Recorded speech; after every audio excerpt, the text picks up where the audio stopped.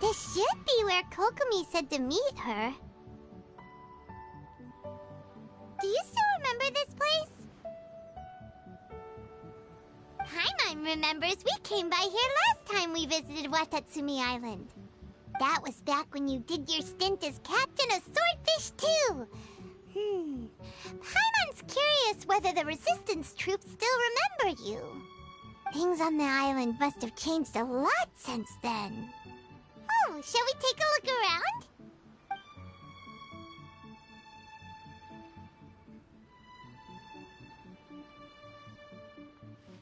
If the enemy outnumbers you, seek their weakness and exploit it. If you outnumber the enemy, seek unequivocal domination and crush them. Marauders on the waterfront are supplied by sea. Burning their ships is the path to success. General Goro, sir, do you have a verdict? More or less. From the directives left behind by Her Excellency, we can surmise that a Fatui ship is moored nearby. This explains their aggressive posture. We could split into two teams, one to draw their attention, and the other to circle around behind enemy lines and set fire to their ship. They'd have nowhere to run. Then again, Madame Kokumi made clear that we are not to split up without sufficient forces. We'd risk being picked off one by one until our whole line of defense disintegrated. Sir, shall I send for reinforcements? I doubt there's time. Based on their movements, they'd likely be gone before our troops arrived. Her Excellency's directives also stipulate that we should wait in ambush and avoid making the first move. Since we lack sufficient troops, I don't think we can afford to engage the enemy at this time. Sir, we're just gonna stand by and watch them leave? Surely there must be another way. Her Excellency's directives also state help may arrive when all seems lost. As for where this help is supposed to come from, Hey, Goro! What are you guys up to? Captain, you've returned to Watatsumi Island. That's great!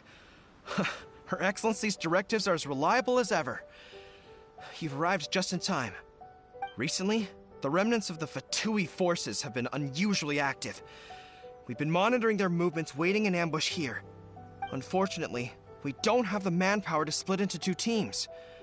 Can we ask you to keep them occupied? Hard to say no when it's the Fatui.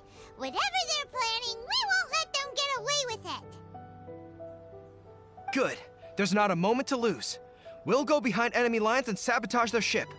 Let's meet back here afterward. Watch yourselves. We'll be back shortly. Seems like the Resistance still remembers us. Come on, let's help them get this situation under control. Here! You'll get frostbite. Yeah! Terminate! Verdict is... Order guide you. Scatter! Stabilize. This was well done. Let's not waste time. La, la, la, la. Let's We're dance. not going anywhere.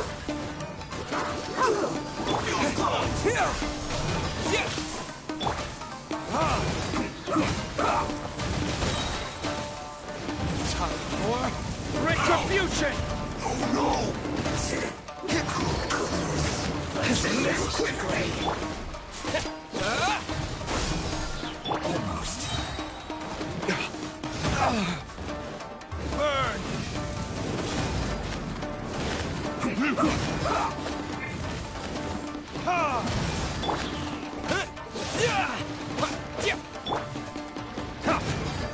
Comrades, they've set the ship on fire. An arson attack.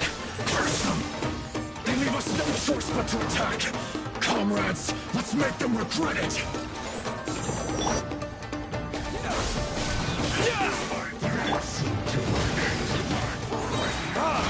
You can't run! Verdict is... Well, that all you got? solidified! Propagate! I will have order.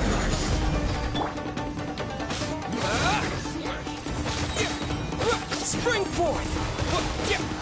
Don't be a killjoy! Only just be quiet. Looks like I went too far. Or retribution!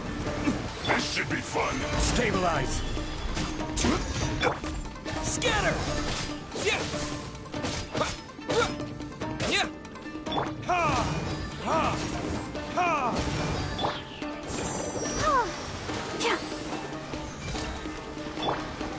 Gather!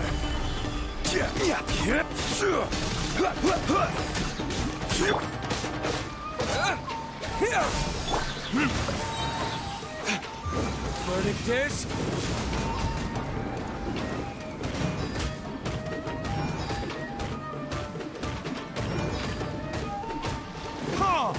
propagate! Let's dance. Order guide you.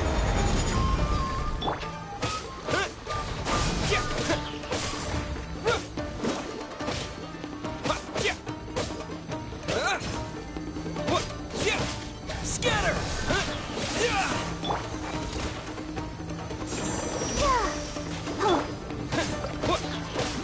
Propagate! Ready, steady, go! Not breaking a sweat!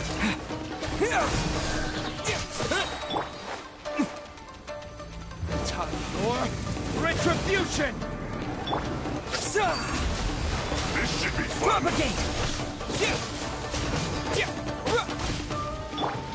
My duty at an end.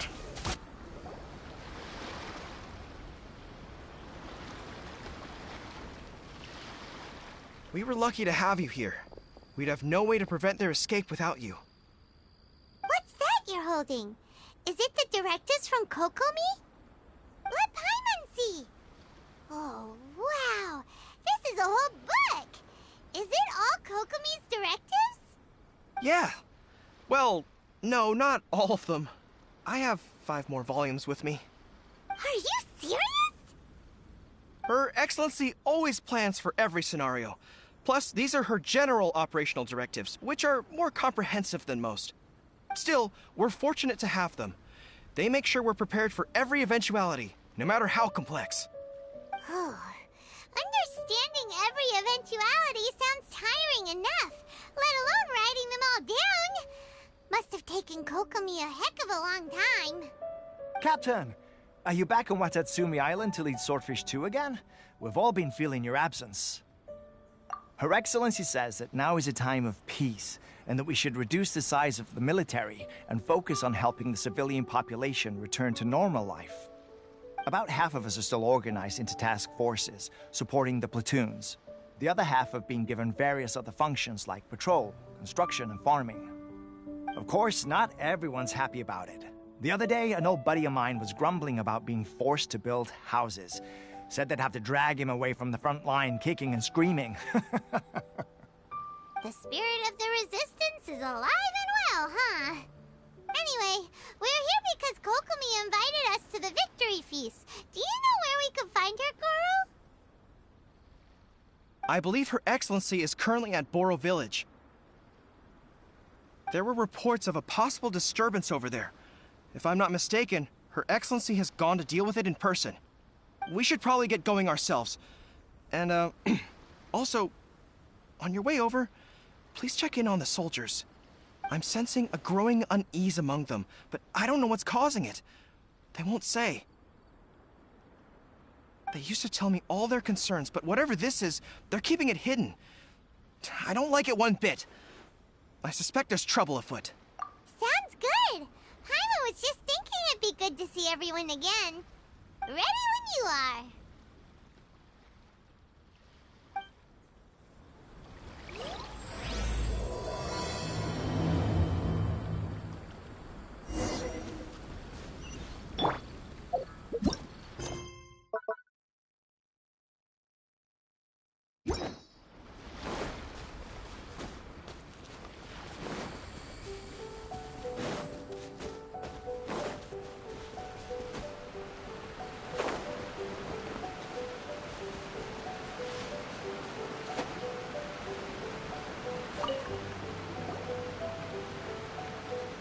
Wait, aren't you Captain of Swordfish too?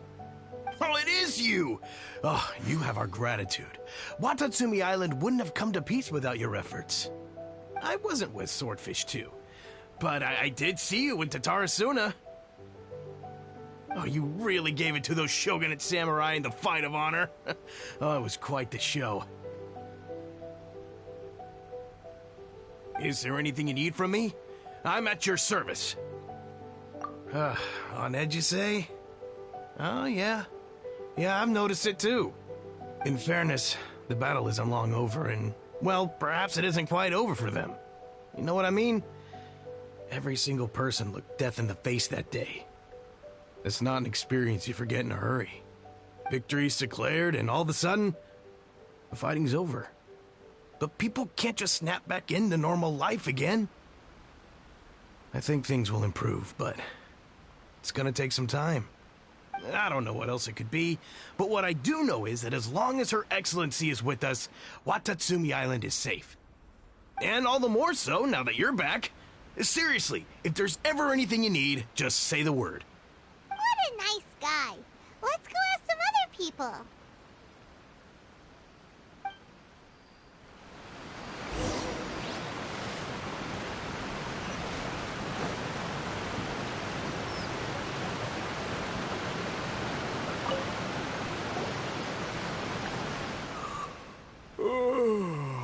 Peace at last. Living the dream. Don't I know you? I've definitely seen you somewhere before. Can't place you, but I'm guessing you're not with the Shogun's army. So, do you need something? Unsettled? Unsettled how? I haven't noticed anything. Not that I would, necessarily. I keep to myself, mostly. They're all too rowdy for me. We're at peace now, finally, and I, for one, intend to make the most of it. My life right now is about two things and two things only. The sun and the sea breeze. Sorry that I can't be more help to you. I'll tell you someone you could ask, though. San Gonamiya. She knows everything. Huh. Seems he's about to fall asleep. Let's leave him to rest and go find someone else to ask.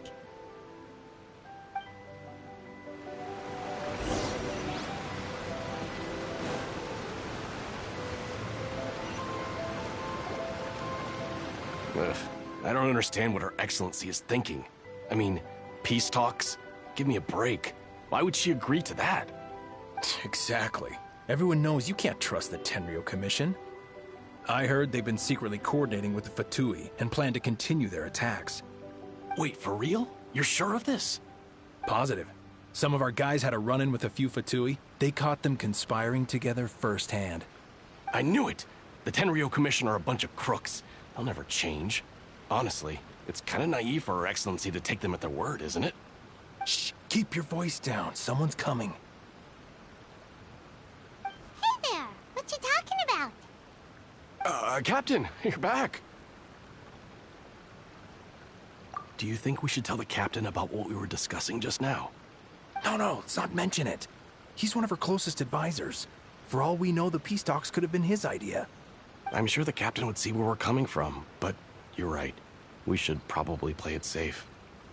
Welcome back to Watatsumi Island, Captain. Nothing to report here. Everything is A-okay. Her Excellency should be in the village at present. Head straight over if you wish, Captain.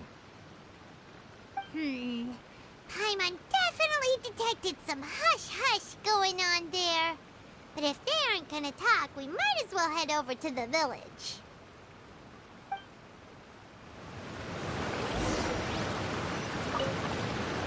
Reporting in, Captain.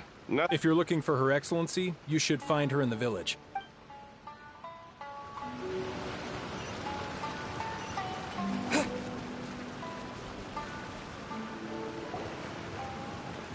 Admit it! We know you've been secretly supplying the Tenryo Commission with goods purchased on Watatsumi Island. I knew something was off about a Tenryo Commission merchant doing business here. So, what do you have to say for yourself, huh? I'm innocent. Ha! You're as guilty as they come. You never should have been allowed to set foot on this island, let alone do business here. Take him away. Wait! Kokomi, there you are! Something's going down over here. You should take a look, pronto! Your Excellency, this merchant is suspected of criminal activity, so we seized him for questioning. Our surveillance shows that in his whole time here, he has made numerous purchases, but no sales. And yet he has no stock in his possession. We believe it's highly probable that he has been supplying the Tenryo Commission behind the scenes. I haven't. That will do. Let's not let ourselves get too worked up here, shall we? Everyone take a deep breath with me. In and out. Better? Matsuda, Uchimura, I understand that you're concerned for the safety of Watatsumi Island. But before we make any decisions over whether this merchant is guilty or not, we must give him the chance to explain himself. If he's guilty, of course, there will be consequences. But if he's innocent, he doesn't deserve to be falsely accused. This is Watatsumi Island. We deal in facts, not opinions. Excuse me, sir. As you know, my subordinates have some concerns surrounding your commercial activity here. Perhaps you could explain your side of the story to help me reach a verdict. Of course, I can explain everything. I'm a trader on the island, so naturally I built up some inventory. I was planning to hold off on selling until the prices went up, but then, but then I was robbed by the Fatui. They took everything. Now, you think about that. First I lose all my inventory, then I get treated like a criminal. And why should we believe you? So what? That doesn't prove they took his goods. And even if they did, it'll still end up in the Tenryo Commission's hands. They're in this together. What? The Tenryo Commissioner colluding with the Fatui now? This is the first I've heard of it. I suppose it is true. What's that got to do with me? Would the Tenryo Commission start colluding with the Fatui after the fighting's already finished? Seems unlikely to Paimon. We met a representative of the Kujo clan recently. It doesn't seem like he'd have the time to be colluding right now. But on the way over here, we accidentally on purpose overheard some soldiers mention the exact same thing. Kokomi, do you know anything about it? It has been brought to my attention, yes. We are scheduled to begin peace talks with the Tenryo Commission soon. The Kamisato clan has arranged for them to take place in a neutral location. Kujo-Sara and I will be accompanied by our guards. We will use the talks to discuss future plans in detail. But just as arrangements for the peace talks began to fall into place, I started hearing rumors of collusion between the Kujo clan and the Fatui. Allegedly, their goal is to completely wipe out Watatsumi Island. If that's the case, then the peace talks are likely a trap. Even the Kamisato clan could be involved. Sir, are you quite certain that your goods were stolen by the Fatui? Yes, it's the truth. I swear. They stole my goods and then they ran off that way. I'll bet that's where that hideout is. Very well. The potential ramifications of this incident are serious. We will retrieve your goods, and if everything is in order, it will prove your innocence. However, if we find evidence to corroborate the claims of collusion between the Fatui and the Tenryo Commission, I expect you to fully comply with our investigation. Do we have an understanding? Yes, of course. Thank you, Your Excellency. Matsuda? Uchimura? Well received, Your Excellency. Good. Now, Traveler, Captain of Swordfish Platoon Section 2, would you join me in the investigation? At ease, soldier. For the time being, at least, we are in peacetime. Besides, I'm sure you won't be on Watatsumi Island forever. Whatever titles we may have, we're friends first and foremost. If we do find the merchant's goods in the hands of the Fatui, it'll prove he's innocent. Whatever's going on between the Fatui and the Tenryou Commission, we need to get to the bottom of it.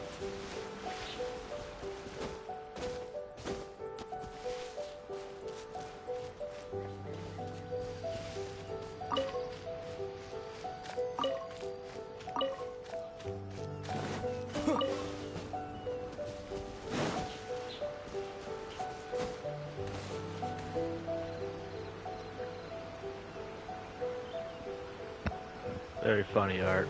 I don't know if you can hear me, but that was funny. No, Art, Paimon's voice has been the same. Same actor, just I do now. I do not know if my voice is being picked up or not. Also, for anyone viewing the stream, the chat is on the screen on my end, but probably not on the recording, so you'll probably just have to read the chat like on whatever the hell like device you're watching this on. I do apologize.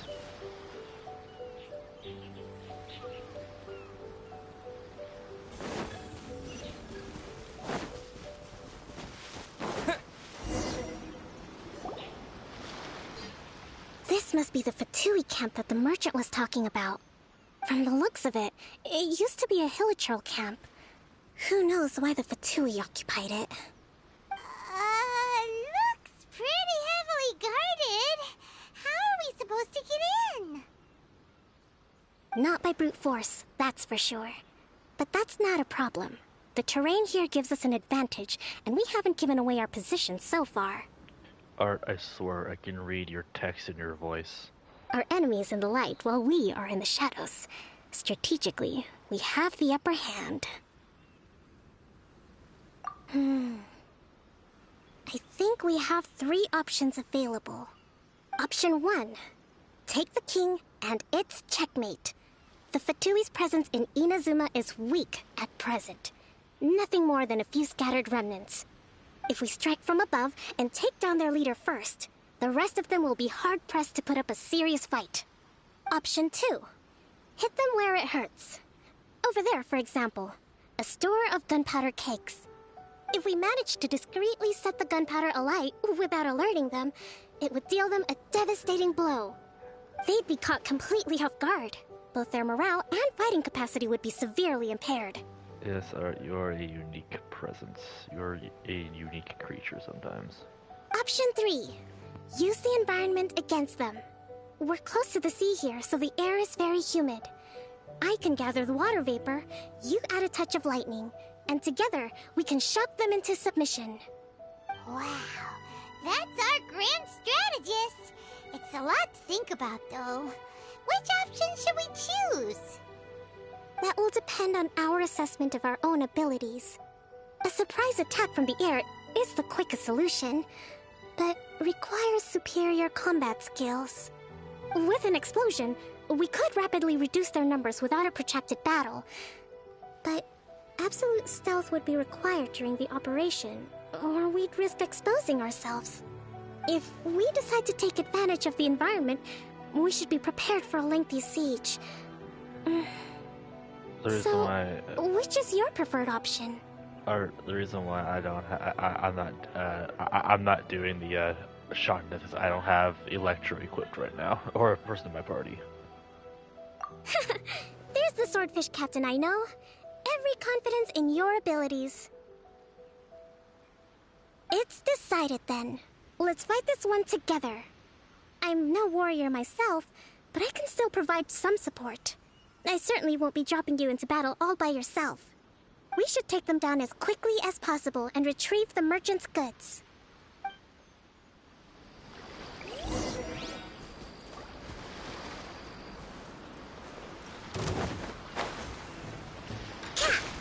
No escape!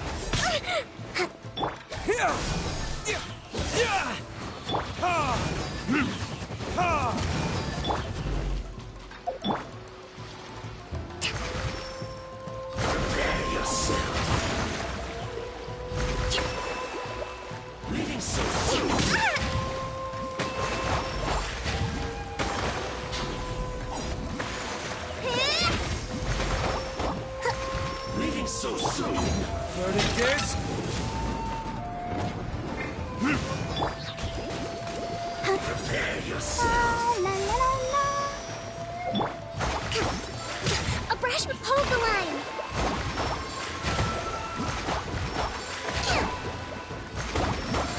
No escape.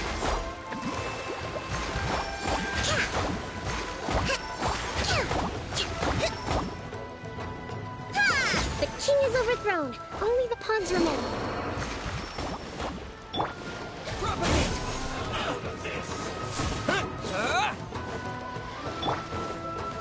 Stabilize. Get careless. Let's move. You can't run. Burn. You try. Detoxifying heat. This is order.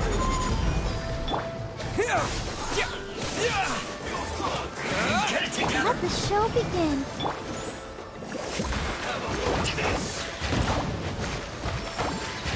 Don't be a killjoy. It looks like I went too far. Let's move. Torrent, bring refuge. Propagate! Shouldn't get careless.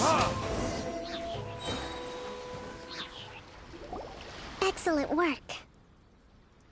All thanks to your genius tactics. Actually, even the best tactics live or die on the strength of those executing them. Winning a battle takes a concerted effort from everyone involved. Victory never belongs to a single person. Now that you mention it, Paimon did make a pretty big contribution, huh? Hey! I must admit, I wasn't expecting to find the Fatui laying low in a Hilichurl camp. Presumably, they've been operating out of here in secret for quite some time. What's their objective? Are the soldiers right? Could they really be in collusion with the Tenryou Commission? Let's scour the camp for evidence. If the merchant's story is true, the inventory should be here. All right, time to take a look around.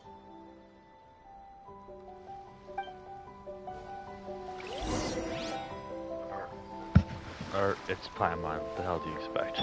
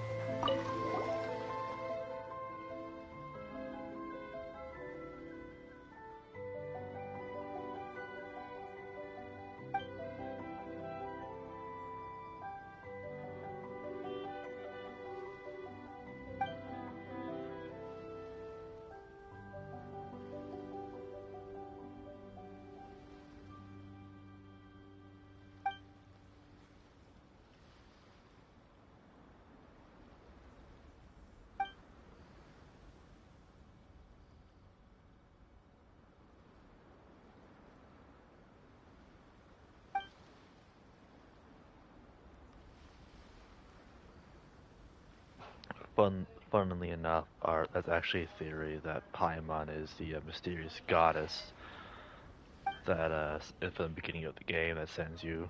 Like, she even kind of looks like her, kind of. I mean, hell, her left or her right pant leg or whatever is the same type of thing on towers for when you resist for the new element. So it's just like. It's like either she's a part of it or she is the goddess.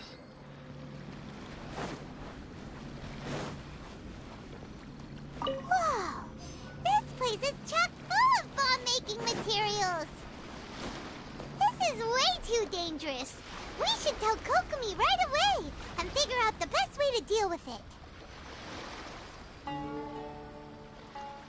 So these are the Fatui food supplies? They look a little past their best. Is this really all they had to eat? Keyword art is a theory. It's just, you know, I mean, I enjoy the idea. Hey, look here! Could these belong to the merchant? There's a lot of stuff. Some of it has the Tenryou Commission emblem. Yep, this has gotta be it.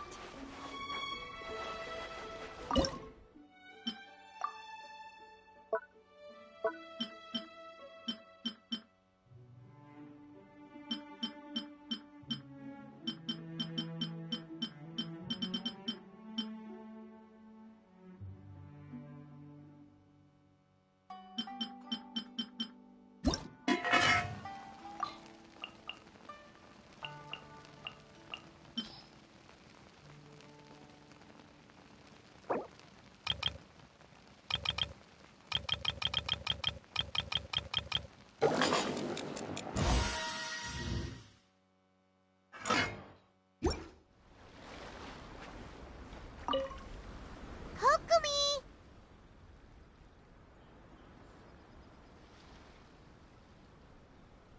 Good night, Art. Yeah, I'll hopefully play sometime soon. Kokomi! We found the merchant's stuff! Look! Take care, Art. Take care. I see. Oh, nothing. I just zoned out for a moment.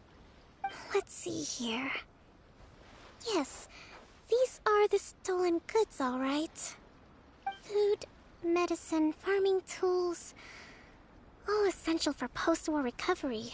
And he was probably stockpiling them until he could make a handsome profit.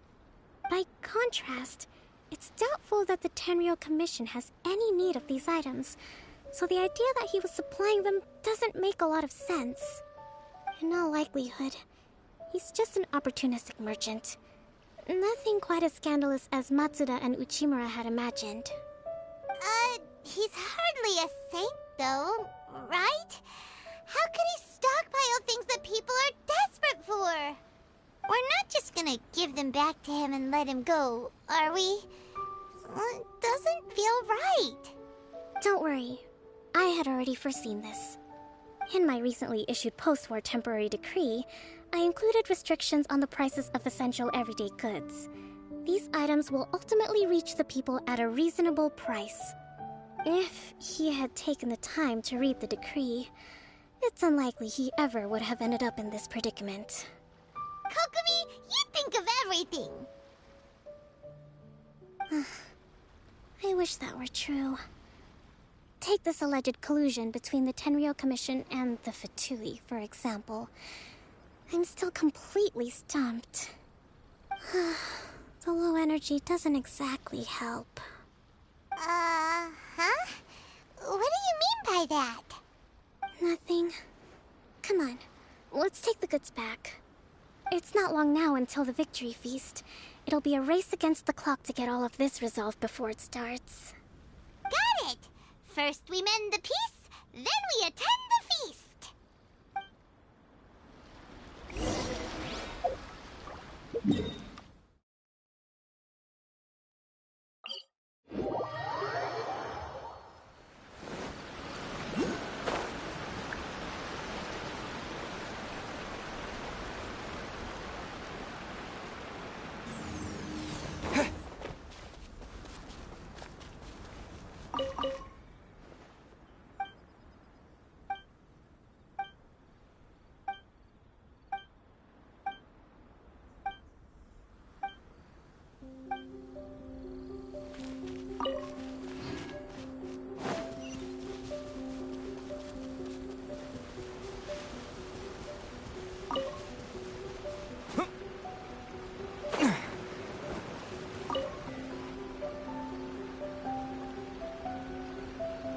My goods!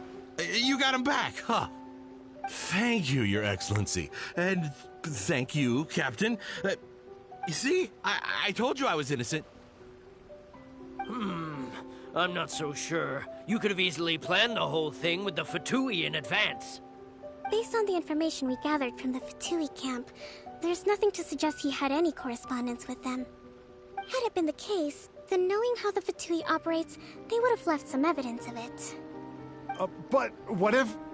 No ifs, no buts. We've recovered the goods. As agreed, this is sufficient to establish his innocence. Apologies. Guess we got carried away. What did I tell you? You army numbskulls don't have a clue. All brawn and no brains coming to me with your crazy conspiracies. Lay off me next time, got it? Sir, I'm afraid you're getting ahead of yourself. You may be innocent of the accusations originally leveled at you, but hoarding essential goods is a crime under the temporary decree. You must bear the consequences. You have already admitted to being the owner of these goods, so we are obliged to respond with appropriate measures.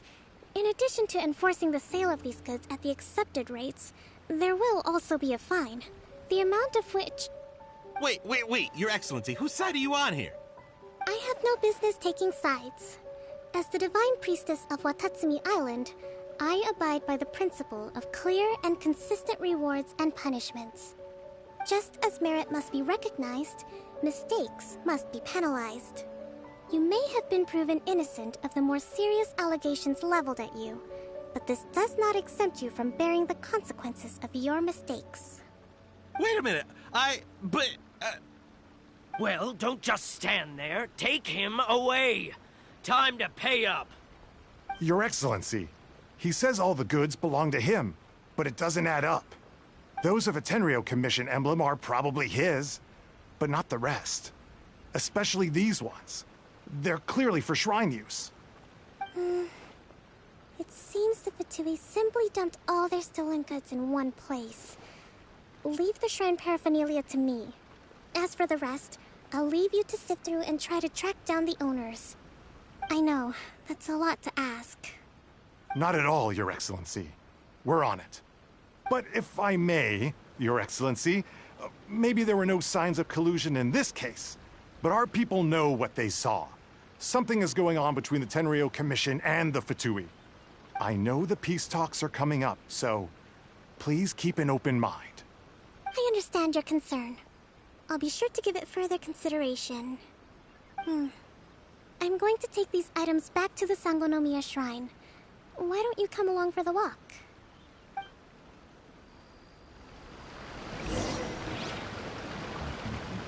Watatsumi Island observes different customs than the rest of Inazuma.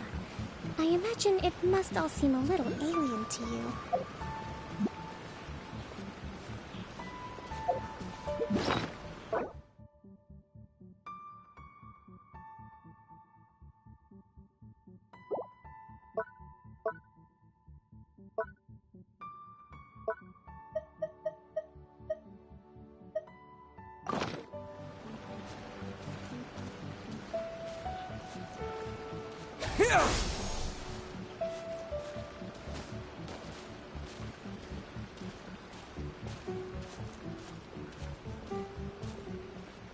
It's been a long time since I last came to this village. There's been a lot to deal with recently. Next time you visit, I'll take you to visit Watatsumi Island's old shrine.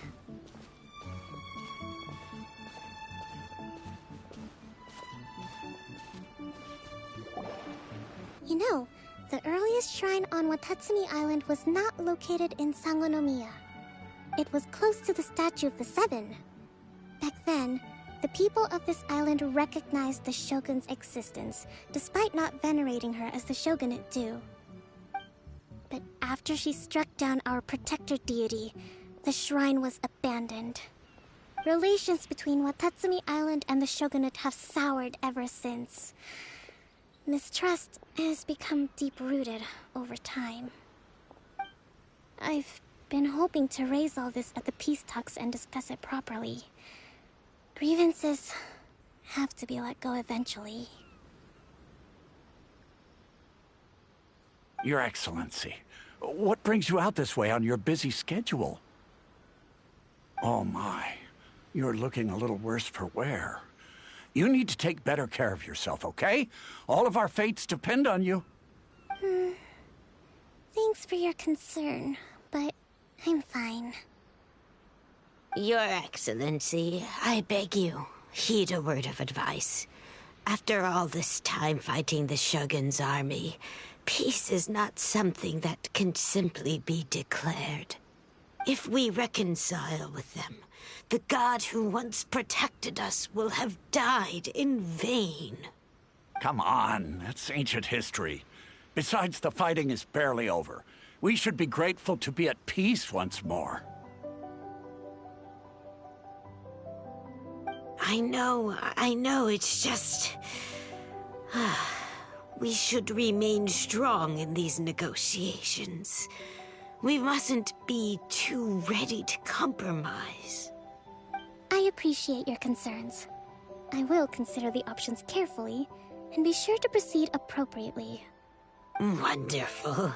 We're all counting on you, Your Excellency.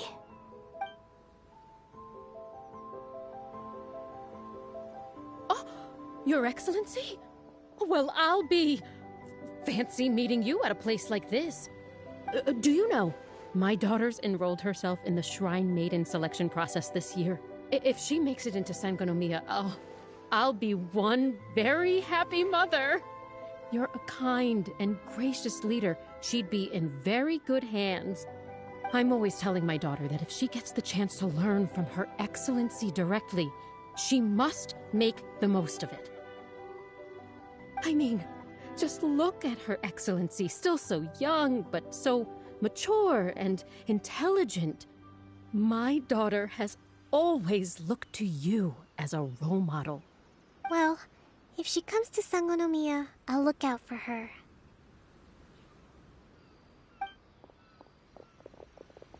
Your Excellency. Boy, am I glad you're here. As you know, agricultural output has taken a pretty big hit this year. Let me bring you up to speed on the latest situation. Oh, Your Excellency, isn't this the captain of Swordfish 2? Will he be based on Watatsumi Island from now on? Your Excellency! Please, remain calm, everyone. I'll get around to all your queries. Though, for the longer ones, I'd prefer it if you could write a report and submit it to the shrine. Then I can respond to each one as and when I have the time.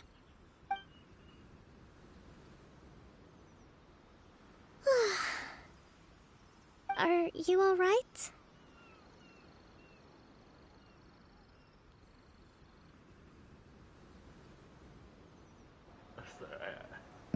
I love that this response.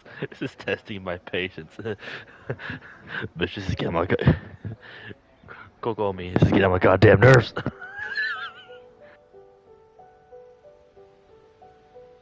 I came for food, not for drama and politics. This kind of thing is water off a duck's back for you, huh? Your Excellency, here you are. There's been a situation. We're still waiting on the delivery of a whole batch of ceremonial items. I'm beginning to worry that they've been stolen. Oh, we retrieved those already. No need to worry. Really? That's fantastic! You never cease to amaze us, Your Excellency.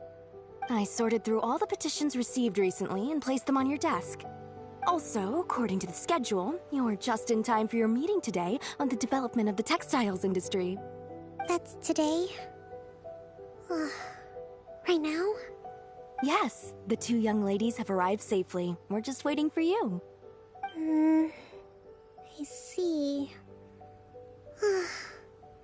I was hoping to take a walk around the island with you, but it looks like we'll have to save that for some other time. Well, let's rendezvous tomorrow at the entrance to Sangonomiya Shrine. Then we'll go and make preparations for the victory feast. Yay! The victory feast! Just to be clear, we're talking lots of delicious food, right? That's the name of the game.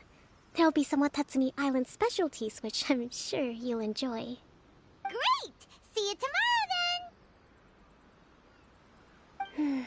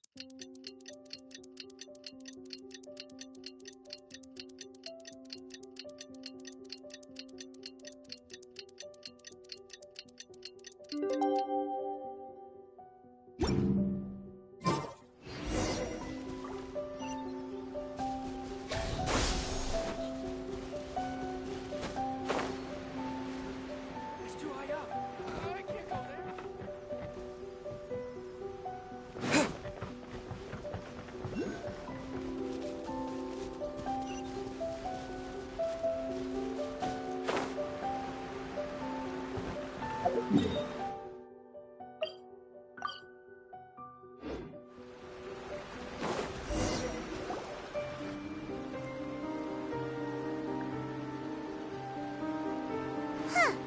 Kokomi isn't here yet. That's weird. She doesn't seem like the type to show up late to things. Let's wait a little longer.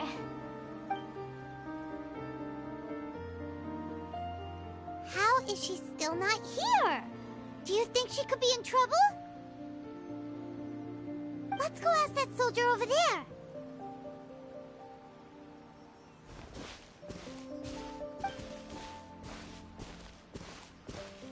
Are you looking for Her Excellency?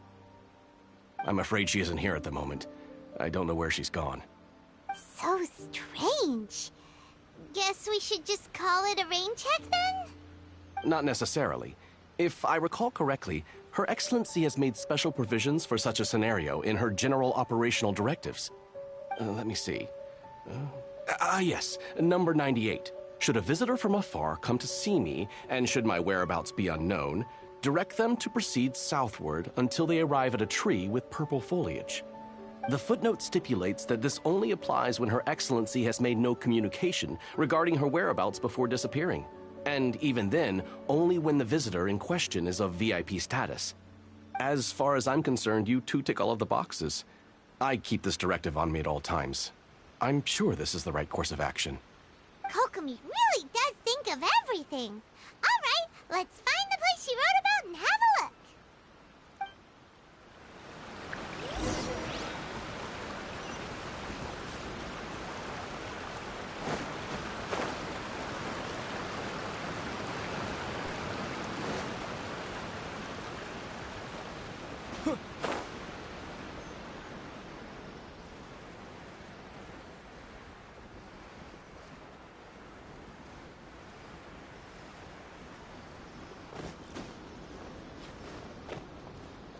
Are you sure this is the right place?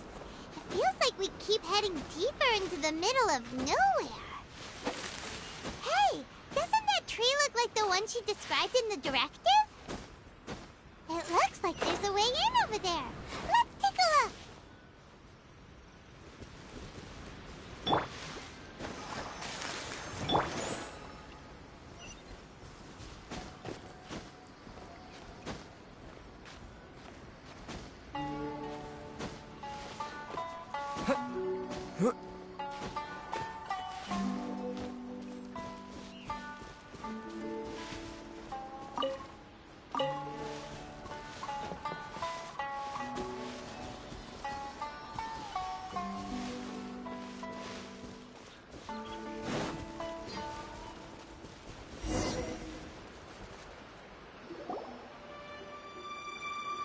Kokomi!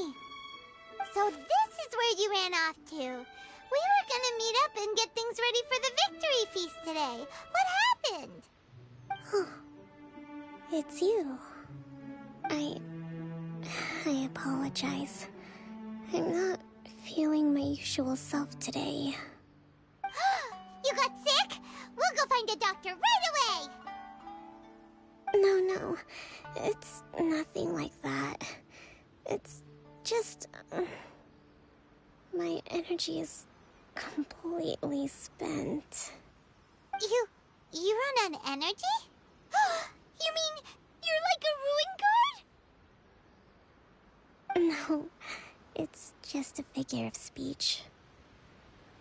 I'm ashamed to admit it, but I can't always be the infinitely capable person I present myself as. You noticed? I guess I haven't quite mastered the ability to hide how I'm feeling. I'll keep working at it. To be honest, I'm not really cut out to be a leader. At first, my dream was to read up on military strategy and perhaps become an advisor. Constantly communicating with people, trying to retain their morale, having to read between the lines, making sure everyone gets the recognition they deserve. It's such hard work. You're somehow supposed to make people feel wonderful, just from being in your presence, while also commanding their respect. It doesn't come naturally to me. And truth be told, it's something I never wanted for myself. But because of my bloodline, I was always going to end up being the Divine Priestess, sooner or later. Like it or not, it's just the way it is. So, whenever I feel overwhelmed, I come here to just lose myself in a book and relax for a while. Don't worry, it doesn't affect my work. I handed over preparations for the victory feast to someone else.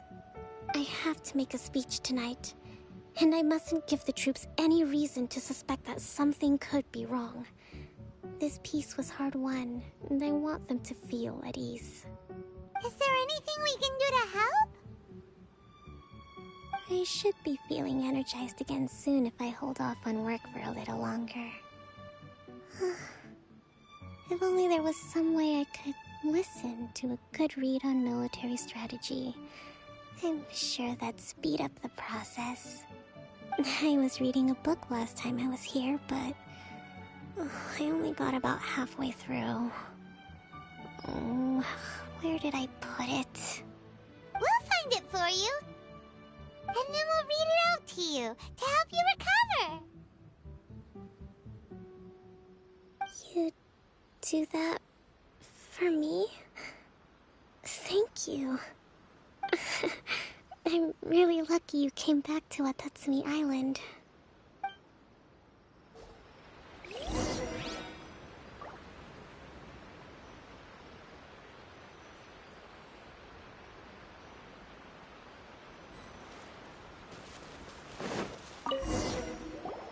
Whoa, look at all these petitions. So does Kokomi make time to deal with these even when she's resting? Sangonomiya Events Cash Flow Statement. Consolidated Annual Report on Fishing Production.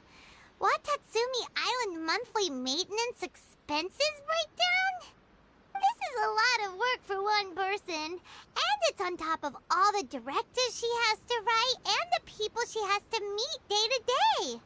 It's no wonder she gets burnt out from time to time. Let's track down that book and help her feel like herself again.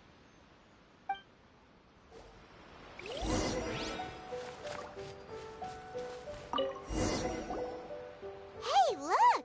Could this be the book she wanted? Swordfish Captain came back today.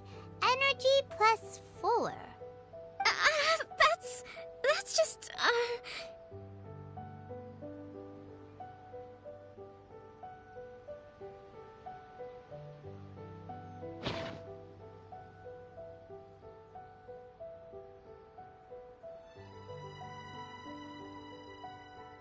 Give it here! Guess that was the wrong one. Let's keep looking.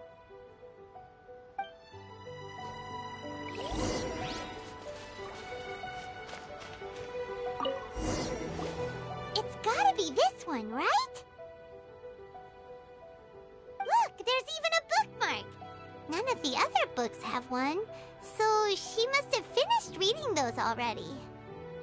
Ooh, it's pretty dense. Paimon doesn't understand a thing. Well, let's take it over and read it to her.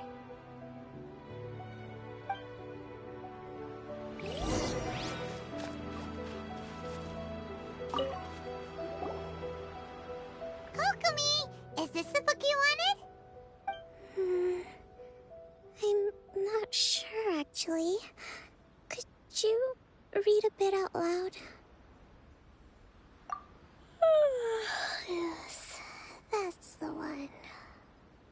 Thank you. Kokomi? Kokomi! Why the hell was that so fucking cute? It's like to make you thought that was so goddamn cute. Oh no! She's fallen asleep! What are we gonna do? Tonight's the victory feast! Not to mention that the peace talks are just around the corner! You sure that's a good idea? She does look pretty exhausted. Guess there's still some time to go, too. Alright, let's keep her company while she rests. Avoid disaster. Protect peace at all costs. The war's over. Things are slowly getting better. Oh. She sounds like a child and it's fucking adorable. Sleepy small. Did you see?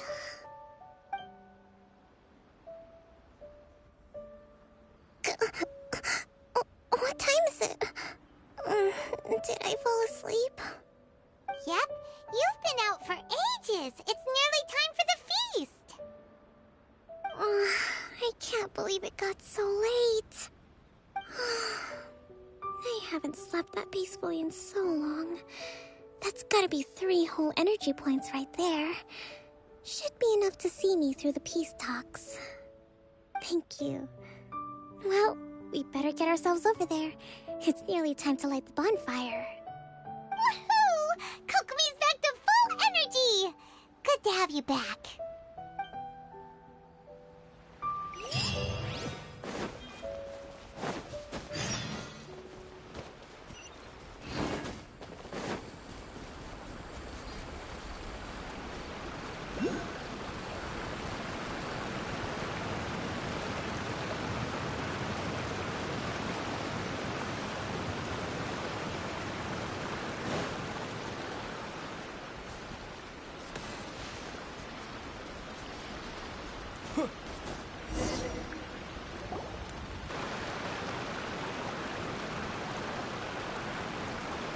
It looks like everything's in place for the feast. But I still need to give a quick speech before the festivities begin. Oh, how much energy will that take? Do you think you've got enough?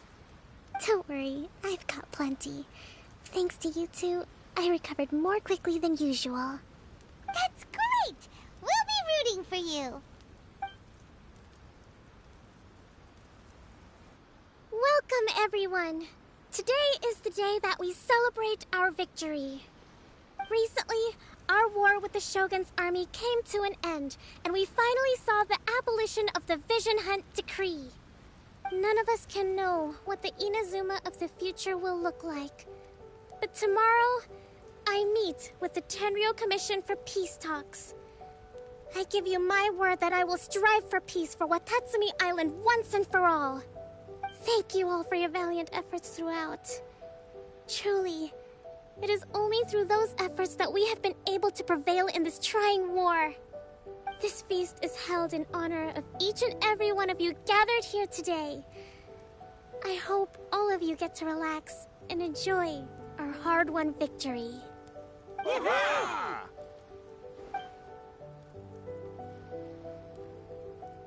Tonight seems to have gone off without a hitch. I'm so glad it's all going smoothly. People tend to be more open when they're in a good mood. Could I ask you to go around and see what information you can gather? I still have no further leads regarding the issue of potential collusion between the Tenryou Commission and the Fatui. And I'm concerned that something might happen at tomorrow's peace talks. Okay, sure. We'll go ask around.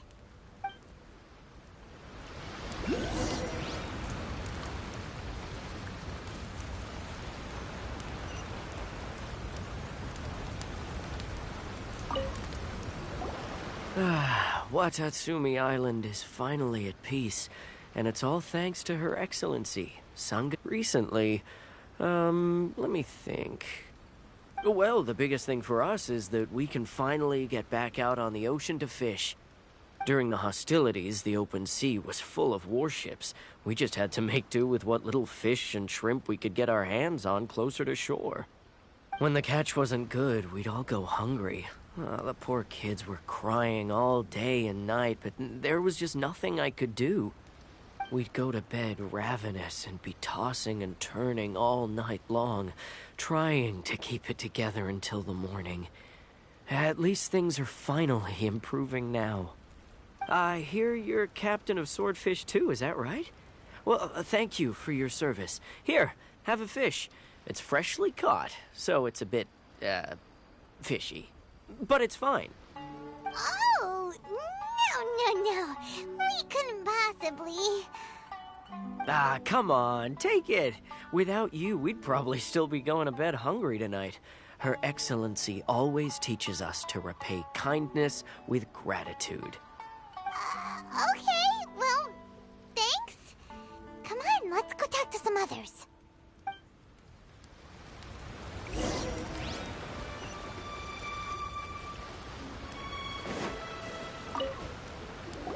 Hey there! Care for some fruit and vegetables?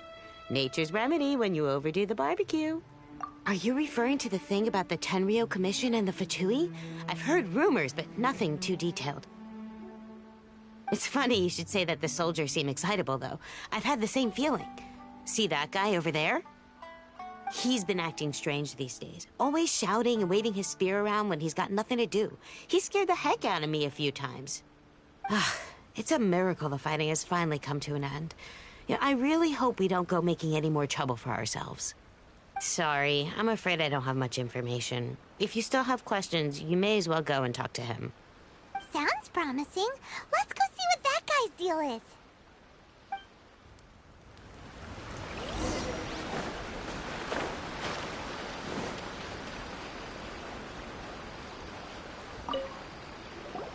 Ugh. This guy smells of booze. Huh? Wait, don't tell me. Captain of Swordfish 2, right? You actually came back. I thought you'd abandoned the platoon and made a run for it. Nuh-uh. We would never run from a fight. Is that so? All anyone talks about these days is peace and stability. Do you remember what the most important thing is to the Resistance? You got that right. So I'm gonna put you to the test. Time to see if you truly are a bona fide Resistance warrior. I'll answer your questions, but only if you can beat me in a duel.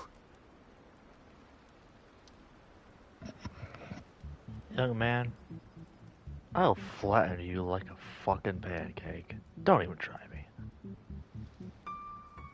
Ugh, this guy. Would it kill him to just have a normal conversation?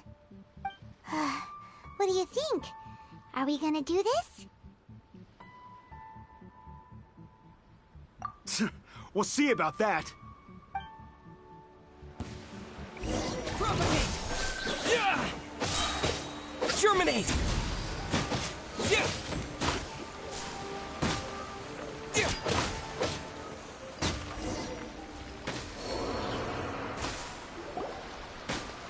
You're a strong fighter. No wonder Her Excellency chose you. You really do have a warrior's will. Then maybe you can understand us. Captain, comrade, will you join us? We made it up. The story about the Tenryo Commission colluding with the Fatui, it didn't happen. What? Poor Kokomi's been worried sick. You're telling us you made the whole thing up? What the heck were you thinking? This could send you right back into war with the Tenryo Commission. Yes, that's exactly what we're hoping to achieve. Peace talks? Everyone's been drawn in by the idea. That's why the future of Watatsumi Island is at stake. What's to stop the Tenryo Commission from stabbing us in the back? And what's to stop the Raiden Shogun from issuing another Vision Hunt decree? We are the Resistance. Everything hinges on our warrior's will.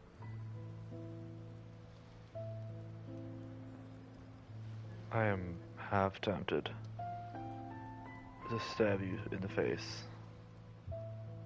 Just dead. What the fuck is wrong with you, idiot? We can't trust the Tenryo Commission or the Raiden Shogun, but we can put faith in ourselves. Surely you agree with that?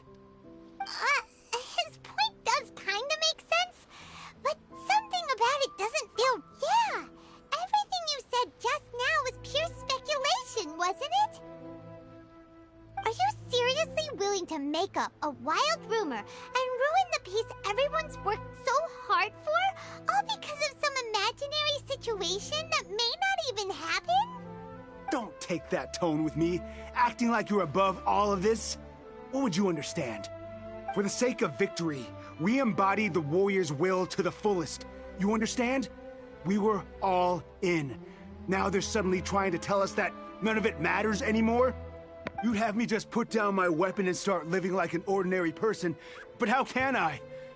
How can I when every time I close my eyes, I see the faces of the friends we lost in battle?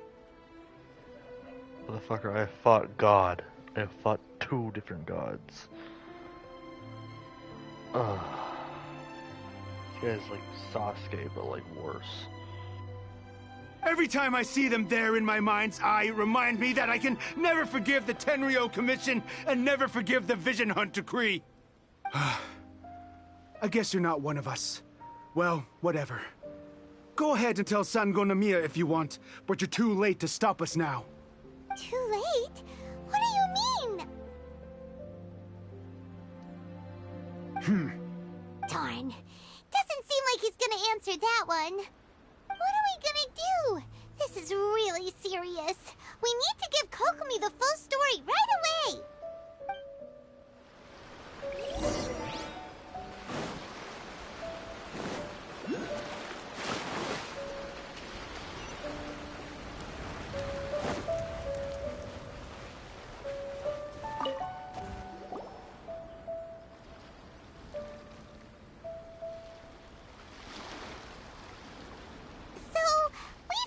A few things. The whole thing about the Tenryo Commission colluding with the Fatui is baloney. They made it all up. They wanted the peace talks to break down so that they could carry on fighting the war. And they said it's too late to try and stop them, no matter what we do. I see. I'm fine. Don't worry. This is my fault. If only I'd perceived what they were feeling earlier, it never would have come to this. I think I understand what Kozan means when he says it's too late. The talks don't begin until tomorrow, but both sides have already sent their guards to the location. They are responsible for making sure the area is safe and secure. I highly suspect that one of Kozan's pro-war co-conspirators will have infiltrated the guards with an intent to reignite hostilities tomorrow during the negotiations. Well, that's no good. Do you want us to head over there now and switch out the guards? That won't work. Firstly, the act of bringing a new team of guards to a neutral negotiation site will put both sides on high alert. It would almost certainly push the pro-war faction into taking action. They would attack the Tenryo Commission's guards, and we'd be in danger of war breaking out once again. Not to mention that we have no idea how many of Watatsumi Island's soldiers are involved in this plot. If we change the guard in haste, we face the issue of not knowing who to trust. Sounds like a really tricky situation. So is there really nothing we can do about it? Don't let it worry you. What's done is done. Now it falls to me to devise a counterplan. These soldiers crossed the line, but the blame is not theirs alone. Whatever happens, I will find a way to ensure they do not come to harm. Let's meet here again tomorrow.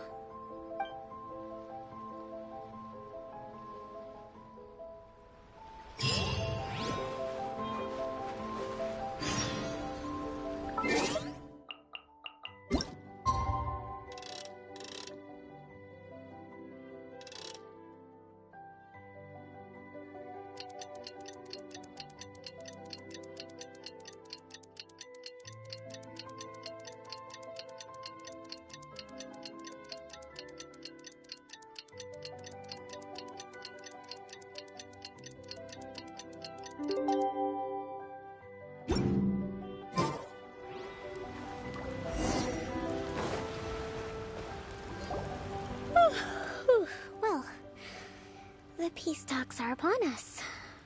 How do you feel? Prepared? Here, take this. These are some directives I wrote last night. These negotiations are complex, to be sure, but I thought about it carefully and realized there are no more than 187 possible outcomes. I took the liberty of writing them all down. This way, you will be able to adapt with speed, no matter how the events play out. Whoa, this is huge!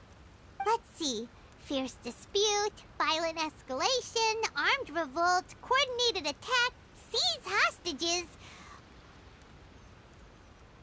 Wow, there are so many! But you've thought of a solution to each one! Paimon suddenly feels a lot less nervous. Glad to hear it. These peace talks are quite exceptional. It is a major step forward both for Watatsumi Island and the Shogunate. But any amount of dissatisfaction within our ranks weakens our negotiating position. We will have to work all the harder if we want these talks to be a success.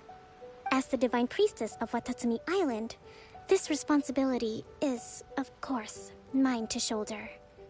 But would you be willing to lend me a hand? Excellent. Okay, time to head off.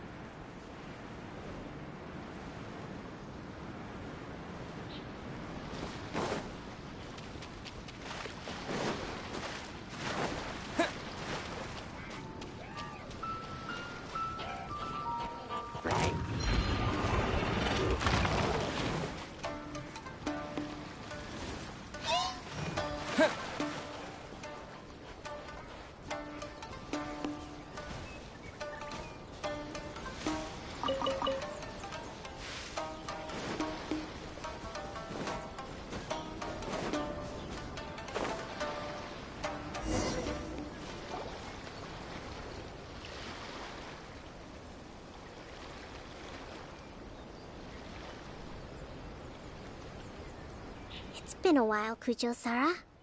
I believe the last time we met was on the battlefield. Yes, where you dealt my forces quite the devastating blow. But before we go any further, what are you doing here? That's right. He's here to bear witness to the proceedings. He experienced the war between us firsthand, and has made an enormous contribution towards securing the peace we have today. I couldn't think of a more suitable candidate. Seems reasonable. Then let's get straight into it. The first item is the Maritime Administration issue. During wartime, we restricted fishing rights for Watatsumi vessels in Narukami waters. We intend to remove these restrictions, but going forward, any of your vessels that fish in our waters will have to pay taxes in accordance with Narukami legislation in order to bring their catch back to Watatsumi. That's fine, but if they're paying taxes, they should also be entitled to protection from the Tenryou Commission while in your waters. Any losses they sustain due to issues of public security will need to be compensated by the Tenryou Commission. Accepted. Let's add that to the peace treaty. I can assure you that your vessels will be quite safe in our hands. Negotiations seem to be going pretty smoothly.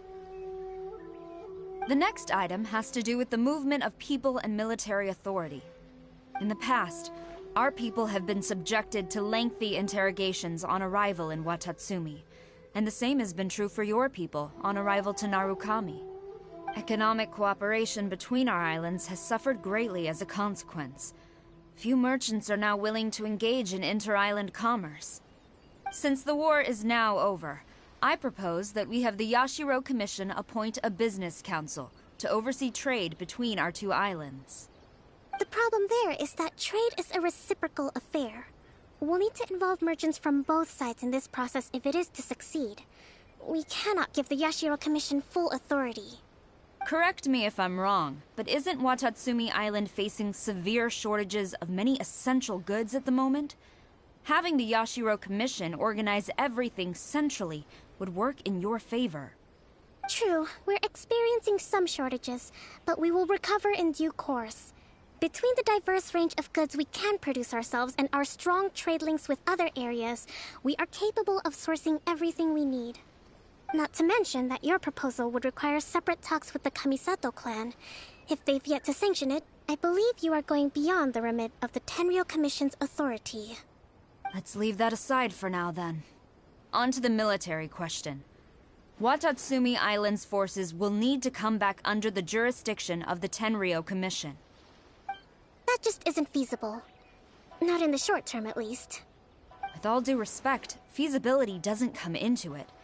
The Tenryo Commission alone has ultimate responsibility for Inazuma's national security. We cannot allow Watatsumi Island to be the sole exception to this rule indefinitely. You Kujo scum! Colluding with the Fatui isn't low enough for you already. You just want to take everything away from us. Comrades, never trust the Kujo! Let's get them! Protect Madame Kujo!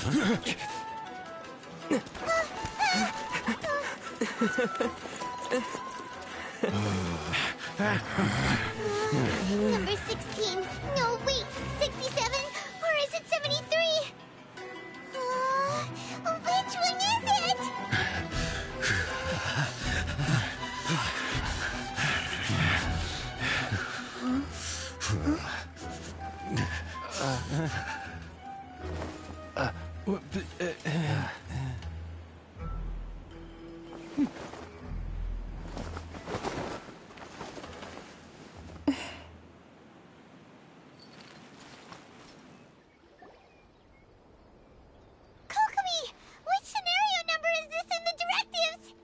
The last one, but hold off for the moment. Stand down, Tadakatsu! The situation has changed. Please stand by for further orders. Rest assured, I am fully aware of your concerns, but I will deal with the situation from here. Madam Kujo, this is rather serious. I believe you owe Watatsumi Island an explanation? Excuse me for a moment. Nobody makes another move until I have finished investigating. You two, here, now!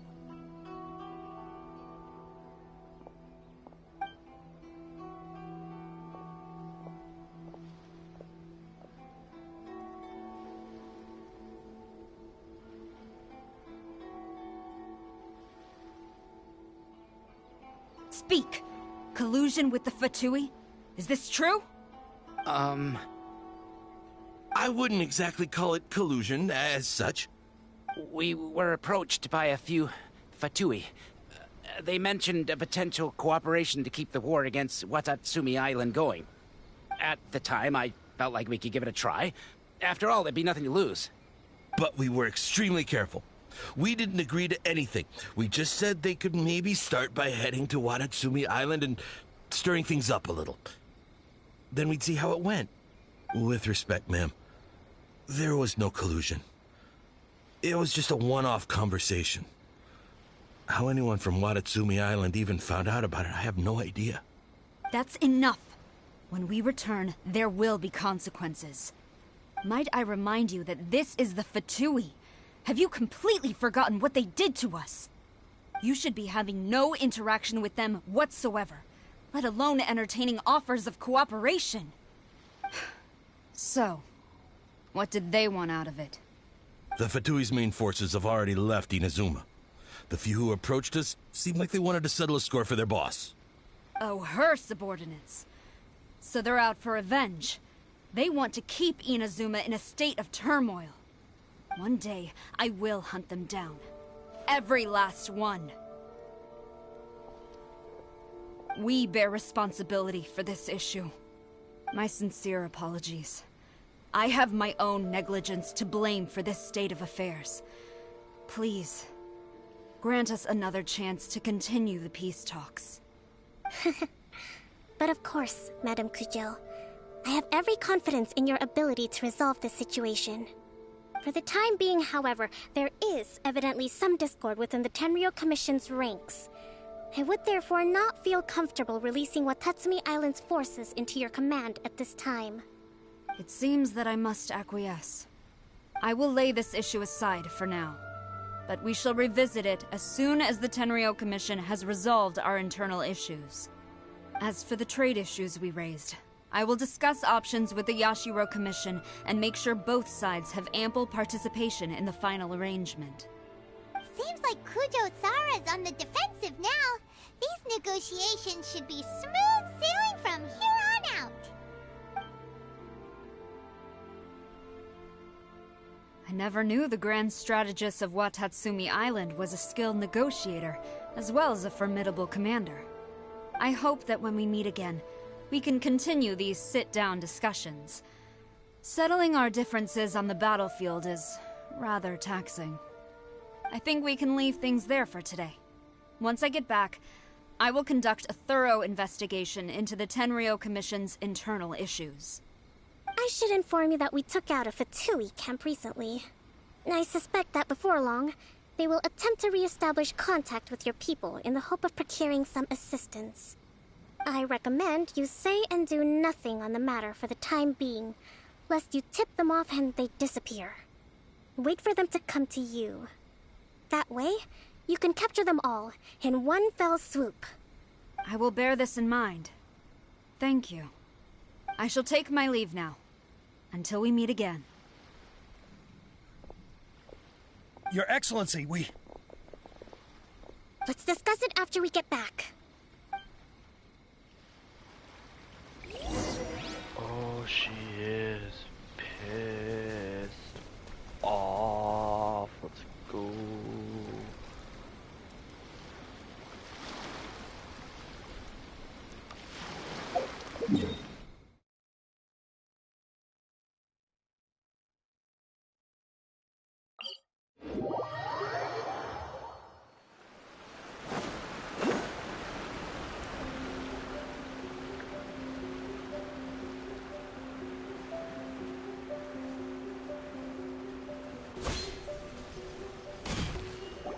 Your Excellency, you knew?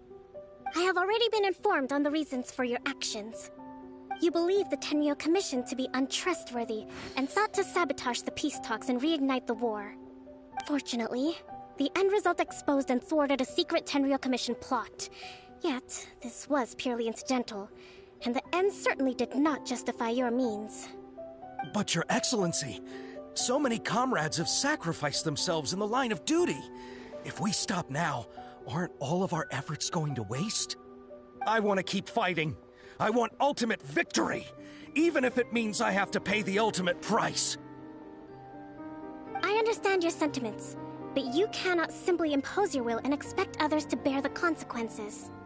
During the war, there were highs and there were lows, and in the end, there was a glorious victory. For you, perhaps the experience was one of great excitement. But you saw nothing of the countless others who will remember the war quite differently. Most people suffered terribly through each day. Watatsumi Island's people yearn for peace because they have long since given all they had to the war effort.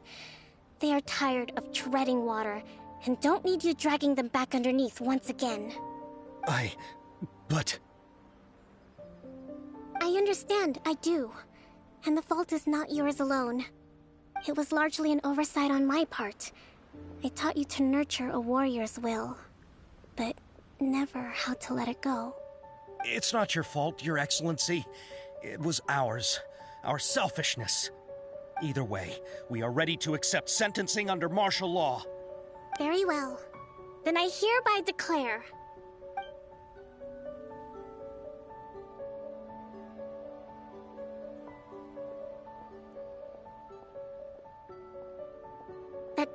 of today, I am founding a new secret corps of the army. This division will be responsible for keeping Watatsumi Island safe and secure, neutralizing any and all threats to the peace of our island. You and your comrades will all be welcome to join, but be warned, the training will be grueling. Perseverance and grit will be in high demand. Your Excellency, what are you saying? I have concluded from today's peace talks that the Kujo clan cannot achieve absolute peace and stability in the near future. Many seek peace, but there are still those who pursue war.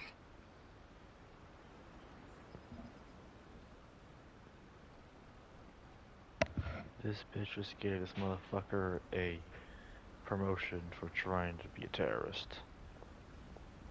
Okay. Why though? It is right that Watatsumi Island moves towards peace, but we must still retain a defensive capacity. Those whose warrior's will is alive and well, I invite you to embark on the most challenging training regimen of your lives. I don't want to hear from any of you again until all of you can take on 2 shogunate samurai at a time. Thank you, Your Excellency. All right, dismissed. Go and report to General Goro. And remember, there can be no more insubordination. And if there is, there will be no more leniency from me, whatever reasons you may have. Yes, ma'am. From now on, we will focus on our training. Thank you for this opportunity, Your Excellency. We'll report to General Goro right away.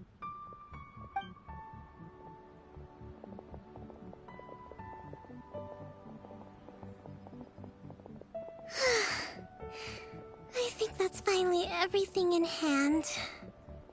I can feel my energy level starting to drop. Meet you back at the hideout for some rest?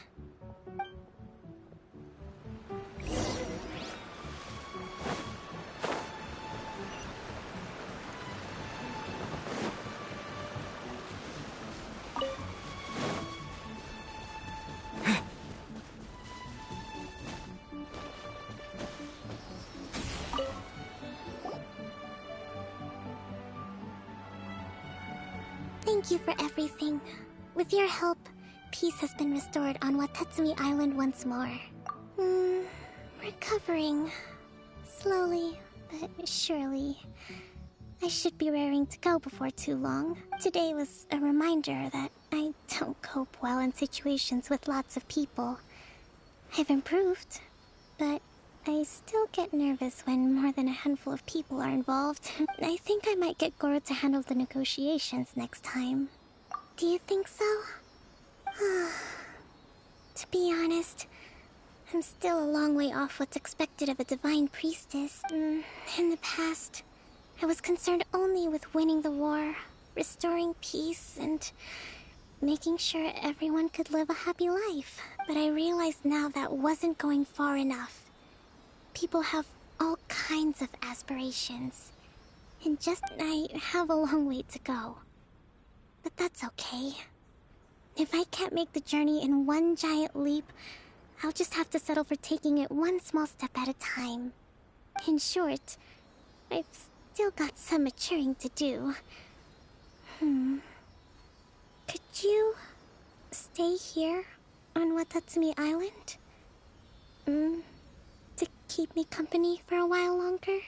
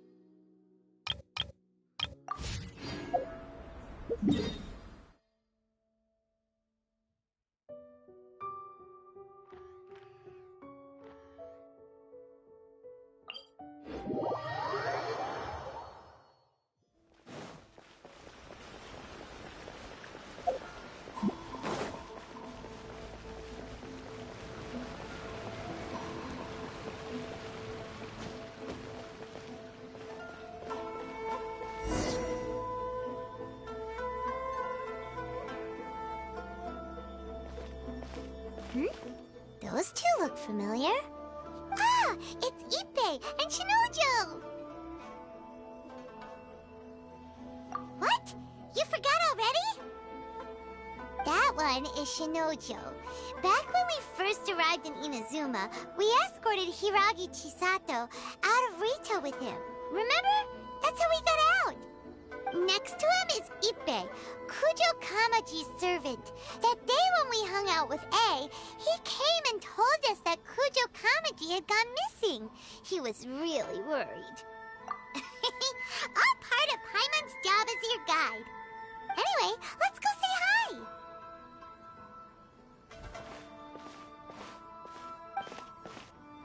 Hi, Ippei. Hi, Shinojo. What are you guys doing here? Oh, it's you. Thanks so much for your help last time. I was just ordering some clothes when I ran into him. You know these two as well? Yes, they helped me and Master Kamaji out a great deal last time. I've never had the chance to say thank you properly. What about you? How do you know them? Also a chance encounter. Our lady had them join us as additional guards for a goods escort in order to sneak out of Rito undetected. So we all know each other, huh? What a coincidence. Not exactly. We've only just met. We both came here to order some clothes and got to chatting. Somehow we ended up on the topic of Master Kamaji and Lady Hiragi's relationship. Wait, it's okay to talk about that, right? It's probably fine. They've known about it for a long time already. Oh, yeah! Paimon remembers those two had a thing. In fact, that was why Chisato wanted us to deliver a letter. That's old news, though. So why has it come up now? Are they taking the next step or something? We have reason to suspect that they'll be getting married soon. Wow, that's great! They can finally make it official! Of course, this is just personal speculation. They haven't announced anything, and we wouldn't dare to ask. I was instructed to place an order for some formal wear for a big banquet. Turns out that Ippei received the exact same instructions as I did. They're both preparing for a banquet at the same time. They're both purchasing the kind of fine wine and confectionery normally reserved for big festivals. It's hard not to put two and two together. Lady Hiragi has been in high spirits recently, and I heard she's on a diet as well. Surely it's all for the wedding. This is wonderful news! But, What's wrong? Oh, don't mind me. She's about to be happily married to the love of her life. I genuinely couldn't be happier for her. Right? I think so too. It's fantastic. Yes, but we shouldn't let ourselves get overexcited. What if it's all a big misunderstanding? As things stand, we have no actual proof of a wedding. Now, if they sent me out to deliver wedding invitations, that would be a different story. Shinoju doesn't look like he's taking this very well at all. Sorry, I just haven't slept well recently. I'm ashamed to be so out of sorts at work. I'm not living up to my responsibilities, either to the Kanjo Commission or to my lady. Are you worried about their wedding? Not exactly. It's just everything feels kind of up in the air until they make it official. I get what you mean. I really do. We need this wedding to be set in stone before the celebrations can really begin. What should we do? Should we just straight up ask them? I don't know. That seems a bit rude.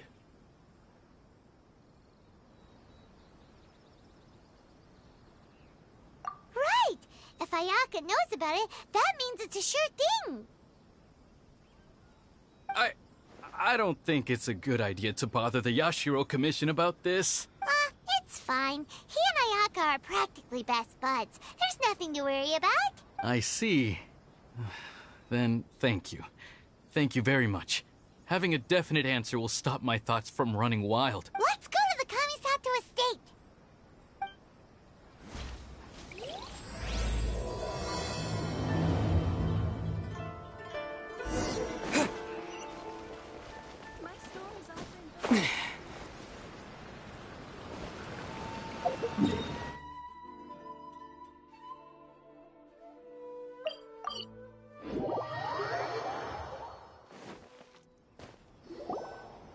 This place impresses me every time I come here. It's so magnificent, but still so elegant. We'll just wait here. We don't want to cause any extra trouble for you. Ayaka wouldn't mind. Honestly, even if we did come with you, we wouldn't know what to say or do once we were inside. So we'll just leave you to it. All right then, we won't be long.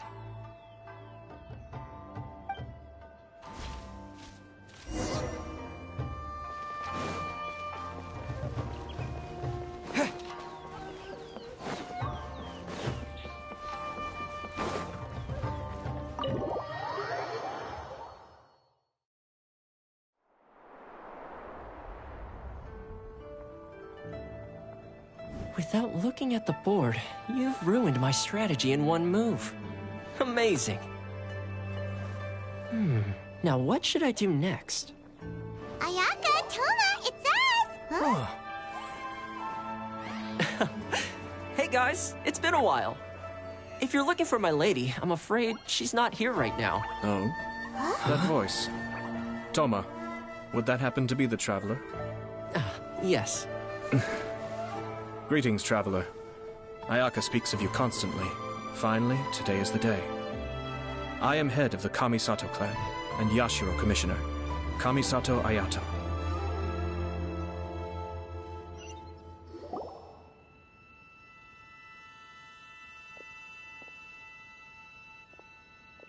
Greetings, both. I have long been indebted to you on my sister's behalf. Finally, I have the chance to express my profoundest gratitude to you in person. Ayaka is out today. If you are here regarding anything related to the Kamisato clan, you are quite welcome to discuss it with me instead. Oh, hi. Your flattering words flatter us. Please excuse the suddenness of our visit, for it is most improper etiquette. Why on earth are you talking like that? Well, he seems like a pretty powerful person. He's already working his way up Paimon's list of people to never mess with. Look! As soon as he stands up, the whole atmosphere in the room changes, and it feels like you gotta be super polite.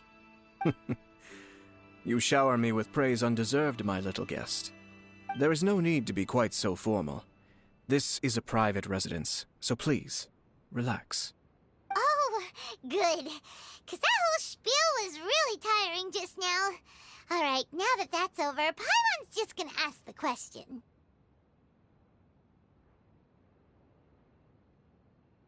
We heard a rumor that Kujo Kamaji and Hiragi Chisato are gonna get married soon.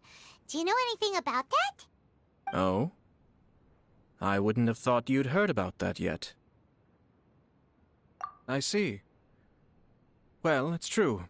It wasn't long ago that I received the news myself. The head clans of 2 commissions are to become joined through marriage. This is big news for the whole of Inazuma. Since the Yashiro Commission presides over cultural and ceremonial affairs, it closely involves us, too. Yes.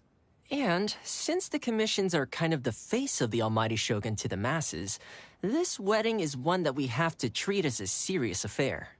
Right! Makes sense. Ah, 2 true lovers becoming husband and wife. What a happy occasion. It is. High-profile matrimonial links between 2 commissions are extremely rare. But these 2 truly love each other. Tradition should give way to freedom in this case. All right then. I'll be sure to pay them a visit to send the best wishes of the Kamisato clan. No need. I'll visit them personally this time. Huh? But you have other things to be doing. This is a marriage between the Kujo clan and the Hiragi clan. The Kamisato clan must demonstrate an appropriate level of respect. The work of the Yashiro Commission is indeed multifarious. Normally, weddings and other ceremonies would come under the supervision of my sister. But she is presently occupied with other matters, and I happen to have a little time to spare. This will be a good chance for me to pay a visit to the bride and groom. Oh, and would you 2 care to join me? I presume you 2 have a special connection with the individuals in question, or you would not be quite so interested in this matter. This being the case, why not come and offer your best wishes too? Or is my presumption incorrect? Oh, it's not as interesting as you make it sound. No special connections here. Super ordinary ones, actually. We just agreed to help deliver a letter this one time, that's all. Although wait, does that mean we helped make this wedding happen?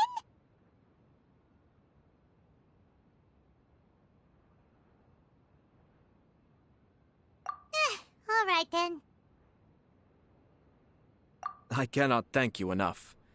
Your mere presence shall surely mean we are spared the futile pursuit known as small talk.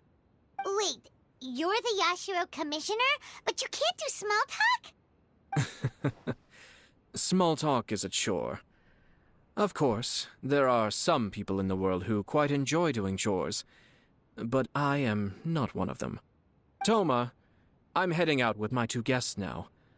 I'll leave the residence in your capable hands. Not a problem. Take care, my lord.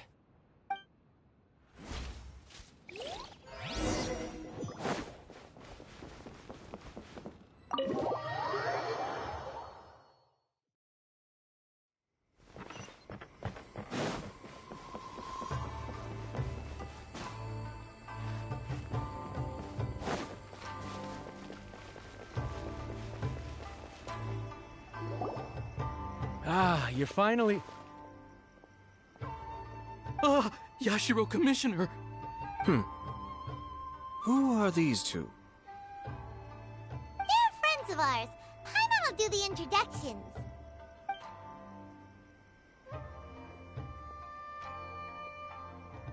So it's true. Well, there we have it. That's it then. So be it. Great, so our hunch was spot on. It is a little inappropriate for me to have shared news of this magnitude with you, so I would be much obliged if you could keep it in strict confidence until an official public announcement is made. Don't worry, sir. We give you our word. We won't tell anyone about it. That puts my mind at ease. Now, on the topic. We'd like to pay a visit to the Kujo clan. Would you mind leading the way for us? Of course not. I'd be honored. I guess this is where I... Goodbye then. Aw, cheer up, Shanojo. I'll try. Thank you.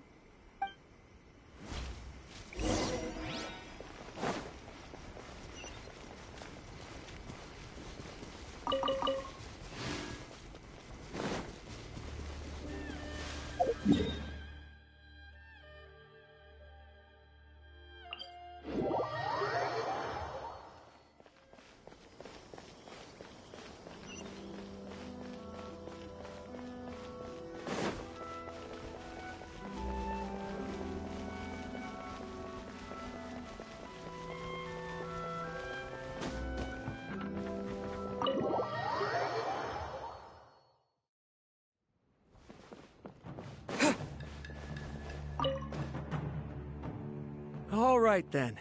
Please excuse me. I'll leave you to it from here. Okay. Thanks, Ippei.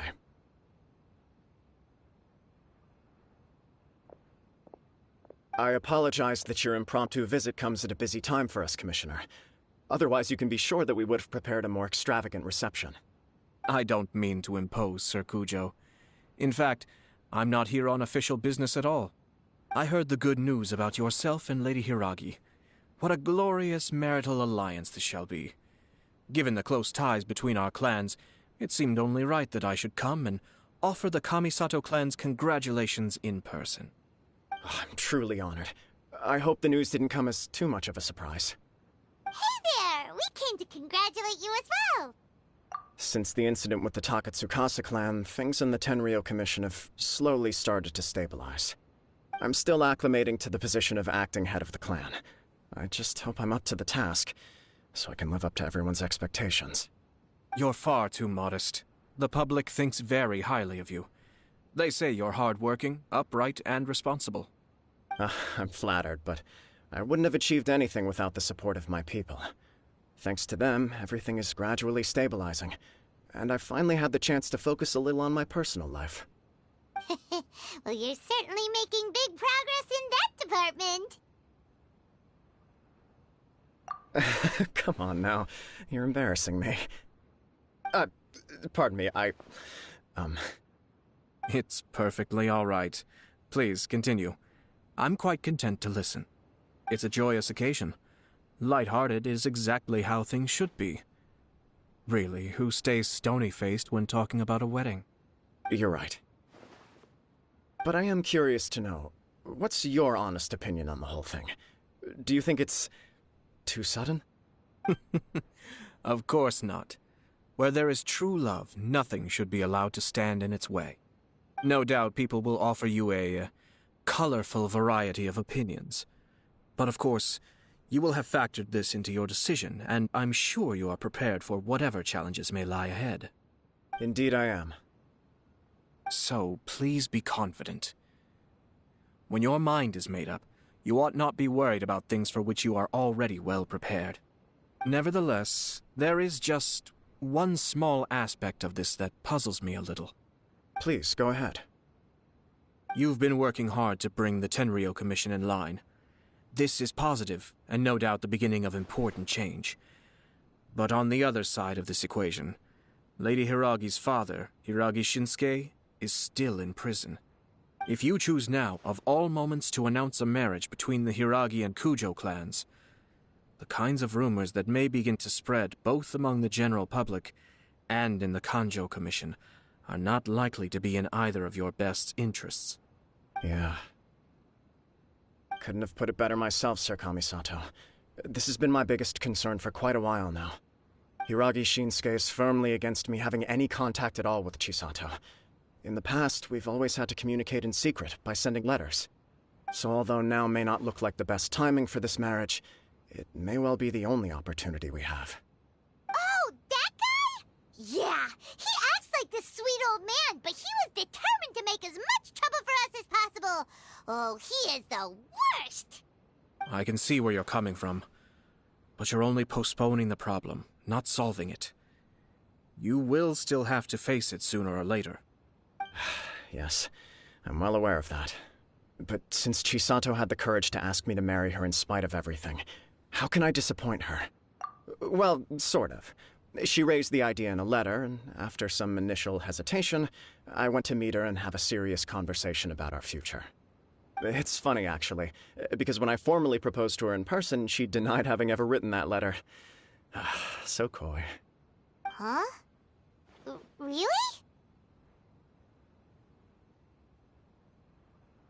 She didn't say. She just acted confused by the whole thing. She really committed to it. I'll never forget the look on her face. Oh. Anyway, as her boyfriend, I knew she was just pretending, so I played along and said, I was only joking about the letter, and then I proposed. After making some disgruntled noises about me making a stupid joke, she blushed and said yes. We spent that afternoon working through all the details of the wedding. Okay. So you discussed it and decided on a date? We did. I guess it was a chance to finally express our commitment to one another, clearly and completely. And you know what? I think it was about time. No matter what happens next, I will always be there for her as the one person she can always rely on. Oh, give me a break. Sorry, but Paimon's been wanting to say this the whole time. Is it just this dude, or does everyone in love act like this? He just won't stop talking.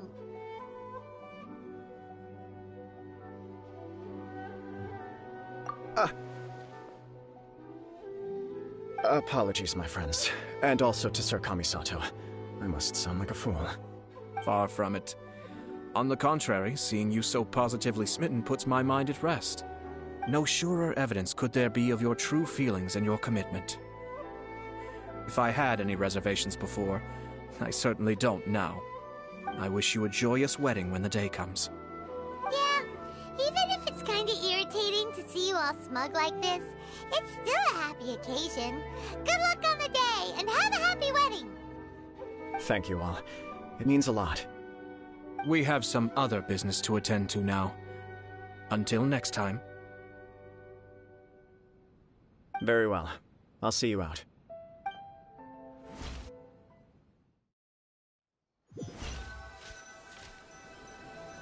He seems busy.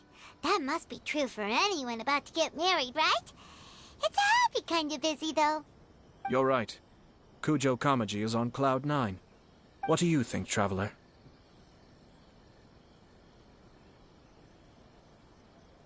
He chalked it up to her being coy, but that doesn't sound like the Hiragi Chisato I know. It bothers me also. But, unfortunately, attempting to seek the truth of the matter would likely be fruitless. Yeah, how come? Whenever we come across stuff like this on our adventures, we always find a way to get to the bottom of it. I see. So that's how adventurers think. In my opinion, we face two obstacles in this case. Firstly, we have very little information to go on, and I must be cautious about taking a stance. This makes it difficult to investigate. Secondly, and more importantly, the person involved doesn't seem to care. If we intervene without his blessing, good intentions may lead to catastrophic results. You do have a point. Kamaji doesn't seem worried at all. Everything in the world is intertwined. What looks like a simple outcome is often the result of multiple conflating reasons. Seeking the full truth would be a long and laborious process. It would be inefficient. Sort of. I have to take this approach, or the work of the Yashiro Commissioner would never be done. My opinion is something like this. When something strange happens, instead of trying to find out what could have caused it, it is better to look at the situation itself. If the outcome is positive, and no one was deceived or harmed in the process, then it is acceptable. We don't know yet. After all, we don't know what Hiragi Chisato's thoughts are, do we? I have to say, I'm impressed by your ability to zero in on the issue from such a short meeting. Most insightful of you. You are thorough and thoughtful, just as my sister describes. Huh? But Chisato and Kamaji have already talked everything through, haven't they? Only if we are to take Kujo Kamaji at his word. But there are two sides to every story. I wish to know Hiragi Chisato's angle on this. Huh. Makes sense, but Paimon still doesn't quite get it. Don't worry about it. I was planning to visit the Hiragi clan to deliver my best wishes anyway. Let's take the opportunity to hear her thoughts. If she's as committed as Kujo Kamaji, perhaps they can navigate the challenges ahead successfully. But if not... well, life isn't always a smooth journey.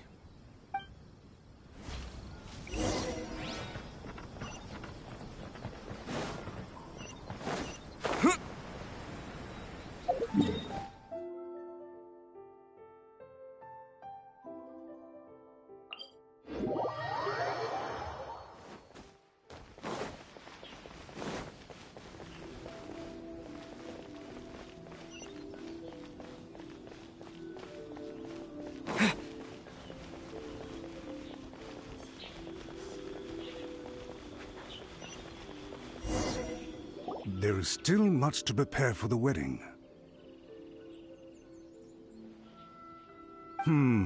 Should we also invite some prominent business leaders who frequently visit Rito?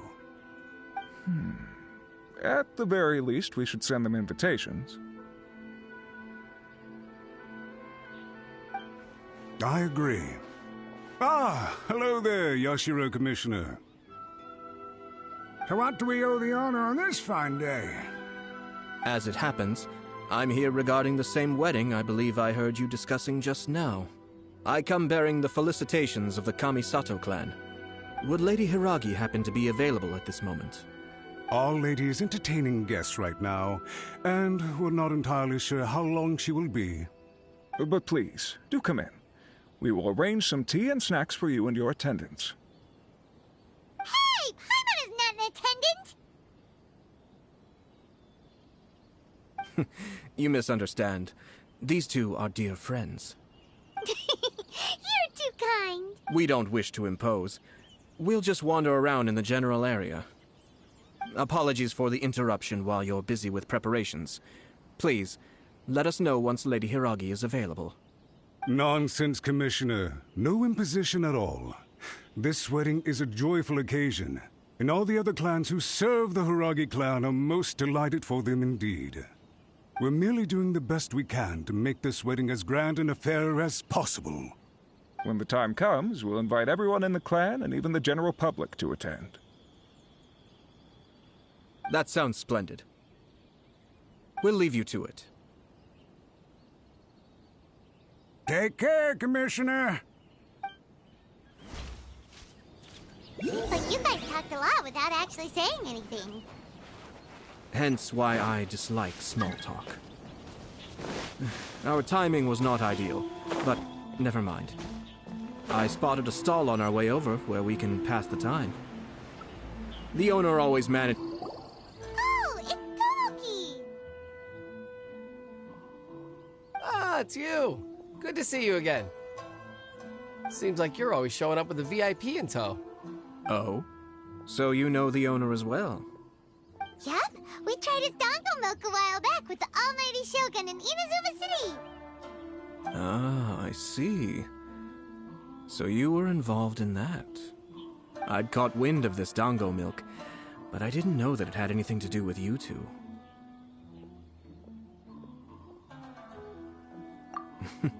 I always order one of his creative drinks whenever I pass the stall. Flavor is always new and interesting. When I noticed he'd set up shop in Rito, I simply had to come by. Oh, thanks to you all, my business is finally beginning to take off. More and more people are willing to give my creative cuisine a shot. It gave me the confidence to decide that I'm going to stick to creative cuisine from now on. On the one hand, I wanted more people to be able to try out my culinary creations. On the other hand, I wanted my customers to experience the joy of being creative too. So I gave it a lot of thought and finally came up with an all-new business concept. Sounds interesting. What is it this time? I've decided to give complete creative control to the customer. I offer all sorts of ingredients, and they pick and choose whatever they want to mix with their milk or tea. As well as dango, I now offer rice cake, purple potato balls, black sugar, and sunsettia. Do they really all go well with milk? Hard to imagine, but who knows? It could be delicious. What if I were to choose some ingredients you don't have here? Would that be okay? Well, I guess so. Any novel ideas you have, Commissioner, please feel free to tell me. I'll go buy the ingredients right away. The whole idea was to let my customers express their creativity freely. So of course, I shouldn't place restrictions on the ingredients if I can help it. Excellent. There are a few things I'd like to try. Lavender melon, seagrass, and sea ganoderma. What? You want to mix those with milk? I do indeed. Why? What's wrong? You really think that's gonna turn out tasting good? It's all about the experience. The taste is secondary. It's great to try new things. Traveler, any thoughts?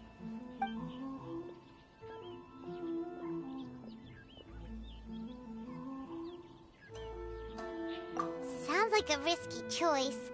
Are you sure? Well, okay. Paimon will have the same as you. 3 milks with lavender melon, please. No problem. Give me a second, I'll have them ready in just a moment.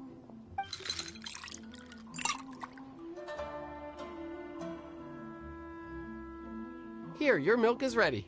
Give it a try.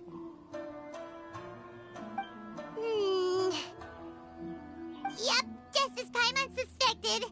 Raw lavender melon does not taste good. I think it tastes all right. It makes me feel in touch with Mother Nature. Your review seemed pretty positive, but Paimon still thinks there are better combinations. Taste is your key concern, yes? Obviously! Tasty food and drinks are some of life's most important pursuits. Well said. If I could say the same was true for me, I believe I'd be a very content man. Yes. No one has unlimited energy, and I try to conserve mine for the things that really count. To create some mental breathing room, I try not to overthink the less critical matters. Having my sister attend public events in my stead and having Toma as housekeeper has also been a great help and allowed me to focus. We're just passing the time here, though, right? Is there anything else to think about than what we're doing right now? One or two things. Let's continue this discussion somewhere else. I noticed something before we left the Hiragi clan's residence. No, it was just a small detail. I was curious to know their thoughts on the wedding, so I asked them about it. Naturally, they responded that all other clans are happy for the Hiragi clan. But that's not the truth. What do you mean? Hiragi Shinsuke is still in prison, meaning the Kanjo Commission is the least stable in the Tri-Commission. Hiragi Chisato is the sole remaining pillar of her clan, but now she plans to marry into the Kujo clan. If I belonged to one of the assisting clans to the Hiragis, I would not be feeling optimistic about the future. But they didn't mention a word about that. They simply said they were delighted for them. These are not unintelligent people. I highly doubt it is because they simply do not realize. I imagine they didn't want to discuss family issues in front of outsiders. But still, the more I think back over that conversation, the more it doesn't sit right. Keep a close eye on them, Hisashi. Yes, sir. Whoa! Where did you come from? This is one of my most trusted members of the Shimatsuban. He's been quietly watching out for us this whole time. Merely doing my duties, sir. Keep a close watch on the clan representatives we met today. Well received. I'm on the case. Oh, and I almost forgot. That milk I just had? Please order one more and deliver it to Toma. As you wish, sir. Oh no, poor Toma. Sir Kamisato, Lady Hiragi's previous engagement is now concluded. She's waiting for you in the courtyard. Thank you kindly. Let's go and see Hiragi Chisato.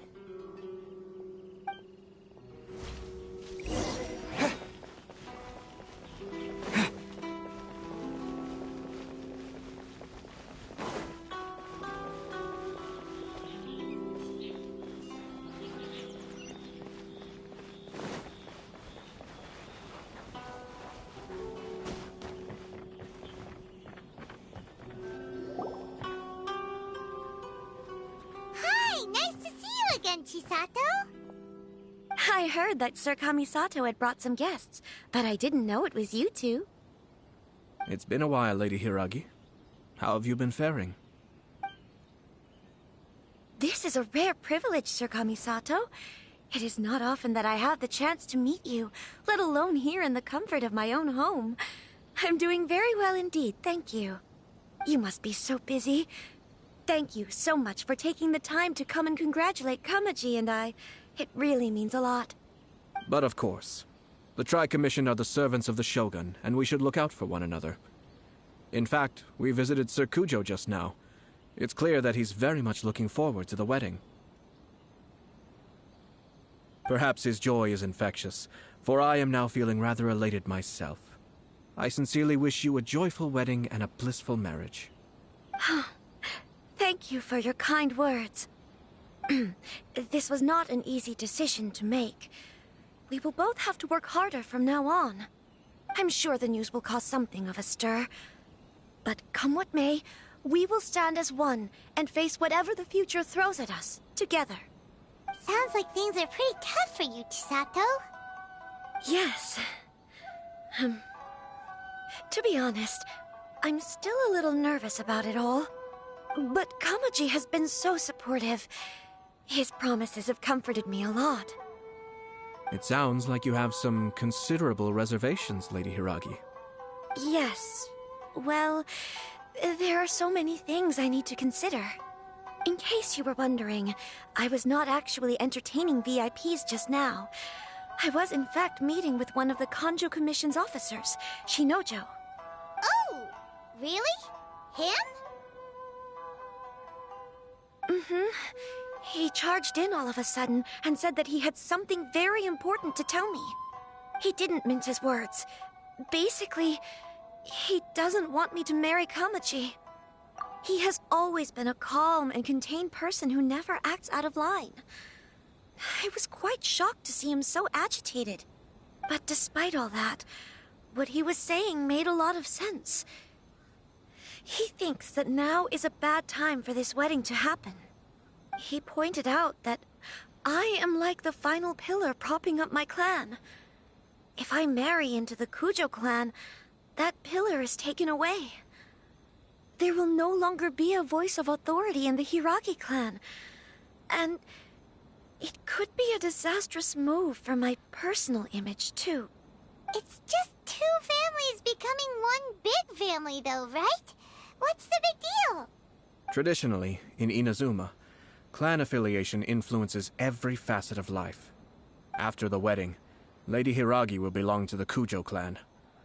The Kanjo Commission's attitude toward you may undergo some significant changes thereafter. Precisely. This is a terrible thing to be saying, but I'm starting to have second thoughts. Maybe I went along with it all too easily. Maybe I allowed myself to be pushed into this. I'm so sorry. I can't believe I'm making my guests listen to me complaining. No problem at all. The Yashiro Commission has a duty to listen to you. Now that I've heard your concerns, I should offer to help you as best I can. For instance, by helping you gather your thoughts on the matter. Now, we heard from Sir Kujo that his decision to tie the knot was prompted by a letter he received from you. But we've also heard that you did not write that letter. Sir Kujo thought that perhaps you were just being coy. Oh, dear. Perhaps I should have kept that part to myself. What? But that was... It was just a prop in his playful proposal, wasn't it? It was clearly purpose-designed, what with all the fancy lettering and so on. Fancy lettering, you say? So I am to understand that had it not been for this letter, you two may not have chosen this moment to be wed? When it comes down to it... yes, I think so. Oh, do you mean to say that this letter is not what I thought it to be? Sir Kujo maintains that the letter was penned by your hand. Huh? But then... how did... Either way, it's wonderful to see how much you both trust one another. In that sense, you could say that the origin of the letter is ultimately not of great importance. Who knows? Perhaps Sir Kujo was the one being coy. After all, he had no particular reason to be forthcoming with us about the details of his playful proposal.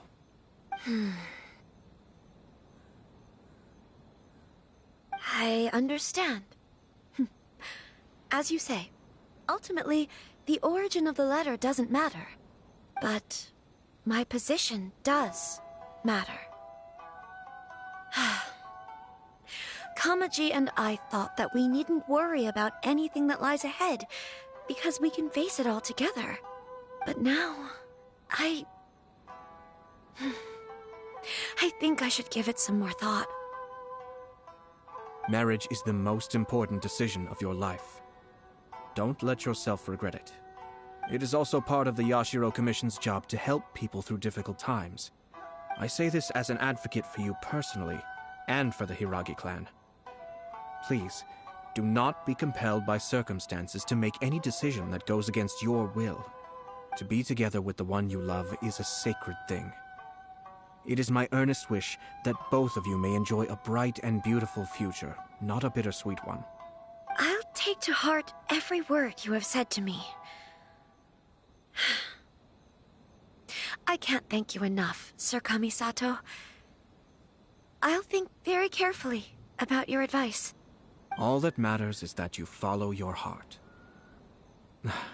Since you'll be needing some time to think things over, we will excuse ourselves now. Oh, wait! Let me see you out. Thank you, Lady Hiragi, but there will be no need. Traveler, let's find somewhere to talk.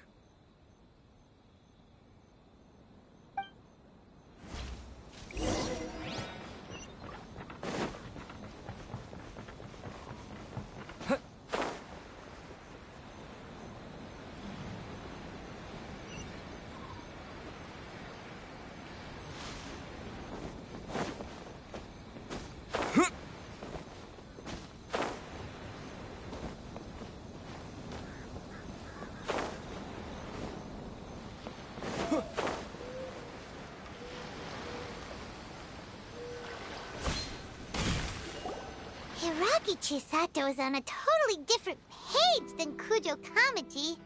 Hayato, why did you give her such vague suggestions? Couldn't you just have told her what you'd do in her position? Because Paimon's pretty sure you have an idea. I've said everything I can, given the Yashiro Commission's stance. Interfering too much with other commissions' domestic issues will only create trouble. And the more I think about it, the stranger this all seems. But Hiragi Chisato has yet to see it. We must be vigilant. Strange? In what way? Someone wants Hiragi Chisato to be married as soon as possible, and if my guess is right, it is someone from within the Kanjo Commission. This person is presumably also responsible for the mysterious and misleading letter. Think about this. A lowly officer is greatly worried about Hiragi Chisato's future, while the heads of the supporting clans ostensibly have no concern at all. It doesn't add up. When someone's words and actions do not match, you need to infer their intentions from their behavior.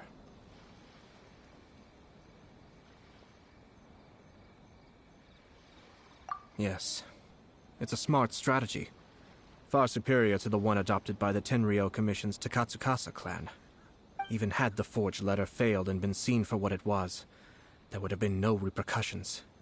They could simply have explained it away as a misguided but well-meaning matchmaking attempt by a member of the family. But if the letter were to achieve its goal, as it has so far, the perpetrator would successfully weaken the Hiragi clan without ever having to lift a finger against them, all under the guise of simply encouraging a wedding. With Hiragi Chisato having married into the Kujo clan and the head of the Hiragi clan in prison, challenges to the Hiragi clan's leadership would begin to emerge throughout the ranks of the Kanjo Commission. Eventually, another clan would take the Hiragi clan's place. Actually, we have evidence. His name is Shinojo. Shinojo? He should be back by now. Yes, sir.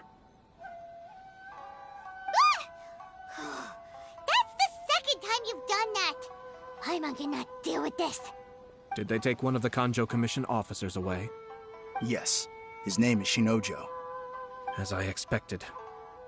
They cannot afford to let this opportunity pass them by. They have to act now while the Hiragi clan is at its weakest. Hiragi Chisato had been persuaded by Kujo Kamaji, and the wedding was sure to go ahead. But after Chisato's meeting with Shinojo, she began to have second thoughts. In their eyes, Officer Shinojo has interfered with their plan. But why did they suspect him and not us? Someone was eavesdropping on our conversation with Chisato the entire time. That's why I was a little reserved. No way! Whew. Lucky Paimon didn't say anything stupid. But Chisato got what you meant about the letter, though, right? I think so. But whoever is behind this will not allow their plan to fail now. They will not be inclined to respect Hiragi Chisato's own wishes. Her stance was so passive that she was easily manipulated, treated like a pawn, with even her marriage becoming a battleground for political power play. Despite all of this, she still believed that a happy future was awaiting her. When she formally marries into the Kujo clan, she will lose her title as daughter of the Hiragi clan, her position in the Kanjo Commission, and above all, her independence. Marriage is such a trap. Easier said than done. The perpetrators are manipulating everything from the shadows, letting unsuspecting pawns do their work. This is what makes their approach so smart. We, meanwhile, are out in the open. If we attempt to stop this wedding from happening, we will become the villains of the story and face immense public backlash. So what are we gonna do? At this stage, if the perpetrators wish to maintain control over the situation, their only option is to come out from the shadows and bare their fangs. I will wait for that moment to arrive. But first things first, we must go and rescue Shinojo. He has done nothing wrong and does not deserve to be punished. Tell me where Shinojo is. We'll head off right now.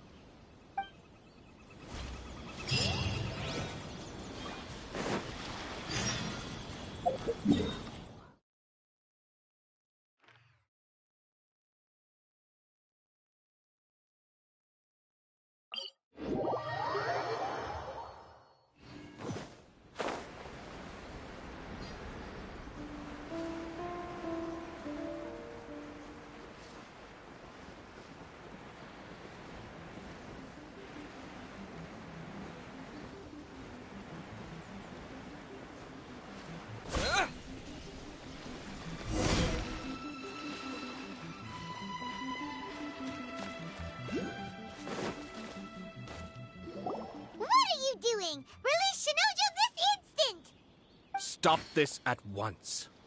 It's the Yashiro Commissioner. Well, we take orders from our master. No one else. Really?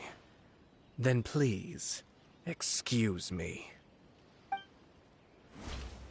Who goes there? Get them!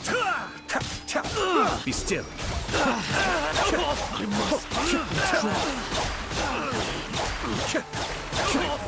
Forget this. Cascade. I must.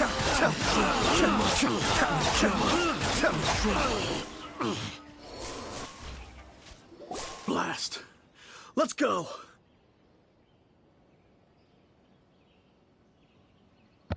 Jesus Christ, this dude just murdered everything. We must report to Master right away. Hey, get back here!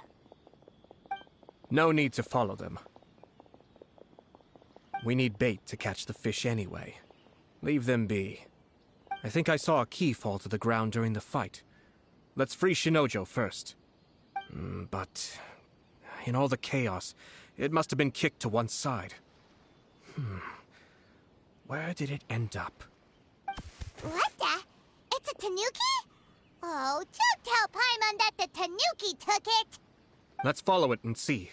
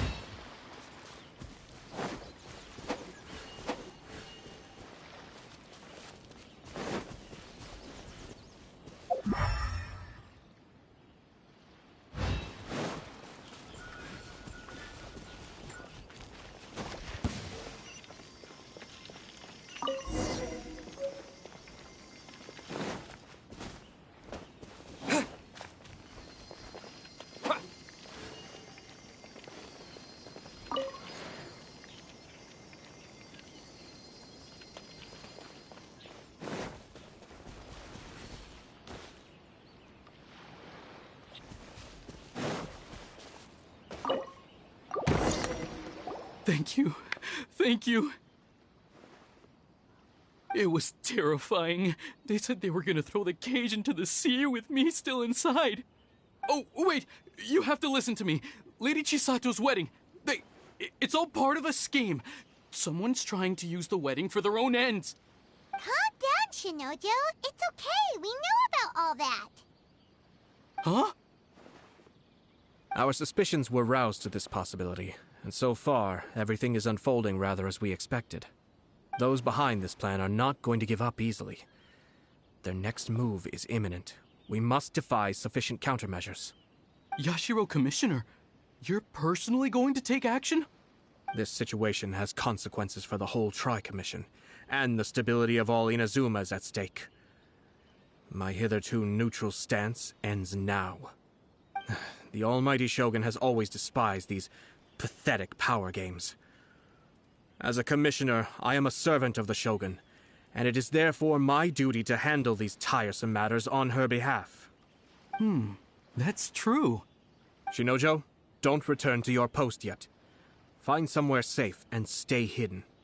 Traveler, Paimon, let's get out of here.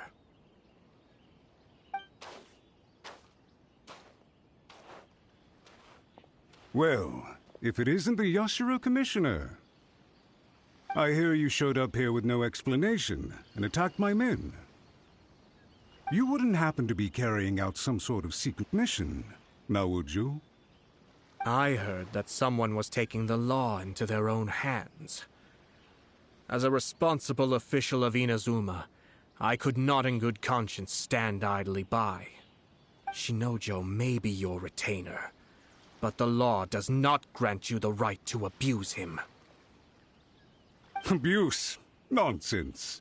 I was just teaching him a lesson. Out of nowhere, a low-ranking officer decides to barge in on Lady Hiragi and start spouting out the most absurd and insulting nonsense one can imagine. A truly egregious loss of decorum. I dare say, the poor lady was terrified. So, you're saying that you know absolutely nothing of the reasons for his actions? Because otherwise, why would you describe it as out of nowhere? Two people from two different clans are getting married. That's all there is to it. And yet this young gentleman took it upon himself to fabricate a nonsensical disaster story around it. How should I know what he was thinking? Even if she marries into the Kujo clan, Lady Hiragi will always be the daughter of the Hiragi clan and the most distinguished member of the Konjo Commission. We are, and always will be, her loyal assistants. It's our duty to see that she never has to worry about anything. Loyalty and duty are our guiding principles. Not only did this guard show no regard for either, he went out of his way to upset our lady. How could one do such a thing? Even if we put it down to a rare moment of impulsivity. I have to say, I'm surprised to see one of such noble standing as yourself rushing to his defense. Darn it! This guy is good. Annoyingly good. Funny. I'm suddenly reminded of an anecdote I'd like to share with you. There's not been a dull moment since I took up my post in the Yashiro Commission. Every day I've been exposed to new and fascinating things. For instance, a merchant from abroad once told me about a curious kind of bird with the most extraordinarily long tongue. So long, in fact, that you can tie 2 knots in the portion of it that extends out of its beak. I'm sure someone as erudite as yourself could be able to guess what people do with these unusual avians. Keep them as pets.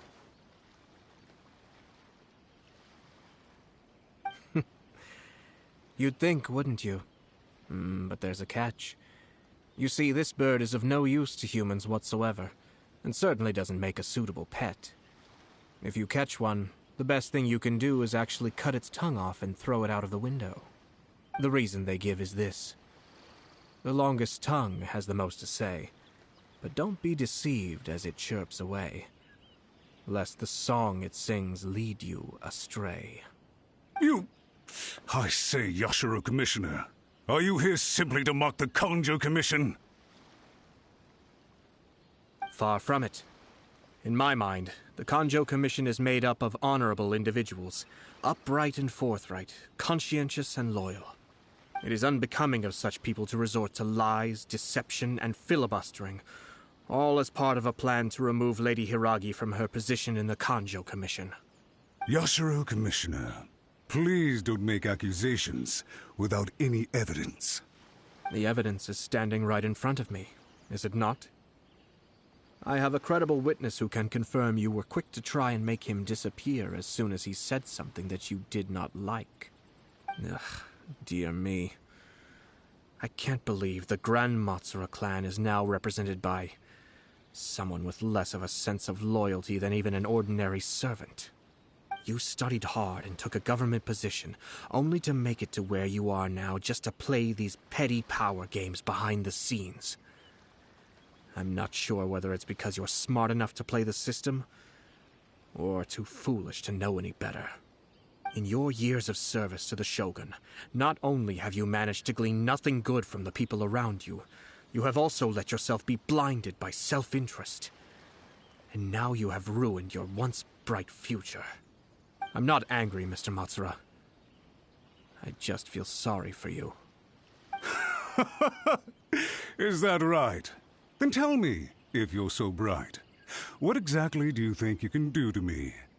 This is at most a Konjo Commission issue, We'll handle this amongst ourselves. You are reaching rather outside of your bounds, Yashiro Commissioner.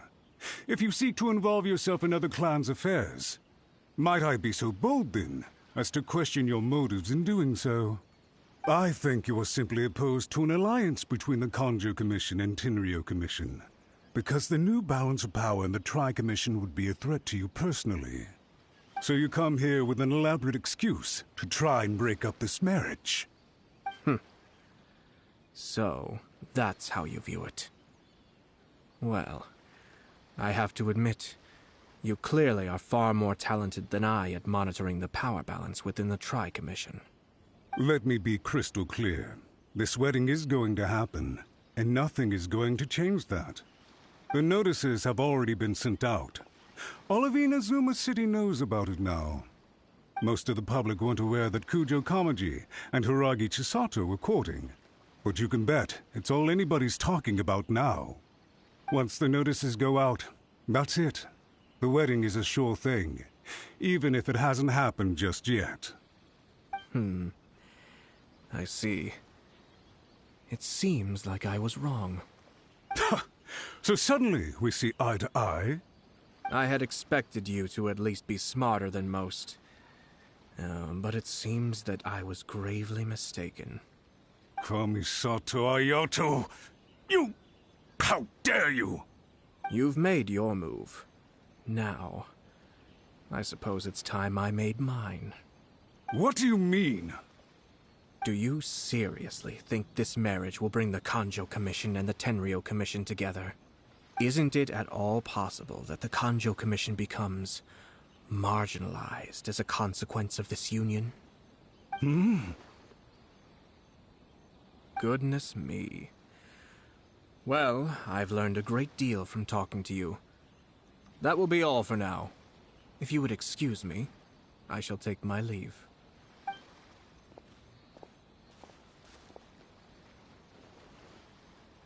Hey! What was all that? Paimon didn't follow at all.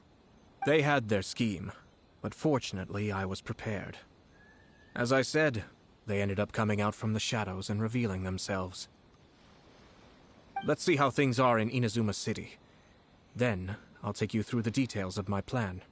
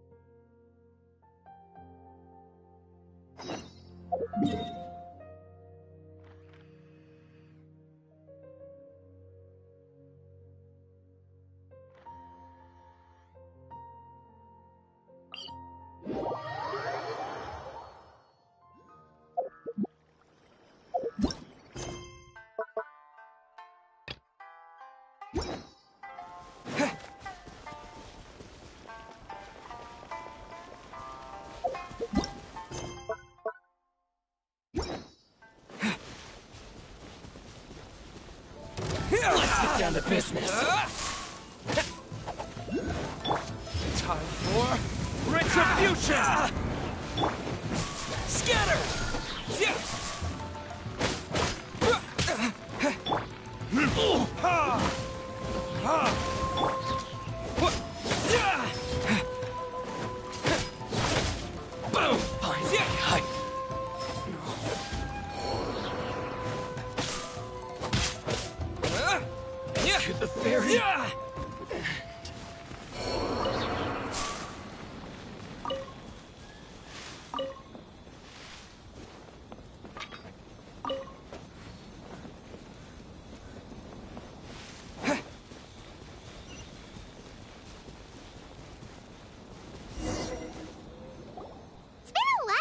since we first set foot on Inazuma.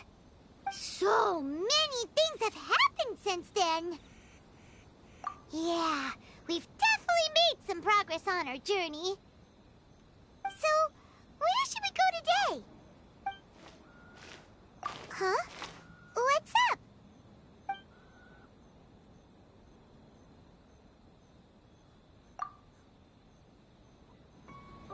Hey! What the heck was that for? Doesn't want to talk, huh? All right, let's convince him to calm down a little.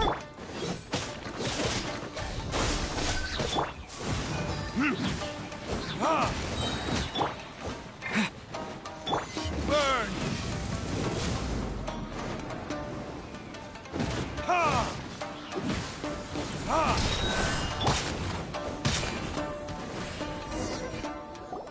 Huh? So you don't have a vision after all? Seems like I've mistaken you for someone else. At the very least, you should make sure you've got the right person before you go attacking them. No, wait. Even when you've got the right person, you shouldn't go attacking them out of the blue. It's dangerous. Have you ever met someone by the name of Kaedahara Kazuha? He carries a sword just like you. I've also heard that he possesses an animo vision. That's none of your business. Never mind. You don't look like you know anything anyway. I'm wasting my time. What the heck is this guy's problem? Coming around here, waving that weird sword in our faces, and he didn't even apologize. Seems like a real nutcase. Well, one thing's for sure. No way are we telling him anything about Kazuha. Hey, don't be mean. Paimon smart lots of the time. Anyway, just to be on the safe side, we should go find Kazuha right away and tell him to watch his back. Oh? What kind of hunch? A special connection? You mean beyond already knowing each other? Yeah, maybe a little. But then again, most people look pretty much the same once they start fighting, so that doesn't really prove anything. Anyway, there's no time to lose. Let's go tell Kazuha so we won't get into any danger. Paimon heard that the Crux fleet is stocking up in Rito at the moment. Let's look for him there.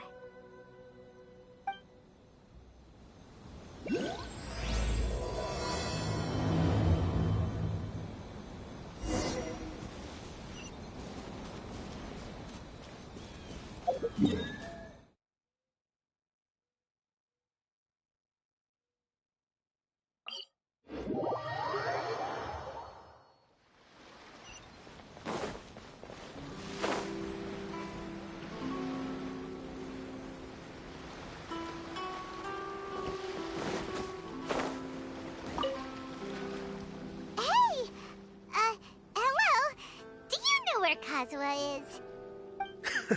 You're looking for Kazuha too, huh? Guess he must have done something impressive after all. Well, we took the small vessels into Rito on a routine supply run, only this time, as soon as we entered the harbor, we ran into a huge crowd of Inazumans, all of them wanting to know about Kazuha. If it's because of that battle on Nizuchi Beach, Captain Beto had a great run there too, but I don't see her getting this kind of attention. Kazuha keeps to himself most of the time. In fact, there are times when he doesn't even listen to the captain, but she just laughs it off. Oh, so you still don't know what he did? I've heard bits and pieces. Something about him blocking the Raiden Shogun's Muso no Hitotachi. Is it really as big a deal as everyone's making it out to be? Really? Wow. When you put it like that, it all makes sense. In that case, his newfound stardom is well deserved. He was called away earlier by some people from the Tenryou Commission. They said they had something important to discuss with him. I thought they'd come to arrest him at first. Turns out they couldn't have been friendlier to him. Seems like they really respect the guy. Just a little while ago, this would have been completely unimaginable.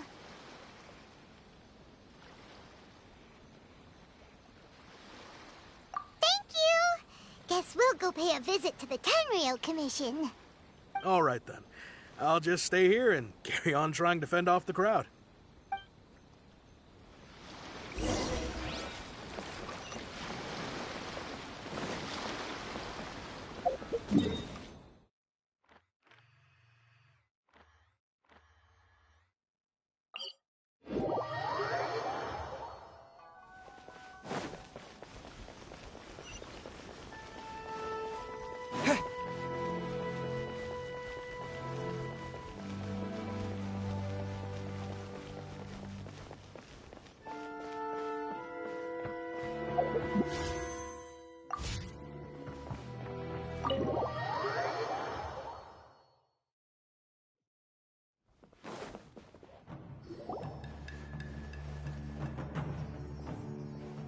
Oh?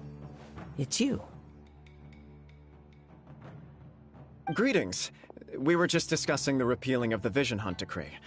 Since you're here, you're very welcome to listen in on the conversation. We invited Mr. Kaedahara here to extend a gesture of goodwill on behalf of the Shogunate. Your hard work has secured for us the agreeable state of affairs that we now enjoy. Also, I've been granted the chance to correct my clan's past mistakes, and for that, I'm deeply grateful. The Almighty Shogun has issued a large array of directives aimed at resolving, or at least easing, the tensions that have built up over the years. The Tri-Commission has made the recommendation to use this opportunity to restore the honor of the Kaedahara name. Regarding the history of the Kaedahara clan, I trust that you're already somewhat informed? In short, there was once a group of select bladesmiths who served the Shogun directly, responsible for upholding and further developing the traditional blade forging arts of the Almighty Shogun. The Kaedahara clan belonged to this class. But there came a time when some of these bladesmiths revolted and fled to Snezhnaya. Both the Kaedahara and Kamisato clans were held accountable for lax oversight and entered a period of great turmoil. We later learned that the whole misadventure had been secretly orchestrated by the Fatui. Attributing all of the blame to the Kamisato and Kaedahara clans was neither proper nor just. Considering Mr. Kaedahara has once more made an outstanding contribution to Inazuma, the Almighty Shogun believes he should not only be rewarded for his achievements, but also receive recompense for the excessive punishment borne by his clan in the past. In the interest of preventing further harassment of the Bladesmith clans by the Fatui, we chose not to publicly release the findings of our investigations into these matters. We trust you can understand why this was necessary. This is a true honor. I am delighted to be in a position to receive the goodwill of the Almighty Shogun and the Shogunate at large. However, would I be correct to assume that this magnanimous gesture does not come without some strings attached? I can assure you that nothing could be further from the truth. We seek only to correct a past injustice. With the Kaedahara clan's reputation and occupation restored, the Kaedaharas will be bladesmiths once more, and your wanderings will finally come to an end. You will be able to lead a safe and prosperous life in Inazuma City with the Almighty Shogun's blessing and full support of the Shogunate. I have grown accustomed to life among the elements. I fear I would no longer feel at home behind the tall walls of a stately abode. Yet my ancestors did indeed take great pride in the name of Kaedahara, and the art of blade making for which it stood. I do have a responsibility to restore their honor. I sense some hesitation in your words. Should you accept this offer, I imagine many of the malicious rumors currently circulating through the populace will disappear. Malicious rumors? All we heard on the way here was so much praise that we almost wondered whether there was another Kaedahara Kazuha in town. Well, to some, the Muso no Hitotachi is something that can never be defeated. They cannot accept the idea that Mr. Kaedahara really parried the Shogun's strike. Also, eyewitnesses saw him using the power of Electro in addition to that of Animo. As a result, the falsehood that Kaedahara Kazuha was using a delusion began to spread. What? But that doesn't make sense. Using a delusion turns you old and frail, and Kazuha still looks fine. That is correct. However, to some people, the idea of a single person wielding two elements at once is a more inconceivable notion still. This is just one of many similar rumors. I am very uncomfortable with being the subject of public discussion, no matter whether it brings suspicion or stardom my way. But perhaps if the shogunate is willing to publicly support me, this situation will blow over more quickly. This is precisely why I encourage you to give our offer some serious thought. It stands to benefit all of us. Please allow me some time to consider. In fact, let us put this discussion on hold for the moment. Well then, what brings the two of you here? Yikes! We nearly forgot about the most important thing! Why would such a dangerous individual be looking for me? No. This puzzles me as much as it does you. My fighting forms were taught to me by my family, based on techniques originally developed for blade testing. We undergo rigorous training to standardize every motion the blade is put through, so that each can be fairly assessed for quality. Over time, these techniques came to form something of a Kaedehara sword art, focused on blade testing, but with a full repertoire of combat forms. Those forms are quite different from the more practical ones typically used by samurai in battle. So it's hard to imagine that the similarity you speak of was coincidence alone. All the more reason to watch your back! This guy was a serious nutcase. Indeed. He sounds highly aggressive. Anyone he targets is at risk of serious injury, or worse. In that case, I will send some men out immediately to search for him. Thank you.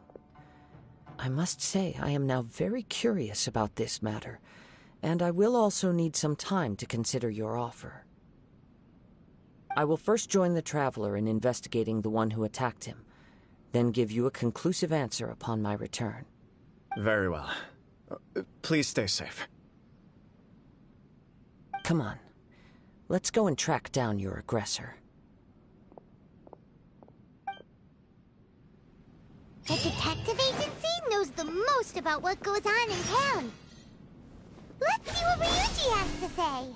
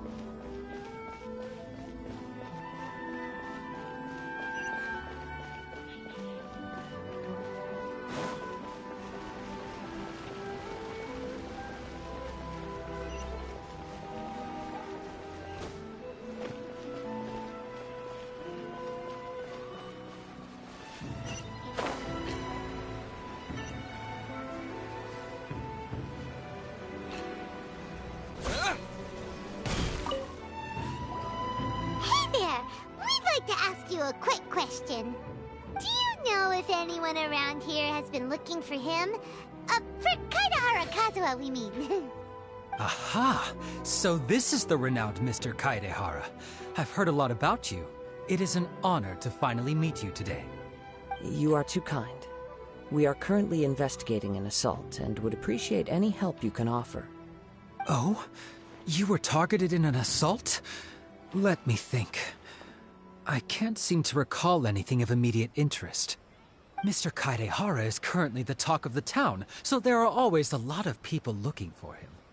To be honest with you, our detective agency has recently been receiving many inquiries from people wishing to obtain Mr. Kaedehara's personal information. Some of them were offering us millions of mora just to gather the information they want. If these were more legitimate commissions, Sango would have snapped them up in an instant. Millions? Of mora? Whoa! Oh, wait, even at that price, you probably still shouldn't. Please, accept my thanks for looking out for my privacy. Of course. No matter what, we only take on legitimate cases. We don't make our money by revealing details of other people's day-to-day life just for the sake of it. Sorry, I got a little off topic. What I'm really trying to say is, it doesn't surprise me that a complete stranger is looking for Mr. Kaedehara. But I wouldn't know where to begin if we want to connect this with an assault. Then let's put that connection aside for now.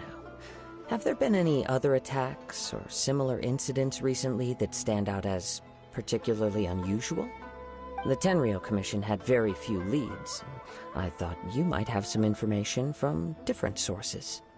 It's true that the commissioners aren't clued up about every little thing that goes on out in the streets. But typically, it's only the most trivial events that manage to escape their attention. If anyone had been out there attacking people, that would be assault, in which case the Tenryou Commission would absolutely get involved. That does make sense. Uh-oh. Looks like the trail's already run cold.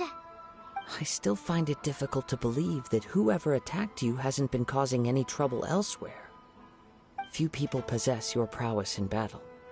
So unless you were the first person he targeted, someone is certain to have been hurt by now. I'm quite relieved that you were the one he targeted. It would cause me great grief to see someone become critically injured or lose their life because of me. For the poor victim, this would be a completely senseless crime.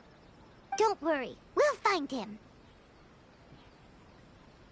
It seems you are every bit the selfless hero they make you out to be, Mr. Kaedehara.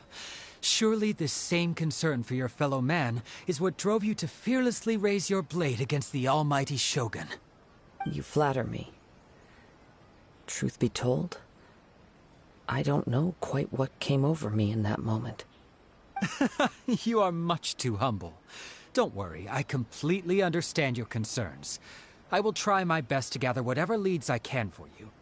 Oh, actually, there was one strange incident over the last few days. It doesn't involve an attack, though. Let me tell you about it just in case. Sure. During times like this, the more information we have, the better. All right, then. Recently, 2 people went missing from the city at around the same time. One of them is a pretty well-known collector, surnamed Nagato. The other, Amenoma Yuya, is a samurai from the Amenoma clan. Amenoma? Now there's a familiar name. Right. Yuya is the nephew of Amenoma Togo, the owner of Amenoma Smithy. 2 grown men going missing at the same time. Their cases are likely connected, but I don't know much in the way of details. I recalled this because Amenoma Yuya is also an accomplished martial artist who is skilled with the blade. Perhaps he is the one you are looking for. Understood, though it seems highly unlikely to me. I neither know this man, nor do I have any idea why he may wish to attack me. Sure, can't hurt. We never know what we might find out along the way. Thank you, Ryuji. We'll start by making some inquiries at the Amenoma Smithy. Sounds good. All the best with your investigation. I'll get moving shortly myself.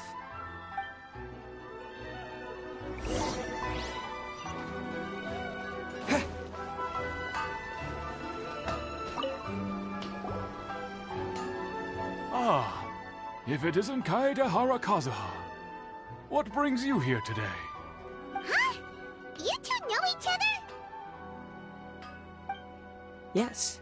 The Kaedehara and Amenoma clans were both members of the Raiden Gokaden.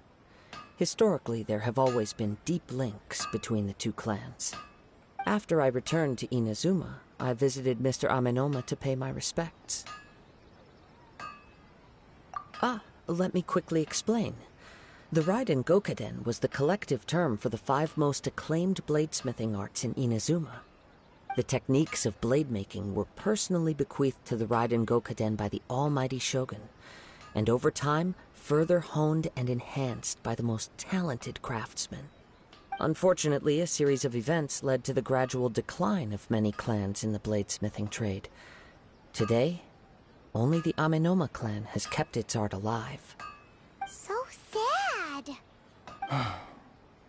It is a great pity indeed. In the old days, we each had our specialties, and just as iron sharpens iron, so too did we learn much from each other. As an example, the Amenoma art strives to emulate the abiding patience and determination of water as it turns stone to sand.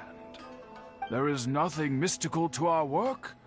There is only practice, day in and day out, until both body and mind have memorized the craft, turning each motion of every technique into an intrinsic part of the bladesmith's life.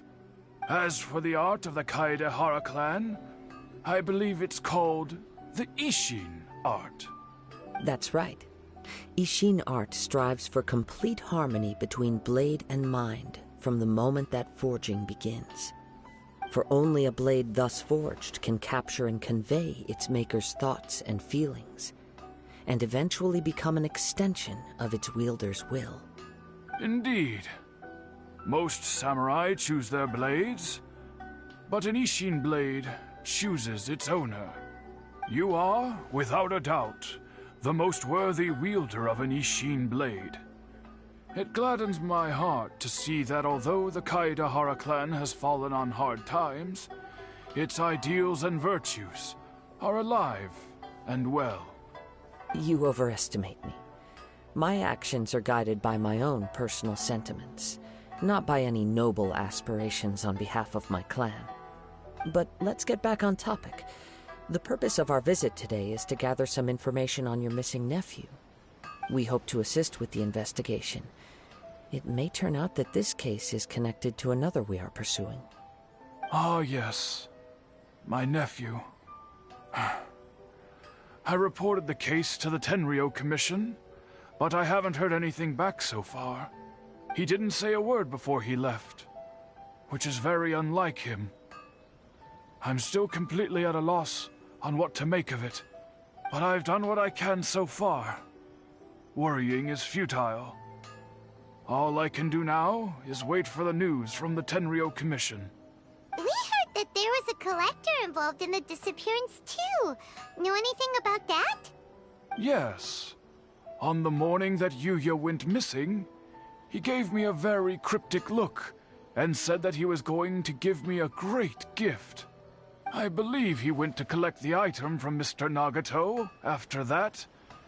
The next thing I heard was that a fire had broken out at the warehouse, and neither of them came back.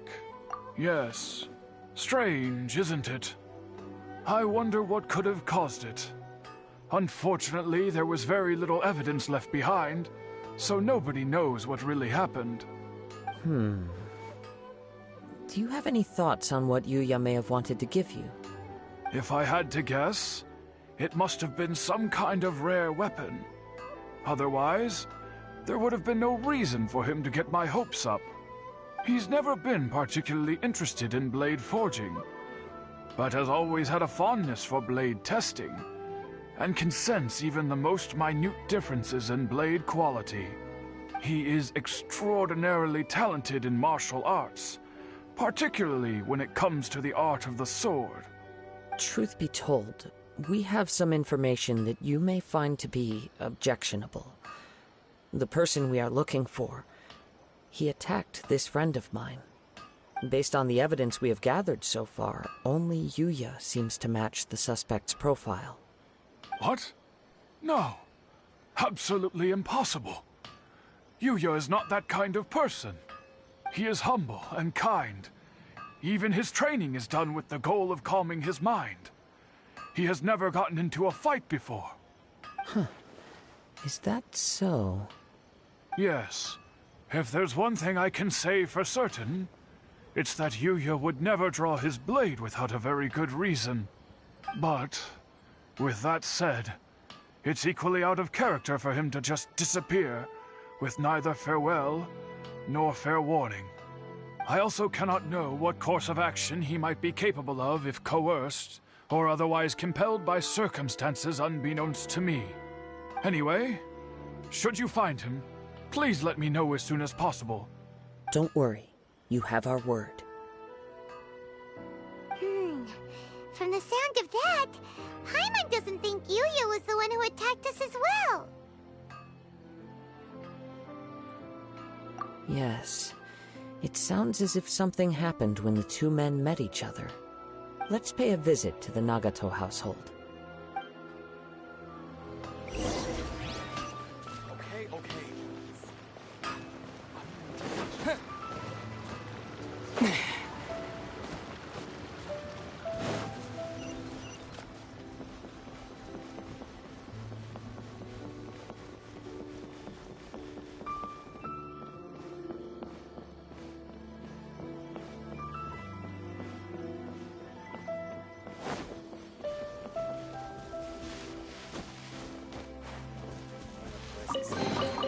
I'll keep this close.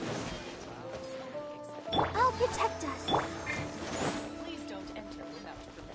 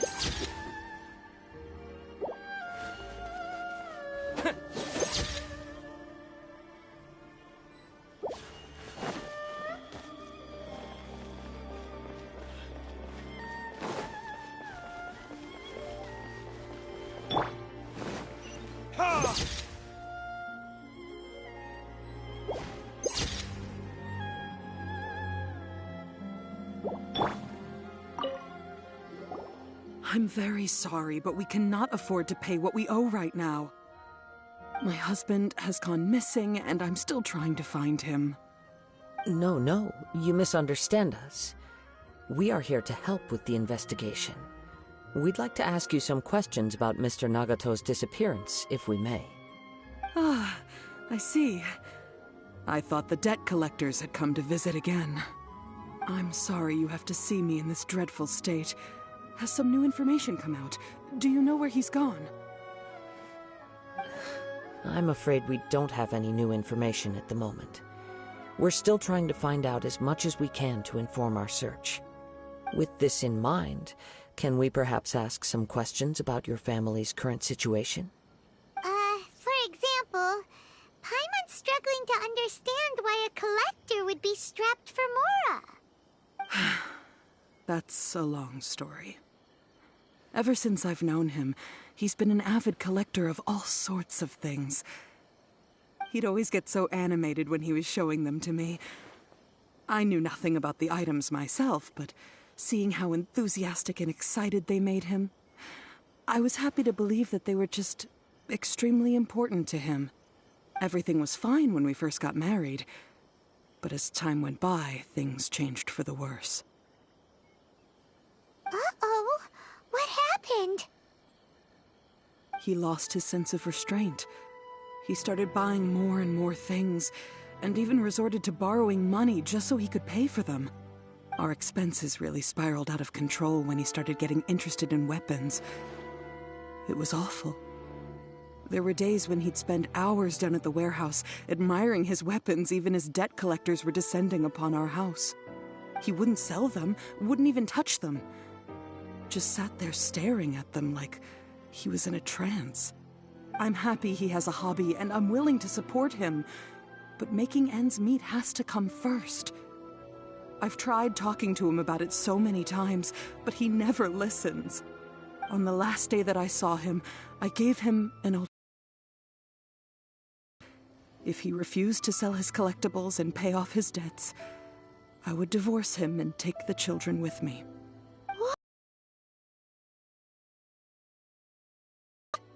Actually, it didn't. Generally, he's a quiet man who likes to go with the flow. On most things, he leaves the decision-making to me. You must understand, I never would have dreamed of threatening him with divorce if the debts hadn't pushed our family to the brink. After I said those words, he froze and was silent for a long time. When he finally spoke, he awkwardly mumbled that he would pick out a few items to sell. His voice was so meek and pitiful that I felt an urge to take everything back. But then what? If I didn't draw the line, what would happen to our family? Had I not indulged his bad habits, we wouldn't have found ourselves in such a predicament. And I also don't know if he had actually come to his senses, or if he was simply angry with me. The next thing I heard was that our warehouse had caught fire, and both he and the buyer had gone missing. I see. I understand. Ame no Yuya came to purchase a weapon from Mr. Nagato. During the sale, a fire broke out at the warehouse, and both men disappeared. At first, I assumed they must have gotten into an argument over the price. But my husband has never been one to negotiate. He never even haggles when he's out buying groceries, so it's hard to imagine him getting into a fierce argument. Maybe he was feeling the pressure from the debts? I don't know. He just disappeared after the warehouse burned down.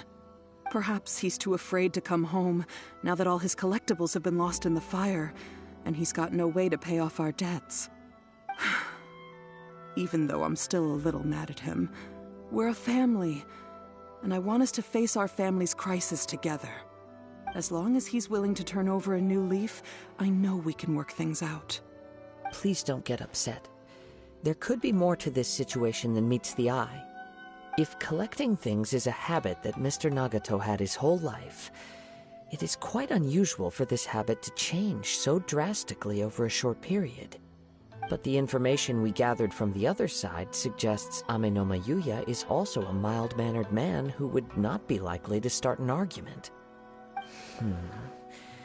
This situation is getting a little confusing. A little confusing? More like completely mystifying. Let's try a change of scenery and see if we can piece together what we've learned. Rest assured, we'll notify you if we find anything. Thank you so much. I just want him to come home.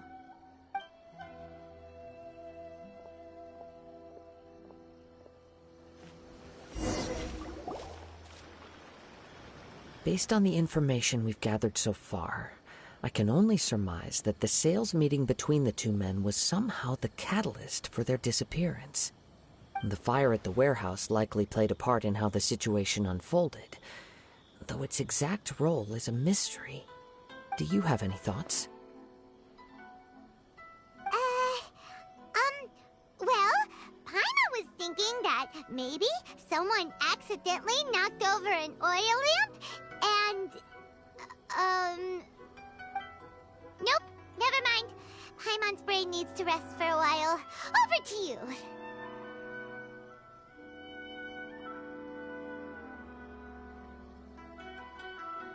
An interesting explanation. I was also considering this possibility. Ame no Yuya is an expert on swords. He could have noticed some problematic details about Mr. Nagato's collectibles.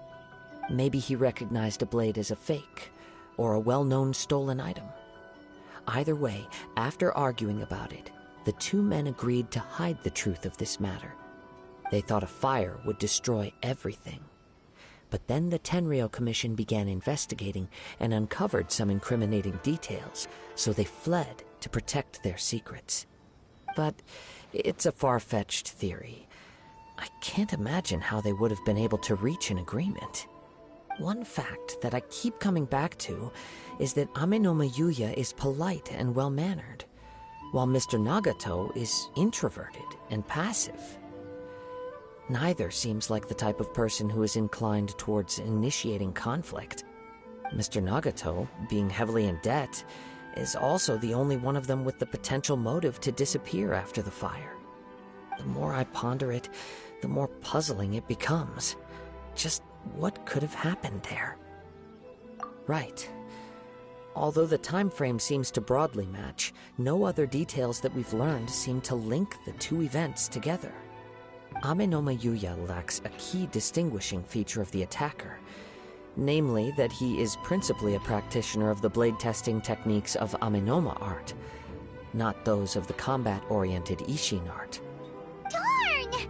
We thought we could get two birds with one stone here, but at this rate, It's starting to look like a wild goose chase. Let's keep going, since we've come this far. If we can solve the case, both Mr. Amenoma and Mrs. Nagato will be able to get some closure. Okay, but where should we go now? Let's head out of the city and check out the warehouse. There's still a chance we may be able to find some shreds of evidence.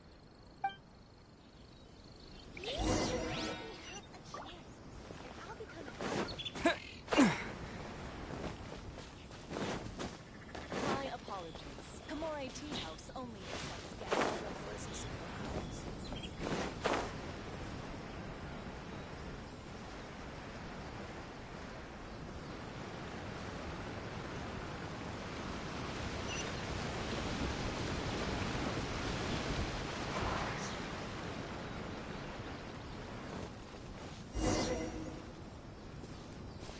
Wait. I hear something ominous in the wind. Oh! This must be another one of those sounds that only you can hear. As sketchy as that whole thing seems, you did put it to good use when we were chasing down that vision thief at Beto's tournament, so... Now I'm picking up a strong scent in addition to the sound. It's right around here somewhere.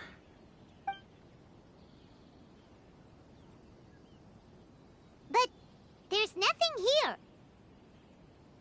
It's gone now, but I can still sense the direction it left in. It felt very much like that ancient presence in Inazuma, the remnants of the Tatarigami. Indeed, but this unexpected spring of inauspicious energy may prove to be of benefit to our investigation. We should remain vigilant and approach slowly. Huh! So it's an underground warehouse. The force is definitely coming from down below. The source of the Tatarigami energy has long since left this place, but the residue it left behind still hasn't dissipated completely. Judging from the concentration, I would have to conclude that the Tatarigami source resided here for a very long time. Mrs. Nagato said her husband used to hang around the warehouse by himself a lot. It could well be that he was already under the influence of Tatarigami energy at that time. From what I've been told, Tatarigami does not turn all upon whom it preys into violent monsters, but most will develop a stubborn streak upon being exposed to the Tatarigami's unfulfilled will. Their interests become fanatical obsessions. Mr. Nagato had an interest in collecting to begin with. The influence of Tatarigami could explain why he became an obsessive hoarder, amassing more and more possessions, even as he put himself in grave debt. So what should we do now? Go down and take a look? Step back. I'll open the door and take a look inside. If we don't open this door, we can move no closer to the truth. You needn't worry. Both of us have faced far greater dangers than this. Relatively speaking, the risk here is trivial.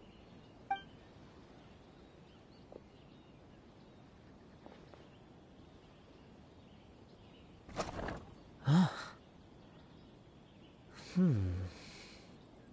What's down there? Everything's buried in debris. I can't see anything. It looks like the fire caused a cave-in, reducing the entire warehouse to rubble. That was too scary! Paimon was so sure that the warehouse boogeyman was about to jump out at us! All we can do now is keep searching in the direction that the Tatarigami energy's source left this place. 2 ordinary humans, entangled with the Tatarigami.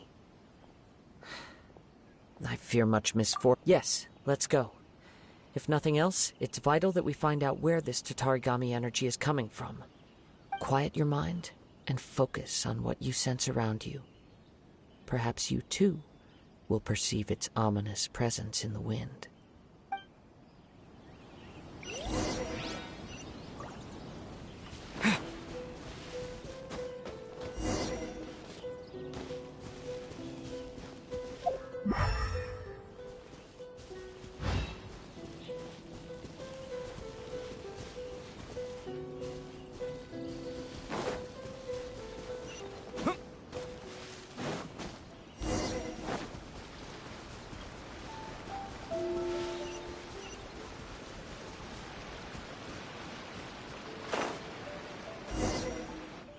From this point, the trail appears to split into two. The main source of the Tatarigami energy continued on into the distance, but a small portion remained here and seems to be dissipating slowly. Quite possibly. Let's search the area. Whoa! Look at all those silly churls! They're acting really strangely.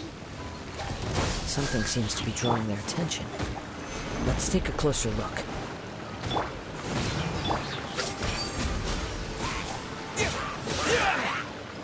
Propagate!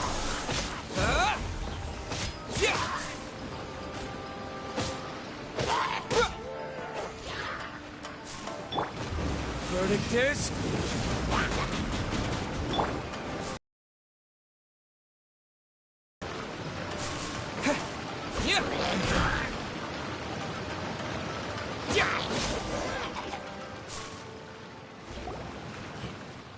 It's...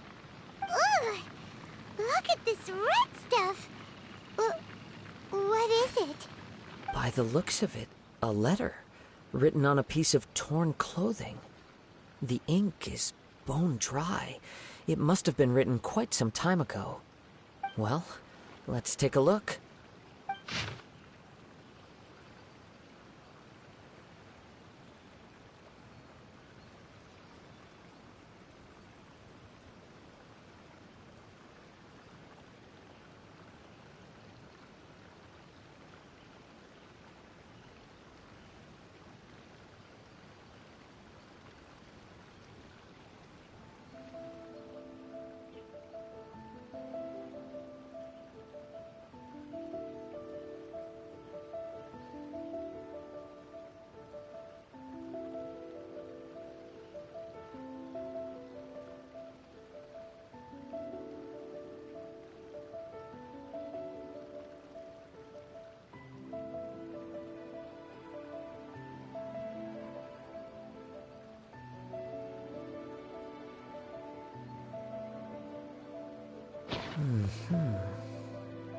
According to this letter, a conflict arose because Amenoma Yuya wanted to seize a blade belonging to Mr. Nagato.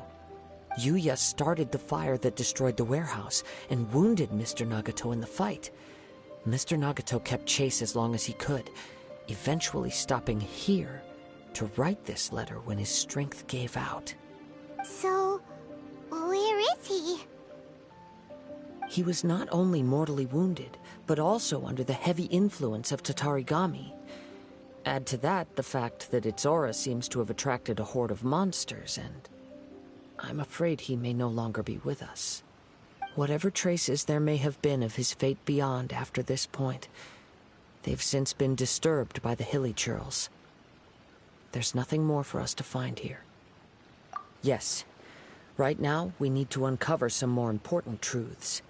If Amenoma Yuya is attacking other people indiscriminately, then the longer we take to find him, the more people risk meeting the same tragic end.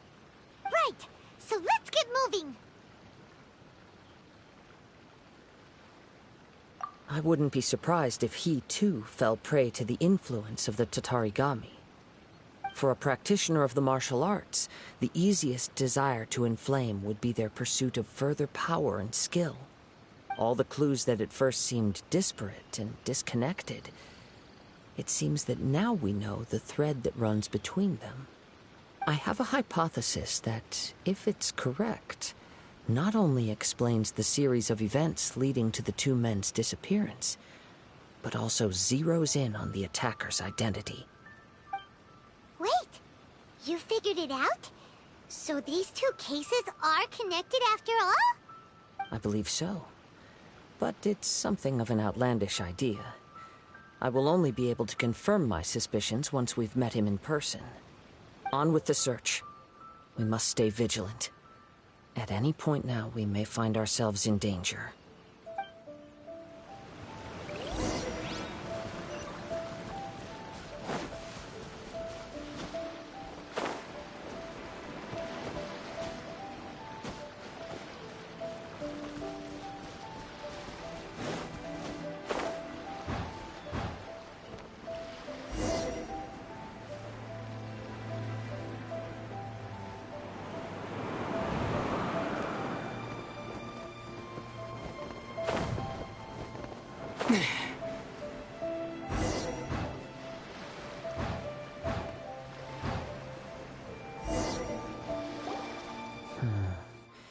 He seems to have stayed here for a long time. Why here? Is there anything special about this place? I'm not sure. But on closer examination, I sense that the aura may have lingered here at several different points in time. Show yourself! It's no use hiding anymore.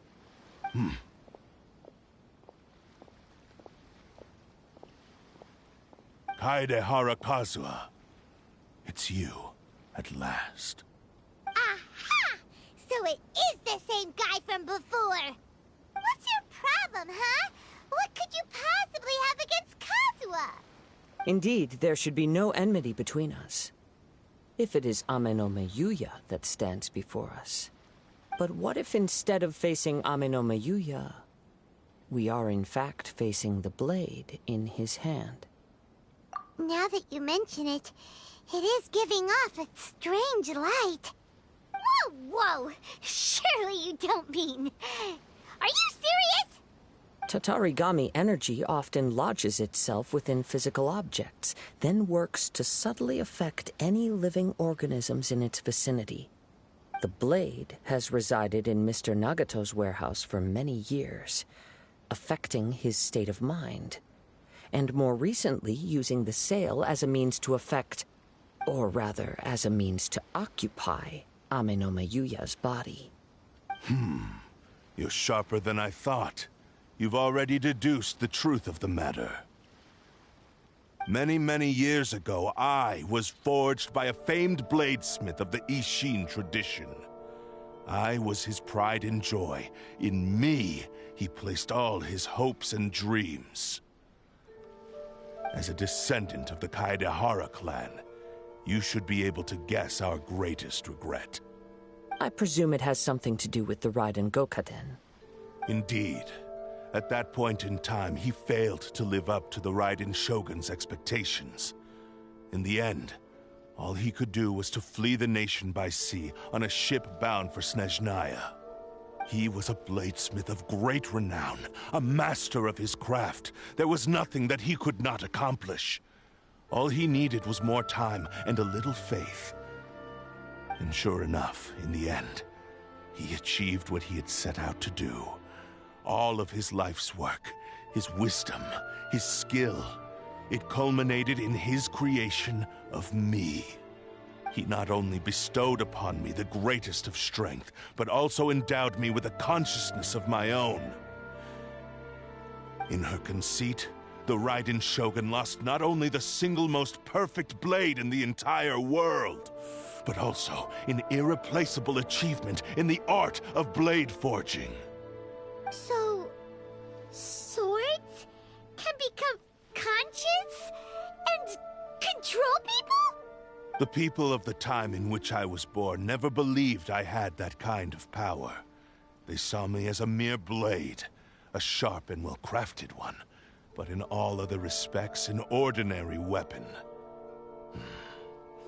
But that gave me the opportunity to take action.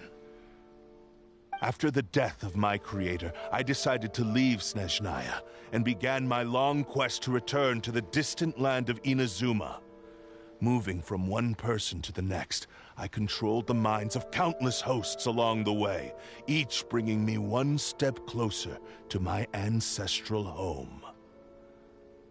I seek but one thing: to face the full force of the Raiden Shogun's blade and prove my power, the might of Ishin art! Ah, so Ame-no-me Yuya was not your first victim. Tell me, what happens to those you've possessed when you've finished using them? My hosts? Who cares what happens to them? They are but tools that serve my mission. When they got tired, or injured, or unusable, I hopped to the next one in line.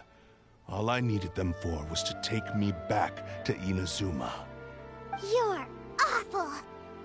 After I returned to Inazuma, I decided to bide my time in Nagato's warehouse until Ame-no-me Yuya handed himself over to me on a silver platter. At long last, I'm approaching my journey's destination. By Amenoma Yuya's body, I have found you. And by your hand, I shall defeat the Raiden Shogun. Kaedehara Kazuha, you stood against the Raiden Shogun's Muso no Hitotachi. There can be no other to serve as my host for what is to come. Now, give your body over to me! Into the wind!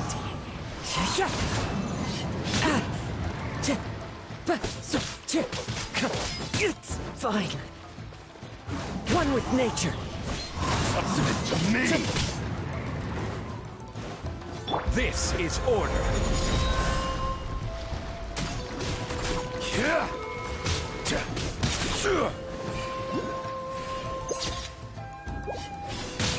Careless.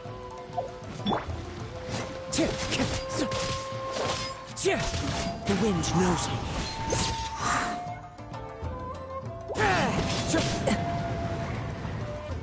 Join me and sever that divine light!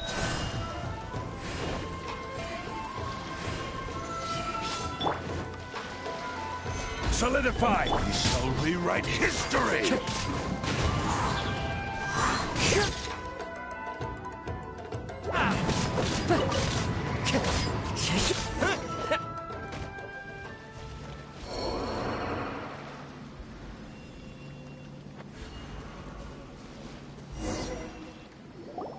Do not stand in my way, or I will strike you down too!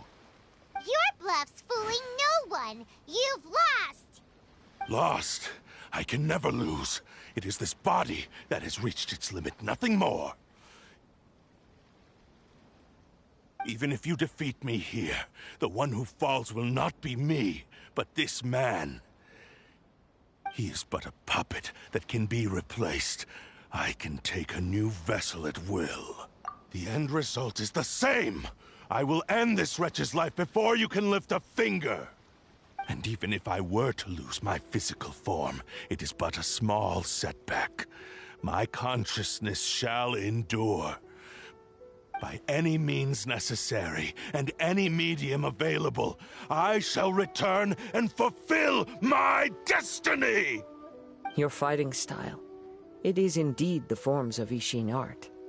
But from your movements, I sense only hatred and arrogance, as well as a thinly veiled mania and despair. Really? You can tell all that just from his moves?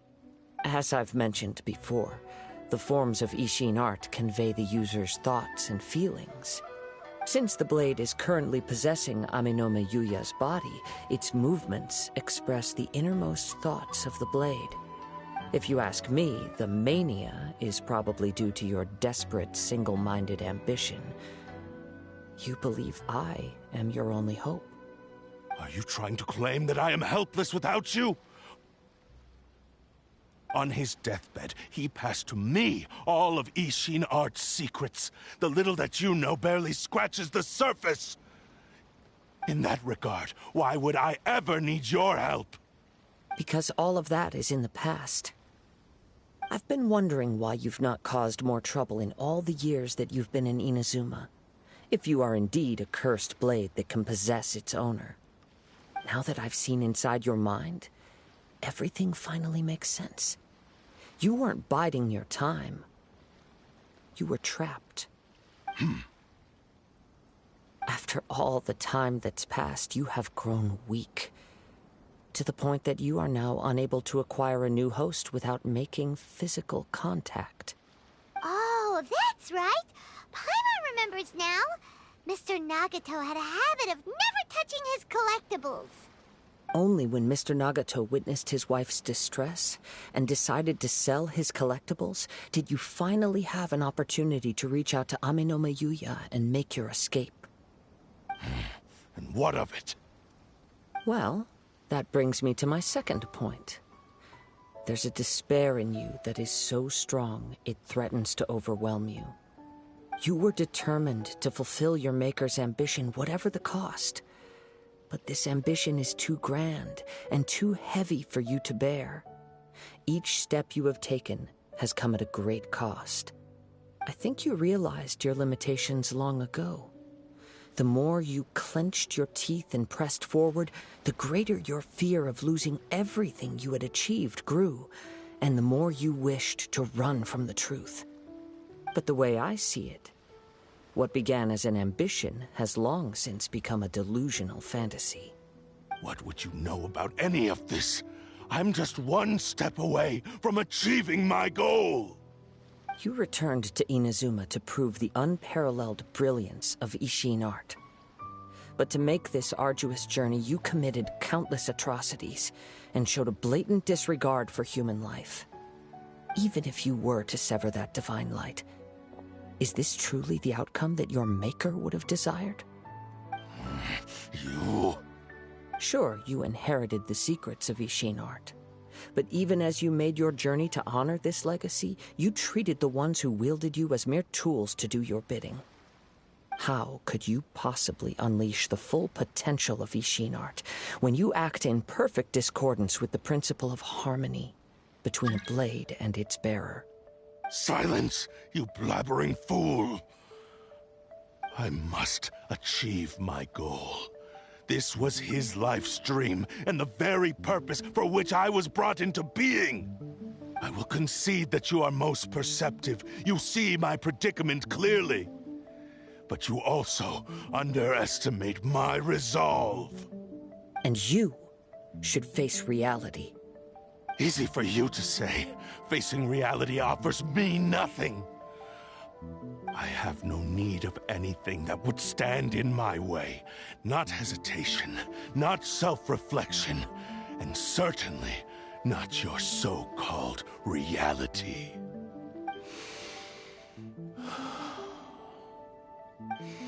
It is pointless to argue further, descendant of the Kaedahara clan.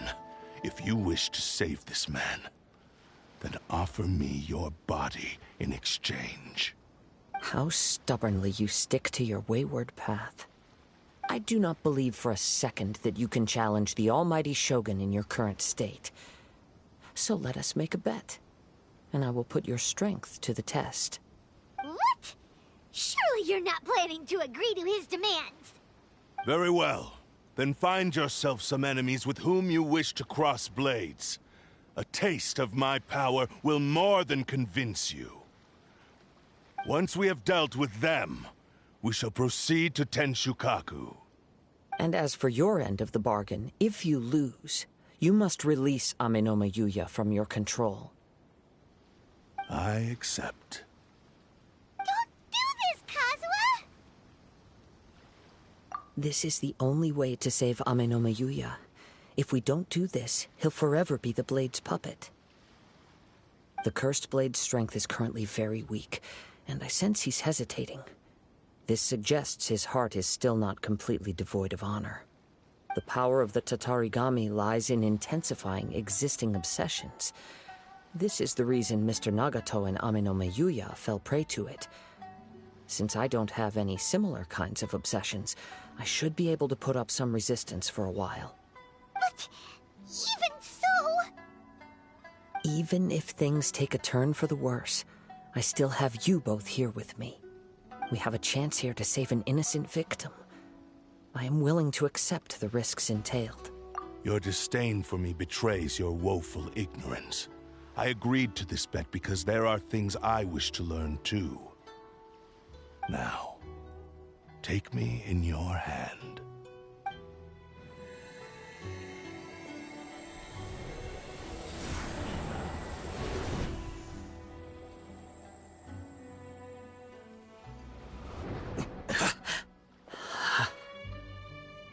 Kazuha?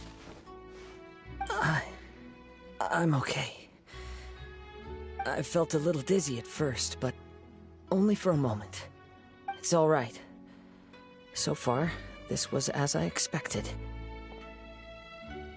I will. Thank you. What should we do next?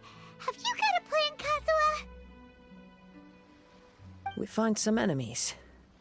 Although this blade has endured much turmoil, it probably hasn't experienced many real fights. If a blade built for Ishin art cannot enter a state of harmony between blade and bearer, it cannot unleash its true power. If he wants to avoid reality, then we need to fight until he has no choice but to face it. He shouldn't last long in an intense combat situation. Wait a minute!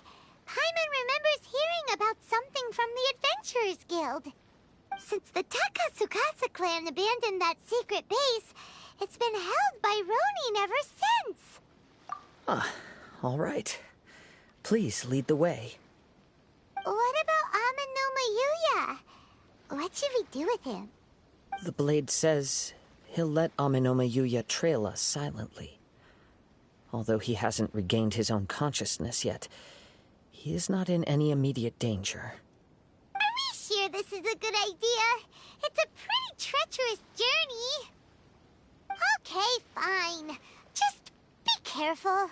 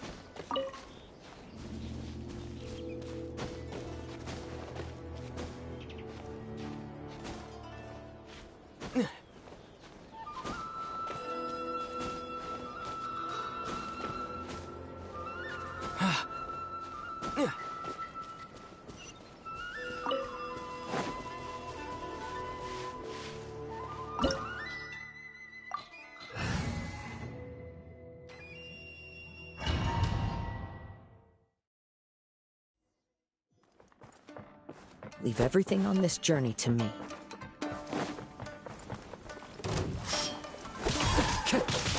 One with nature. Barry, let's get down to business. Into the wind. There's more! There's more! Time to get...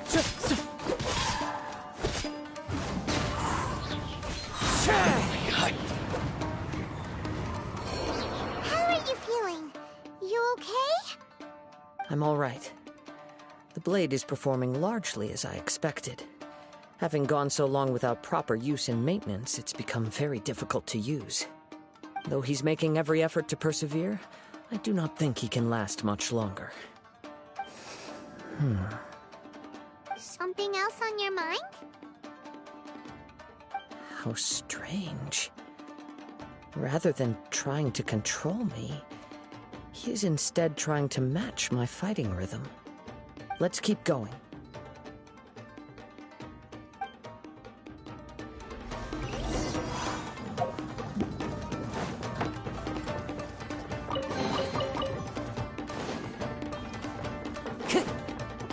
Time to go. Let's get down to business. To the ferry. It's my lucky day. Going somewhere?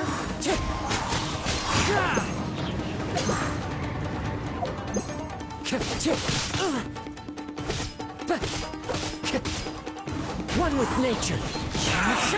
Clouds high. The birds call.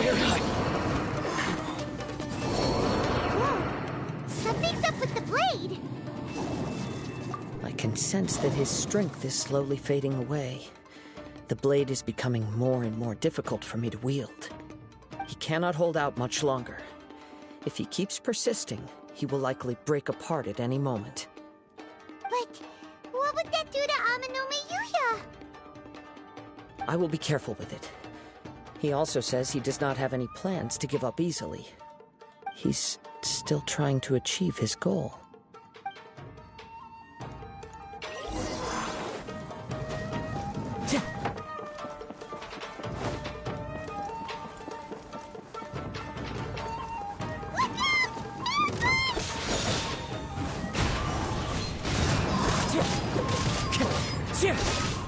This isn't over!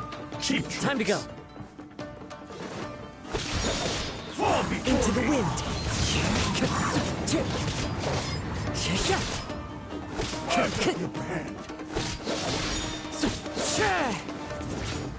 One with nature.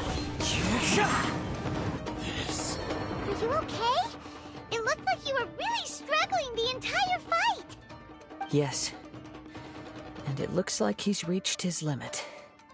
The sheen's grown a bit dimmer again. It doesn't look anywhere near as impressive as it did at the start. Perhaps this time we'll finally have a chance to see his true form. True form? What are you talking about? Huh? What the? Is this the same blade as before? It looks like a piece of junk! If you choose to continue in the state you're in, you wouldn't even be able to beat Samurai and Kairagi, much less the almighty Shogun. Maybe you did truly wield power to rival the Shogun's light when first forged. But the long journey from Snezhnaya back to Inazuma has left you battered and broken. It barely needs stating anymore. Your ambition is a flight of fancy. I've finally figured out why it was that you agreed to my bet. You wanted to reach a state of harmony with me.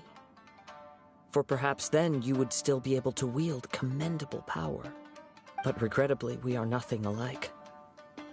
I will never understand your obstinacy and cruelty, nor can I empathize with the one who made you. The only one who truly understood you had already passed away by the time you were born. Huh? What's that supposed to mean? There they are! Take them down! Where do they keep coming from? Yup, we can help this time. Don't worry. I'll use my own blade. It's just more of the same. Lucky days. The wind knows me. I'm ready!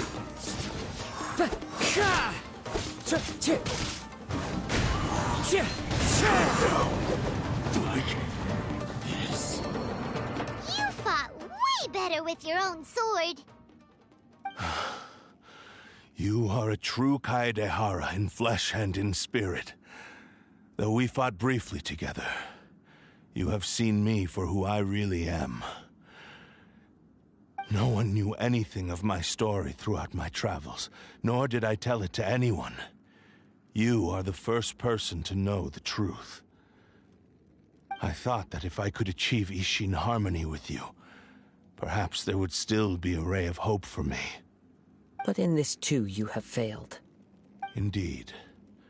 No matter how hard I tried, I could not attain that perfect harmony that your personal blade does with you. Too much time has passed. My physical state is poor, and without proper maintenance, I can only disguise my true appearance behind an outer sheen. Yours is the blade that took on the Muso no Hitotachi. And what a magnificent blade it is. Perhaps I shall never reach that level of glory. Actually, this is just a generic blade that I picked up during my travels in Liyue. What? Forging and maintenance are both important for a blade, but they are not everything. This blade has traveled the land with me for many years, and we have formed a close bond during that time. Plus, in the moment that I most needed it, I received aid from another power. Skill, blade, determination, and desire. All these must be aligned in the practice of Ishin art. There is something else I must tell you. Though your maker may not have been aware, your ability to possess your own consciousness derived from the power of the Tatarigami. Tatarigami is a malevolence from the ancient past. It is the source of your mania and savagery. Though you tried to cooperate with me while I was wielding you, the part of you driven by Tatarigami was constantly trying to seize control of my body. I sensed it, but I couldn't change it. It is an integral part of my consciousness. I resisted its temptations because I wanted to save Amenoma Yuya. But I do not know whether you yourself have any intention of trying to fight it. I feel a great sense of regret for you. Since you embarked on a journey bound for a destination you were destined never to reach. The moment you embarked on this journey, you lost the only person who could have ever unleashed your true potential. And yet there was no way for you to turn your back on his ambition. You have known this for a long time. It is the true source of your despair. He gave me everything. My life, my form, my consciousness, and purpose. How could I possibly deny him his wish? I said to him, "Do not worry. From here on, I shall forge your legacy." How could I go back on my word? Aww. I believe our bet is now settled. I have nothing further to say. Where are you going, Kazuha? He now has neither the ability nor the motivation to cause further harm. Let's give him some time to reflect on things.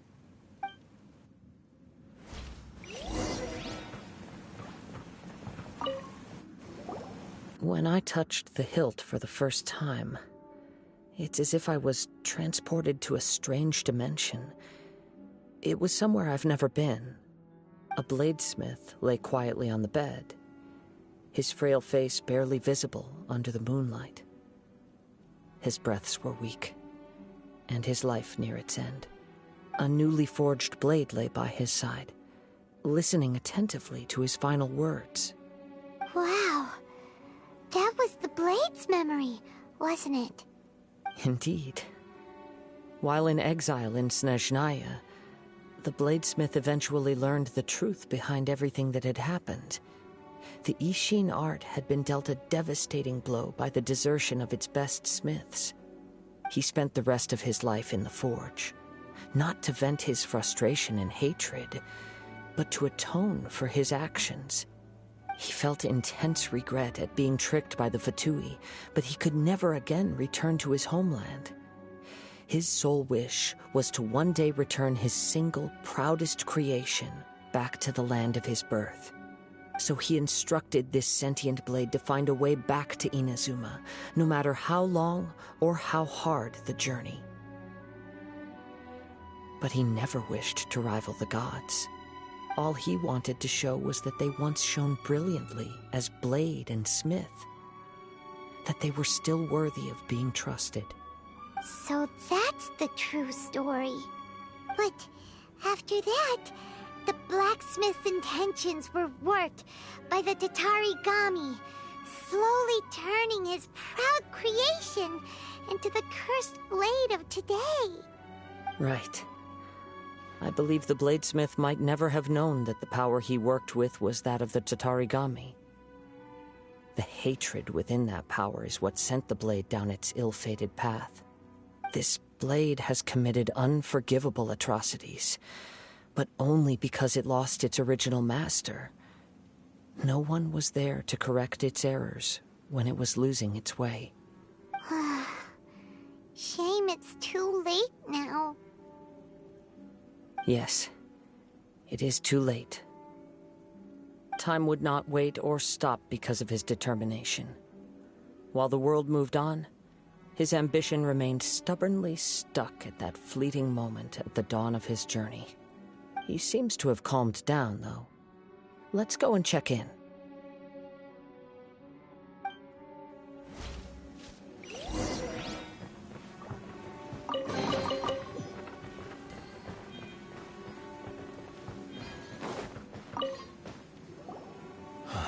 When I look back at the past, I can remember the day of my forging like it was just yesterday.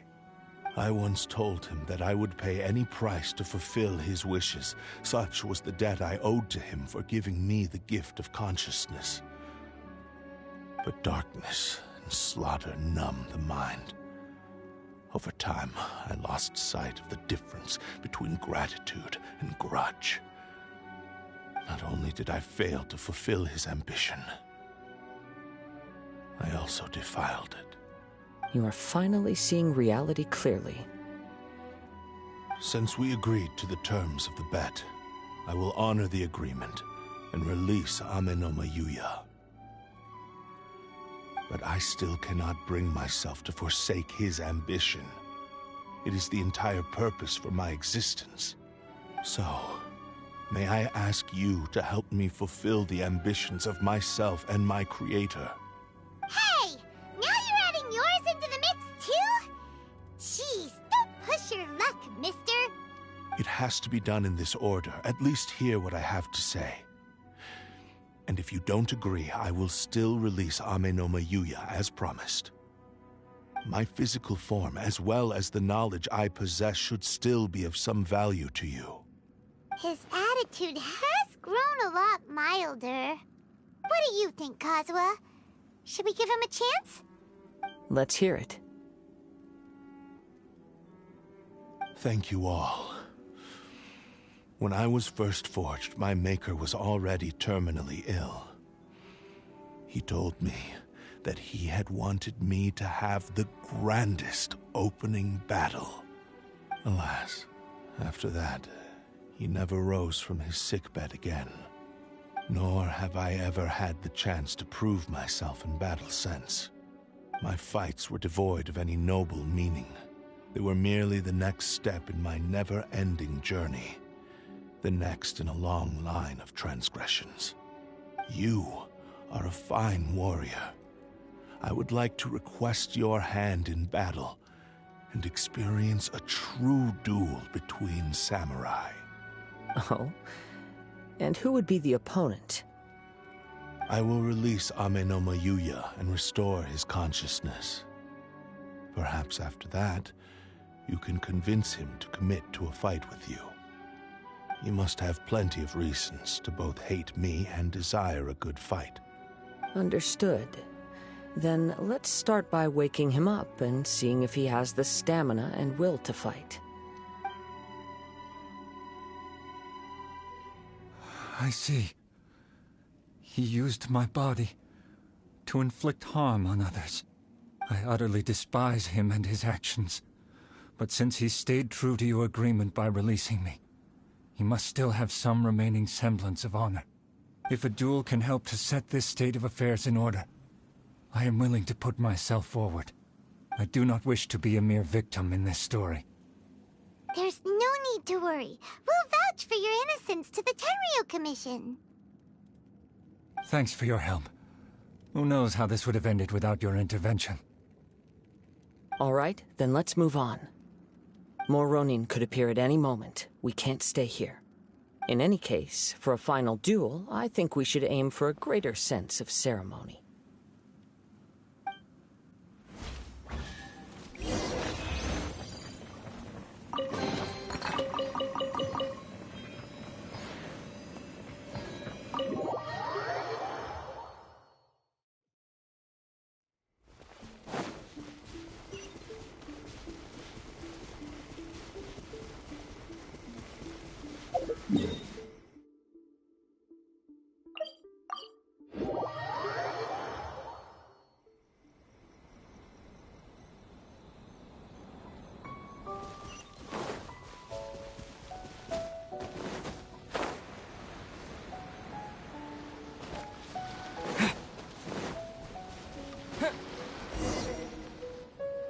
This reminds Paimon a bit of the Crux Clash. Yep, we still can't let our guard down. Even now, Paimon has a sneaking suspicion that Blade hasn't told us everything. Still, even if he's way past the point of redemption, it's hard not to feel a teensy bit sorry for him. Are you ready? Ready? Okay. All right then. Successor of Ishin Art, Kaedahara Kazuha. Successor of Amenoma Art, Amenoma Yuya. Honored to cross blades with you. It is my honor also.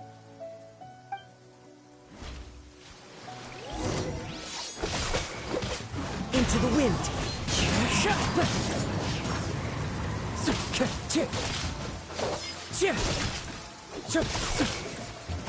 One with nature.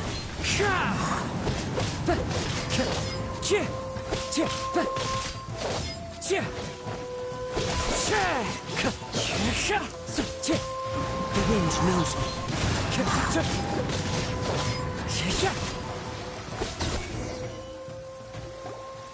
Thank you for the experience. Although he appears battered and broken, in your hands it seems he's regained a glimmer of brilliance. His sense of savage cruelty has completely faded away.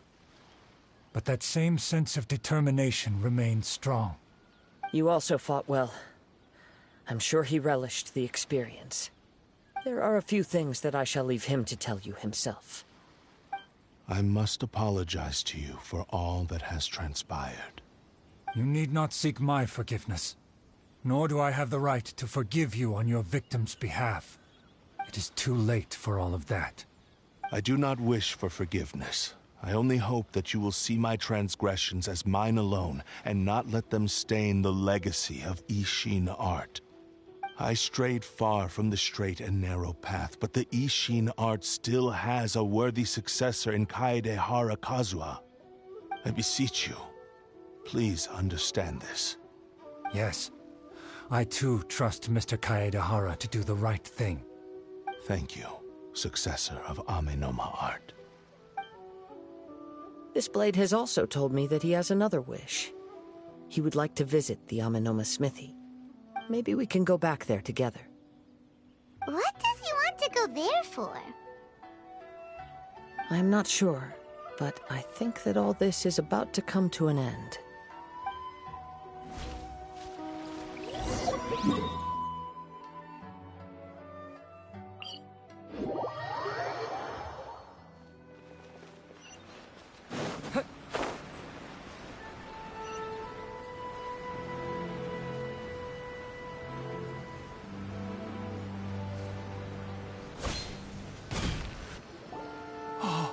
It's Yuya! You have returned! I am sorry to have troubled you. It's all thanks to them that I was able to return safely.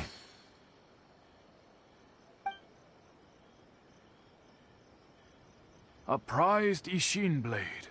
Turned weapon that controls the human mind. Considering their forging philosophy, this was indeed within the realm of possibility. This is a great pity. But I have some good news as well. Ryuji, from the Bonton Sango Detective Agency, tells me that they've found the missing Mr. Nagato. Really? Is he okay? Yes. Badly wounded, but he will live.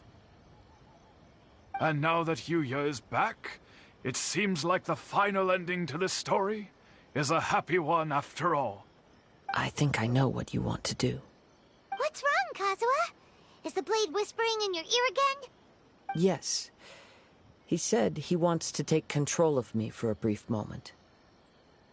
What? No way! Hasn't it learned its lesson? He tells me that he's thought of another way to fulfill his maker's wish. And he assures me that he won't use my body for anything nefarious. I have decided to let him do it. Thank you. I will explain my reasons later. Okay. I am ready. Let us begin. Please, stay true to your promise.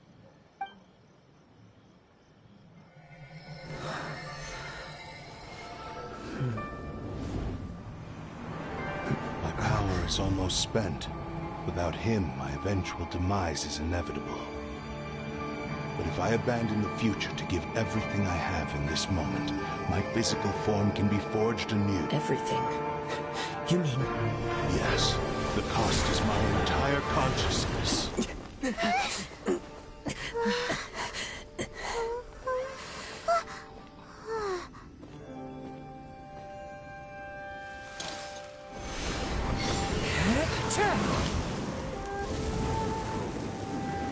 You were right. There's nothing that I can accomplish now. But there's still a chance for Ishin art. Once remade, I will be a valuable resource for your studies. Ishin lives on, and its finest hour is yet to come.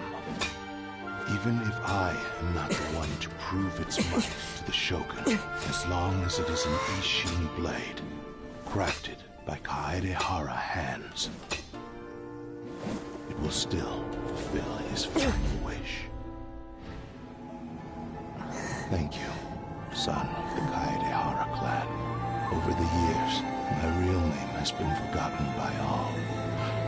I'm ashamed to utter it, yet it remains strong in my mind. Kagotsurube Ishin. This name is now yours to keep. Rest in peace.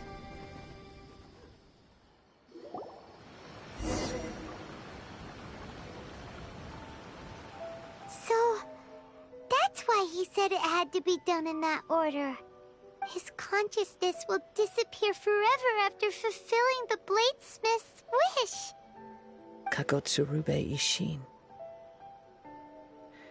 It was the first time I ever heard his name.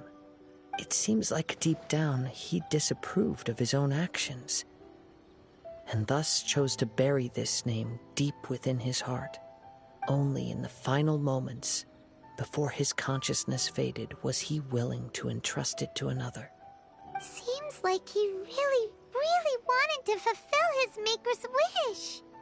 The same fervent ambition that gave him the motivation to keep going forward also fueled the stubborn determination that blinded him to the path ahead. Speaking for myself, I'd rather see him recognize and atone for his mistakes than see him punished for them.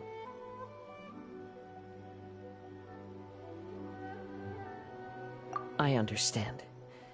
Perhaps this is a flaw in my personality. I've always been captivated by grand aspirations. Hearing his wish to rival the divine light touched something inside of me, just as the sight of those who fought to repeal the Vision Hunt decree did. Your quest to face the gods and trace your sibling inspires me in the same way. After everything I've seen, perhaps these pursuits fascinate me a little more than they should. Oh, Kazuha. I will continue to support you from this point on. Know that you will have my assistance whenever you need it. Wait, shouldn't we also go update Kujo Kamaji? Oh, you're right. We need to tell him about the findings of our investigation. And it's also time to give him a response to the offer he made me.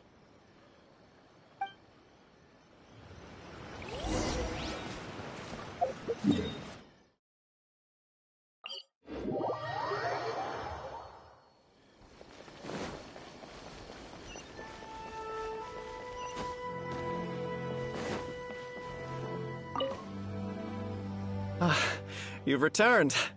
I hear that the issue has been resolved. Though this was a treacherous investigation indeed, we're most fortunate that no lives were lost. The Tenryou Commission has already attended to the danger at the warehouse. The investigation into Amanoma Yuya should conclude soon. I do not believe he will be charged with any crime. Wow, you sure kept your ear to the ground. Then we needn't recount all the details again. Now, as to your earlier offer, I wish to give you my answer. Please take a look at this blade. What's this? Kagotsurube Ishin, a weapon crafted using a long-lost blade forging art of the Kaedehara clan. By means of a series of fortuitous events, I was able to recover and restore him. I also promised him that I will continue to study and pass on the secrets of Ishin art. And so, it looks like I will likely continue with my journey across the nations, learning more about this blade as I go. I see. I understand. The Kaedehara clan has always been a family of bladesmiths, so it is only proper for me to continue on this path. Were I to accept your goodwill, I may find myself embroiled in conflicts between the shogunate and Sangonomiya. That would not suit me. You misunderstand. That was most certainly not our intent. I am aware, but I still desire to continue walking my own path. Very well. I can understand. Then let's pretend this offer was never raised. However, if you should ever change your mind or find yourself in need of the Shogunate's assistance, please do not hesitate to inform me. Great. Thank you for your generosity. Where will you travel to next, Kazuha?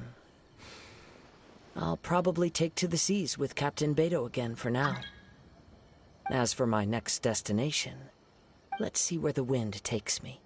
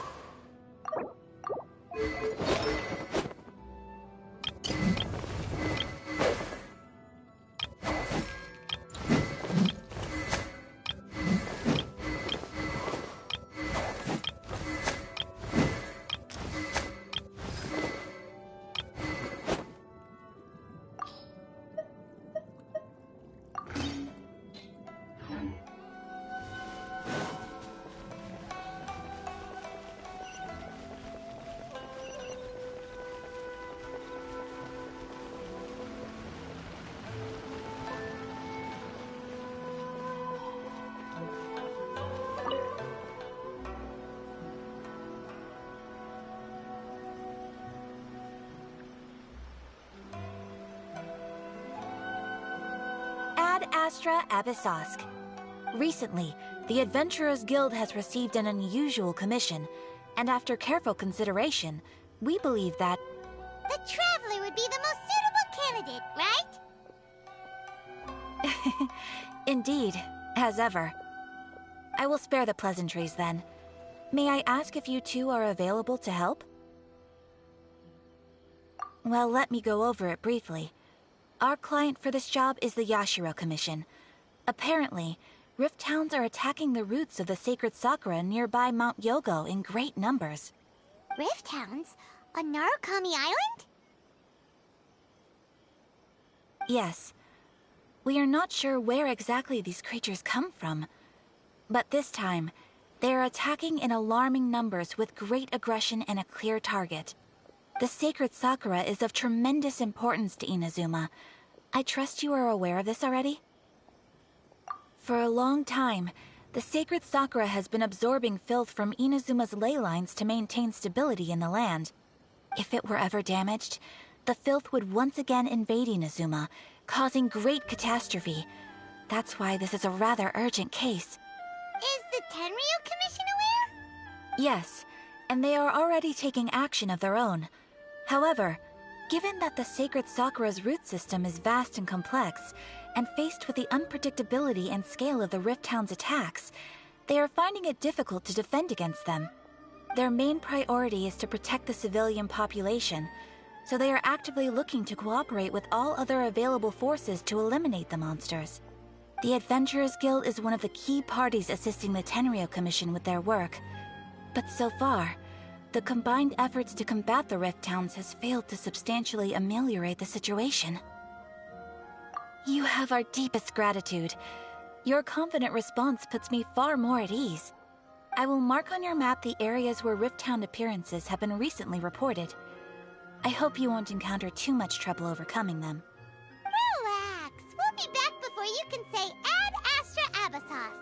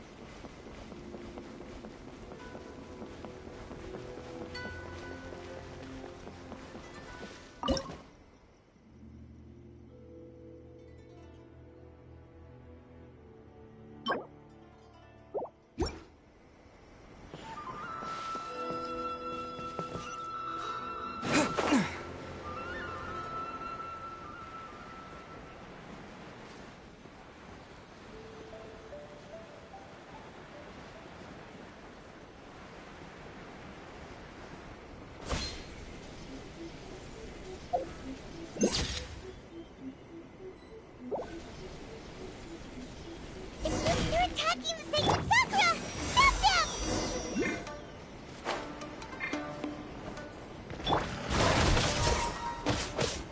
Scatter! Time for retribution! Propagate! Yeah. Germinate! Yeah.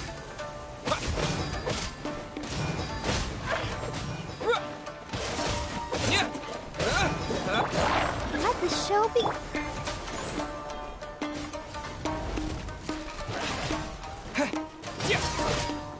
Scatter!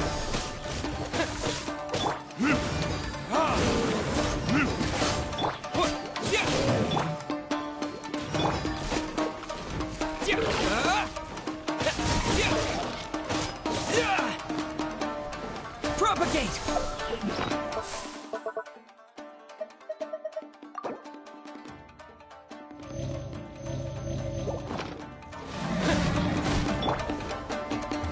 Verdict is...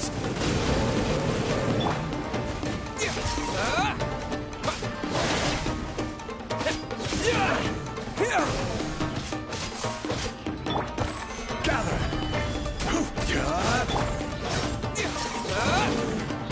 Order guide you.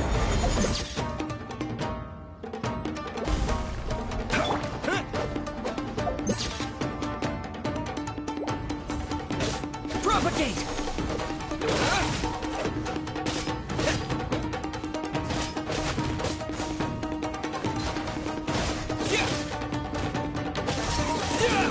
Wow, there are so many of them! No wonder the Tenryou Commission needed help! Come on, Traveler, you can take them!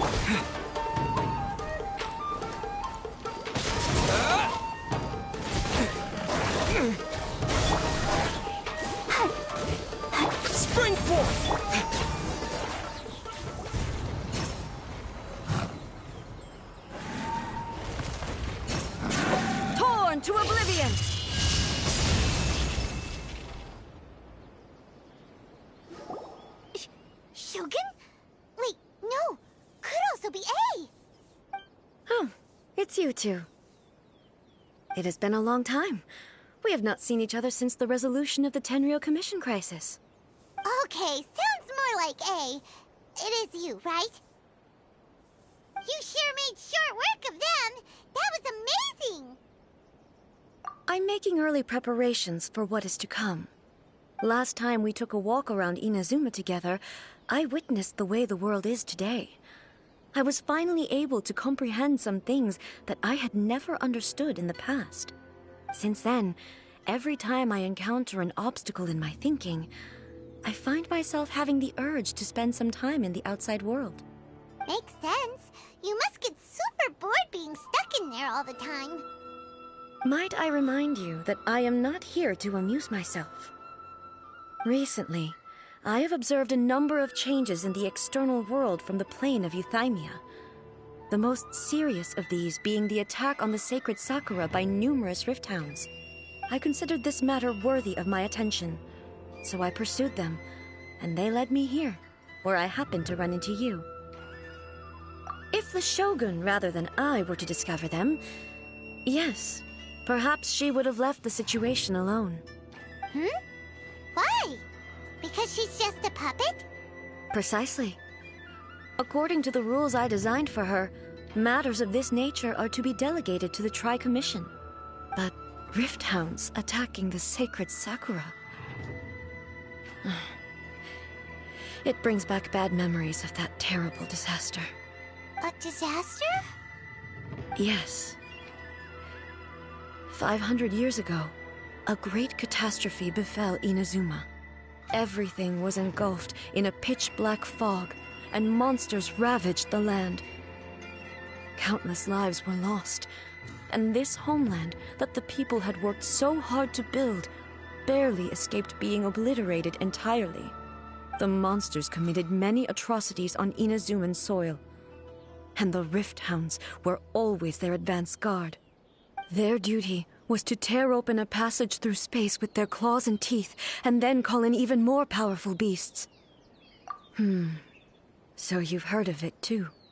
That's an episode of history that I am loath to recall. Maybe to you, it seems like my response to these creatures was an excessive one. But an excess of caution is not unwarranted in this case. Guess you can't argue with that. Since we are both here for the same reason, let us work together. From the traces they've left in the surrounding area, there should be many more monsters nearby. Paimon feels so safe when we're in Ace company. Having someone uber powerful on your team kinda makes you feel invincible, doesn't it? Oh yeah, after we've dealt with the monsters, we should ask her to tell us more about Conria. This color! It's similar to the color when the sacred Sakura takes damage. Let's follow it. It should be this way.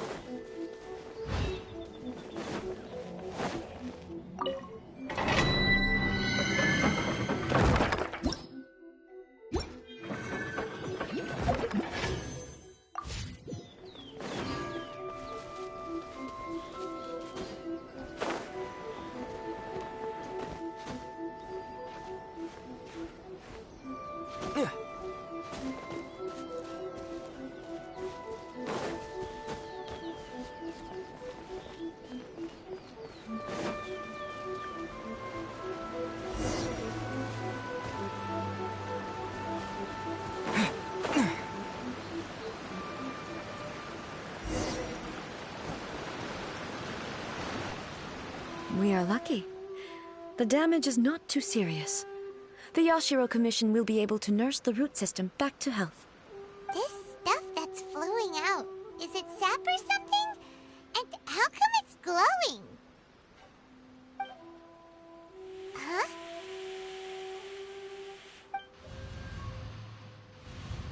What's this? Could they be dead people? It wouldn't be the first time we'd seen ghosts on our journey. But why would they appear here? Let's search the area. Perhaps we will find out. I can't go on like this. Not when the other troops are counting on me. What happened here? Could you tell us? Who are you? What are you doing here? Run quick while you still can. The monsters will be back. And once you're in their sights, I'm telling you there's no escaping them. We will defend Inazuma until our dying breath. You don't know? Inazuma is engulfed in darkness. Beasts and horrifying monsters are everywhere. They're merciless, ferocious, and they will devour everything in their path. Every last trace of humanity's existence, I tell you. They'll devour it all. But look, none of that seems to be going on around here. Not right now, but they'll be back. Look, get out of here. Now, there's no time left. The almighty Shogun is gone. So is Kitsune Saigu. There is no one left to rely on but ourselves. I don't know how long we can hold out for. But if we abandon our hope, then we've got nothing left at all. Don't worry, I'm right here. It's the Shogun? You're back. Please, we beg you. You have to help us. You have to save Inazuma. Only the glow of your supreme lightning can dispel this terrible darkness. Please, or the whole of Inazuma will be reduced to a hunting ground for the beasts. Calm down. The war you speak of is over. Over? But what do you mean? Shogun? Look around you. The grass grows green and lush, and a soft breeze blows. This is Inazuma at peace, as you will no doubt remember. There are no monsters, nor is there anything else here that could threaten your life. What? But how? Just moments ago, they were everywhere. I saw them tear my comrade to shreds with my own eyes. Hey, calm down. Everything's fine now. Huh. I think I understand. Almighty Shogun, you saved Inazuma. Yes, we were right to place our trust in the Almighty Shogun. As long as the Shogun is with us, Inazuma will last for an eternity. Thank you, Your Excellency. Thank you, thank you. What's wrong with him? He's gone. Paimon can't even begin to understand what that was all about. But somehow, Paimon feels all sad and hopeless. If I am not mistaken, what we just saw was a samurai's memory that was buried in the land. The sacred sakura can absorb and purify the filth in the ley lines.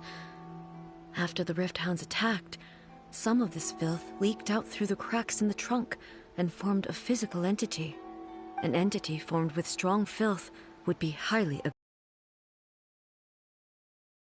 It presents in the form of a memory. Purified filth quickly dissipates and will be absorbed by the ley lines shortly afterwards. In other words, it cannot exist for too long. So the memories of the ones that died are all appearing at this moment? Yes. That soldier was one of the many thousands who made the ultimate sacrifice. What he was describing just now was precisely the disaster that happened in Inazuma 500 years ago. Yes, Inazuma was facing many great crises at that time. Some were local in origin, while others came from the now fallen kingdom of Kanria. The disaster in Inazuma caused me great concern. I felt that I had to step in before it was too late, otherwise it would spread to all of Tevat. But my friend, Kitsune Saiku, reassured me that I had nothing to worry about. She would shoulder the responsibility of protecting Inazuma and mobilize all forces at her disposal to combat the threat. I could tell that, although neither of us acknowledged it, we both knew that the road ahead would likely end in tragedy.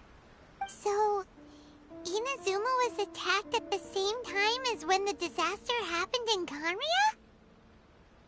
Indeed. Countless monsters suddenly appeared throughout all of Inazuma. In the end, Kitsune Saigu sacrificed her life to protect the people. I never had the chance to see her one last time. But I would like to believe that she kept her promise to me until the very last. But even then, Inazuma was left more devastated than we could have ever imagined. Those terrible tragedies left great wounds that are still felt to this day, both on the land itself and in my heart. Hey? Yes. For the longest time, I couldn't bring myself to face the pain of that loss. All my martial might was in vain. Though I could conquer Tatarigami and vanquish monsters, I was helpless against the ravages of time, powerless to keep the ones I cherished alive.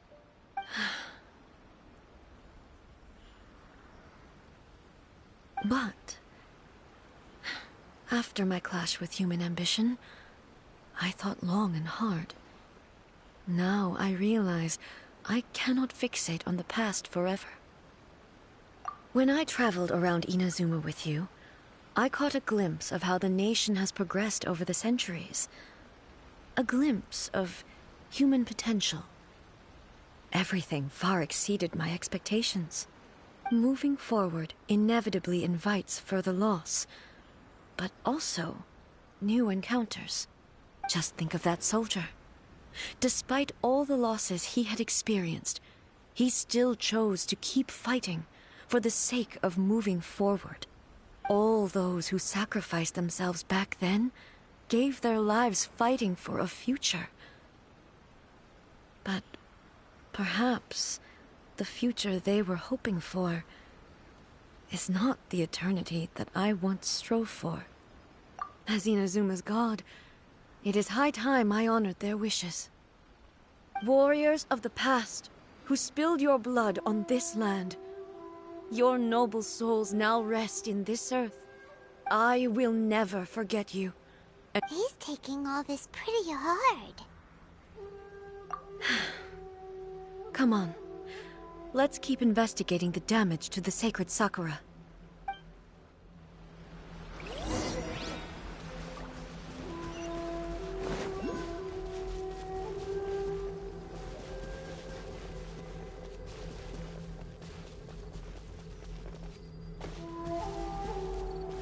Unexpected, there are a load of rift hounds here too! Leave them to me.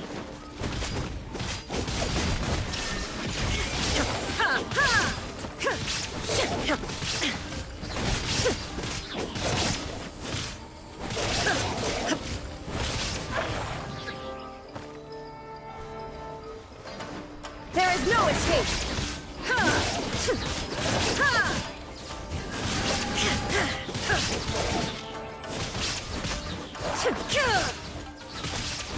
Shine down!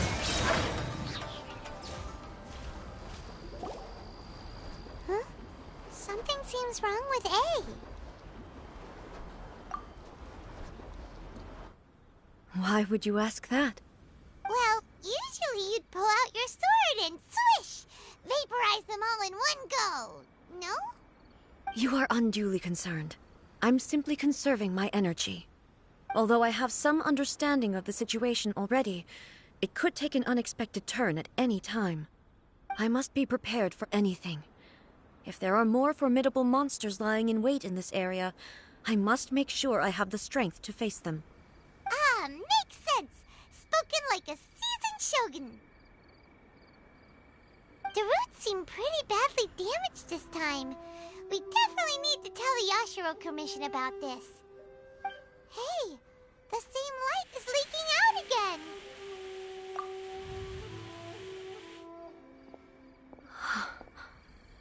Furuyama? Is that you?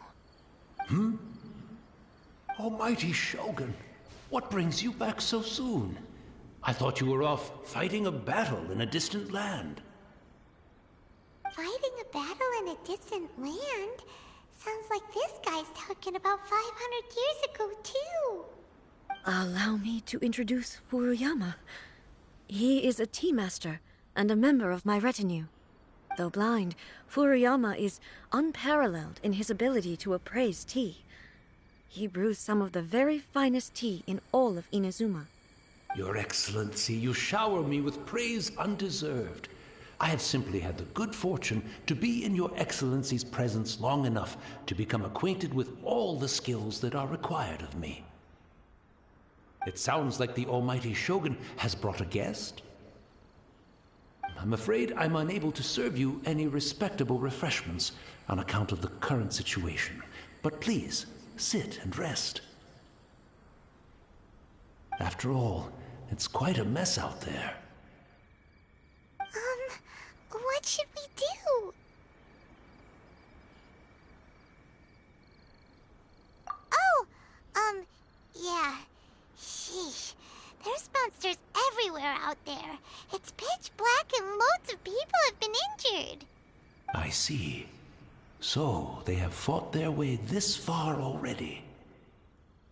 Most of the residents in this neighborhood have already escaped. They wanted to take me with them, but it seemed rather pointless to me. So, I decided to stay.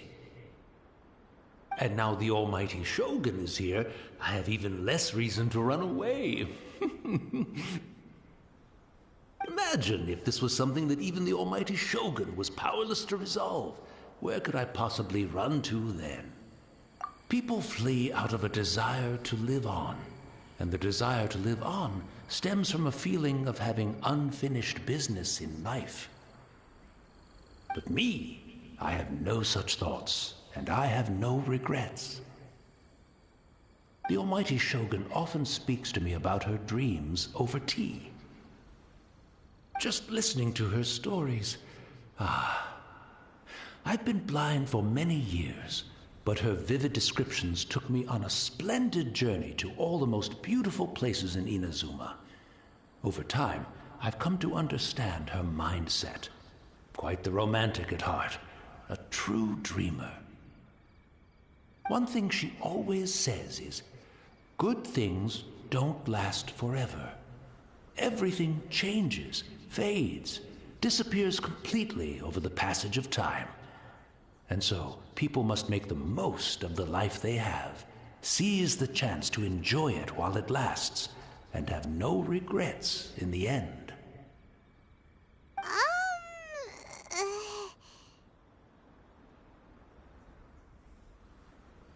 So you see, as bleak as things may be now, I have experienced countless wonderful things in life, and have no reason not to be satisfied. Perhaps you are right. It won't be long now before I have to say goodbye to the Almighty Shogun for the last time. What a pity. I'll never get to see what Inazuma looks like after the Almighty Shogun rebuilds it anew. But I suppose it doesn't matter. Everyone says that Inazuma has turned dark now, but to me, it went dark a long time ago. Once this catastrophe is over, life is sure to spring forth anew. But even if I survived until then, I'd probably be a hopelessly befuddled old so-and-so by then. So, never mind, eh?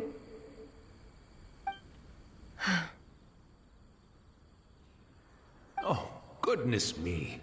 Speaking of befuddled, look at me rambling away to my heart's content and forgetting to serve the tea. The almighty Shogun comes to visit and I don't have the tea ready. A truly egregious loss of decorum. One moment, I'll just...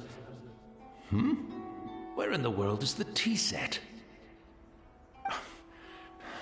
I hope the others didn't smash it to smithereens in their hasty departure. Can't see a tea set anywhere around here. Really? But it's always been right by my side. Goodness gracious, what a fool I'm making of myself. I couldn't possibly have my guests fetch it themselves. That would be most discourteous indeed. Don't worry about it. Take a rest. We'll be back right away. Almighty Shogun, you're not going too, are you? No, no, no. Your humble servant implores you, not with the war raging outside. This place is complicated. It's quite unlike the tea house in your memories. Leave it to us. But I can't decide whether it's a final regret or a final stroke of good fortune. Where should we go to find a tea set? Having a cup of tea isn't exactly the most urgent thing to do right now, but at the same time, this lovely old man from 500 years ago has been through so much, and it makes Paimon so sad. I'm also feeling very nostalgic for his tea.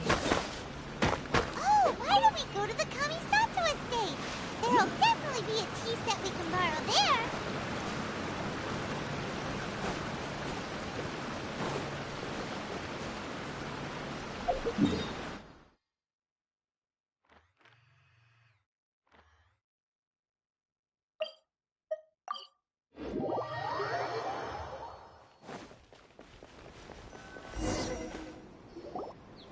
It's the Traveler. And the almighty Shogun. How might I be of assistance, Your Excellency? I wish to borrow a tea set from the Yashiro Commission. Oh, sure. I'll fetch that for you right away. Please step into the courtyard and have a rest, almighty Shogun. Oh, and I'll inform my lord about your visit immediately. Ah, and the tea set. I'll bring that here as soon as it's ready. Be at ease. I'm not here to see Commissioner Kamisato. Actually, I'd prefer to spend this time chatting with the Traveler. Please, fetch the tea set at your convenience. No. I am your humble servant. I daren't think of my own convenience when the almighty Shogun graces me with her presence. I'll deal with it right away. Well, it's not often we have the chance to chat. I'm sure you must have a lot of questions. Right. Paimon wanted to ask that too.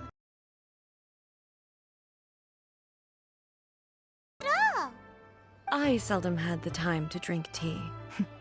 Any free time I had was spent practicing martial arts. So, in the vast majority of cases, the one he made tea for was the former Electro Archon, who was also my sister, Raiden Makoto. He may well have had an inkling about there being two Raiden Shoguns, but he always acted as if he was completely unaware of it. The philosophy of life that he shared with us just now, that was Makoto's view on reality. She always saw things that way. You and Makoto had pretty different views, huh? Indeed we did. It was the biggest difference between us. In her eyes, the most precious things in this world were dreams. The yearning for a better future held by living beings. They are similar, but not identical. When you came charging into the plane of Euthymia, I saw human aspirations light up the sky far above in the form of countless stars. This somewhat shook me. Now, it seems like she was right, while I took the wayward path. Wow. There sure was a lot going on beneath the surface. Makoto saw a bigger picture than I did. In her view, a dream is more imaginary, more abstract than an ambition. An ambition is a yearning for something material, or a concrete outcome. It is finite in nature, and will be replaced by a new ambition in due course. Makoto was more concerned with the force that drives humans to constantly generate new ambitions in the first place.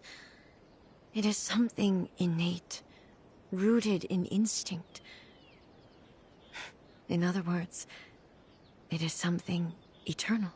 That's, quite a lot to take in. To put it simply, Makoto wasn't concerned about outcomes. I didn't understand at the time. How can we say that we are maintaining eternity when things are constantly moving forward and evolving? I suppose what it comes down to is the definition of eternity she set out with. Yes, it does. I always thought that she must have grasped some elusive, arcane wisdom to arrive at the conclusions she did. But in the last analysis, Makoto's philosophy was, on the surface at least, an elegantly simple one. Notwithstanding that it was also the more prudent choice, based on a more mature, far-sighted outlook. Do you feel you're starting to understand her better now? You have already witnessed my previous views on eternity. But now, I no longer cling to what was lost. I suppose that means our differences have been reconciled. Almighty Shogun! I found a tea set. This one in particular should be fit for your Excellency's use. It's quite beautiful. You are too kind. A humble servant such as I does not deserve the gratitude of the Almighty Shogun. It's all good, sir. She's actually pretty chill. Let us return. We ought not keep Furuyama waiting too long.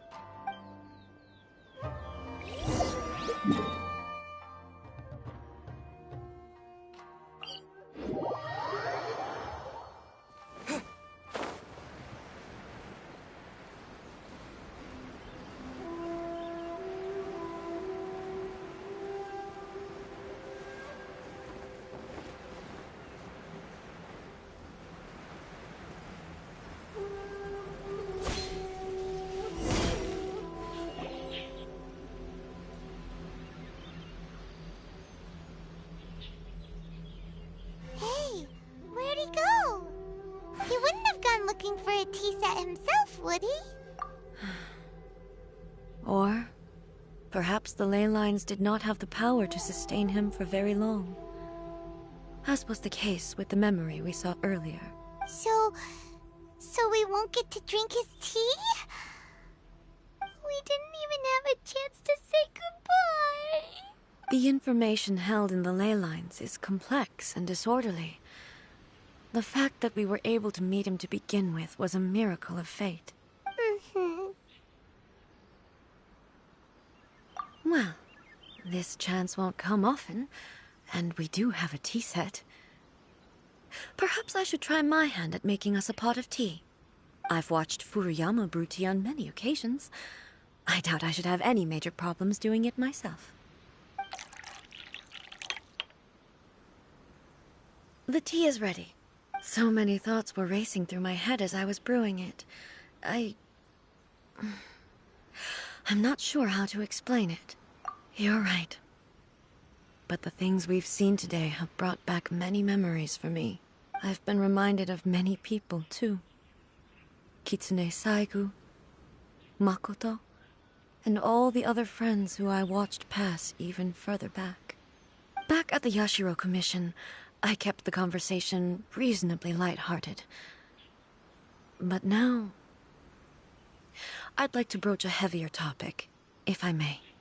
The events of 500 years ago not only robbed me of my friend, Kitsune Saigu, they also took Makoto away from me, for good. She died in that disaster too? Yes. She went to Conria alone, without telling me. Unlike me, Makoto was no martial artist. Whenever similar crises had arisen in the past, I was always the one to face them in her stead. But this time, the circumstances were so grave that Makoto had no choice but to leave me behind. Or perhaps it was more that she went ahead of me, put herself in front of me, so that I would remain hidden. In any case, by the time I realized what was happening, yes, it was too late. I arrived only in time to hear her dying breath.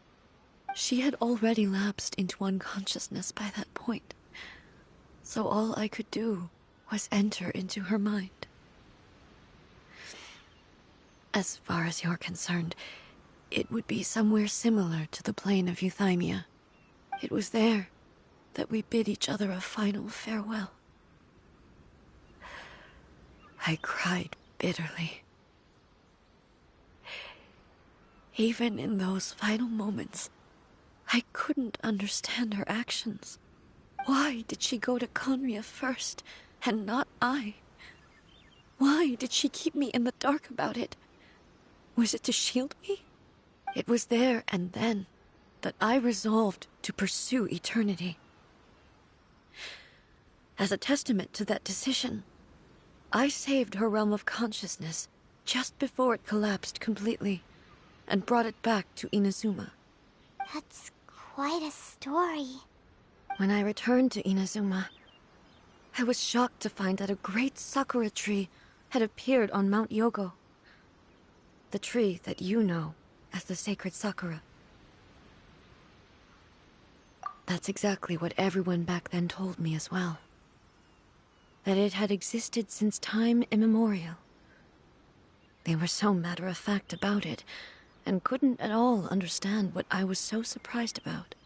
No one questioned it, and yet its presence contrasted so starkly with the area as I remembered it. It seemed as if I was the only one to have noticed it appear suddenly out of thin air. In the end, I simply had to accept that it was a miraculous effect of Makoto's consciousness. With the help of the sacred Sakura's power, I was finally able to overcome the monsters and quell the disaster in Inazuma. This is all really hard to understand. Kinda beyond Paimon's level. Yes. She had such a great love for this land, and for its people. In this respect, I still do not compare to her. I once told myself that I would never speak of these events again. Facing the fact that she is gone is unbearably painful. But even the tea that is most bitter to the tongue, once swallowed, leaves some sweetness in the throat. And it's time I came to terms with it all. Oh, while we're on the topic, since you experienced that battle in person... Sister? I had heard that you were looking for your family. You mean to say that she was somehow involved in the Conria disaster? Based on what we've learned so far, it seems so, yeah. I'm sorry. I wasn't there for the whole thing. By the time I arrived, the worst of the fighting was already over. And also, my mind was consumed entirely with the plight of Inazuma, and the fate of those closest to me. So, I am afraid I can't help you. Oh, well, that's a shame. But it can't be helped, I guess. Boy, both of you have experienced great tragedy. With this last cup of tea, let us honor the Tea Master's memory. Thank you, Destiny, for giving us the chance to meet again. We should go. Let's keep following the traces. Very well. Based on my investigation so far, I believe this next pack of monsters should be the last.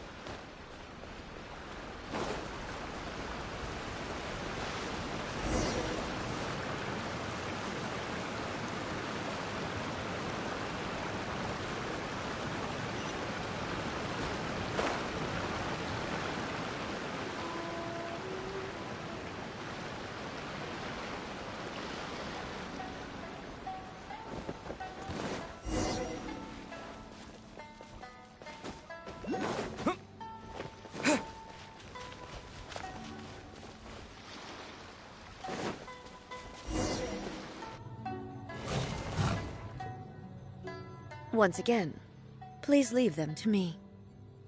Hey! Are you sure you're all right? You're scaring us! Fear not. Fighting is what I do best. Illusion shattered! Ha! Ha!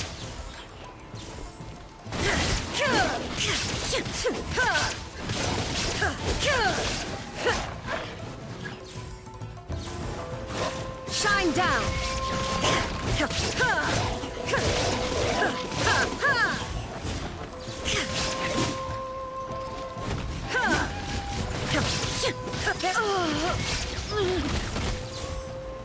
Are you alright?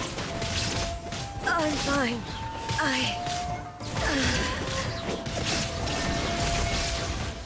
Illusion shattered! Torn to oblivion!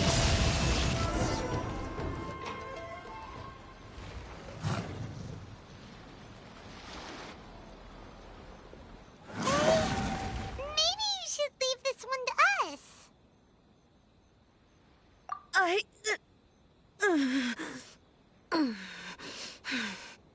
My apologies. Don't worry about it. Just take a breather and get your strength back. We'll deal with the monsters. Look, that's the same light again. Where am I? Who are you? Almighty Shogun, you're here too! Are you injured, Your Excellency?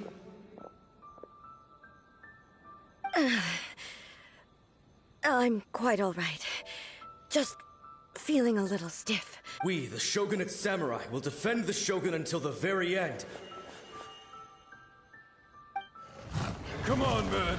They're coming back for more! Let's get them! Don't! It's too dangerous. Danger is our duty, ma'am. If we were the kinds to shy away from danger, we never would have taken up arms to begin with. No need to worry, Almighty Shogun. When the situation looks bleak, we will draw on the power granted to us by the gods. Is that a vision? It certainly is. I know the gods are omnipotent, and their willingness to grant their power to humans means they have high expectations for us. If the Almighty Shogun is in trouble, now of all times is the moment for us to honor that. So that's how samurai of that era understood visions, huh? Nobody knew where Your Excellency had gone, and we were starting to despair. But now we've found you. You're right here with us. Just the sight of you appearing before us once more has reignited the hope in our hearts. This hope is the light that will guide us out from the darkness. Everyone, on me!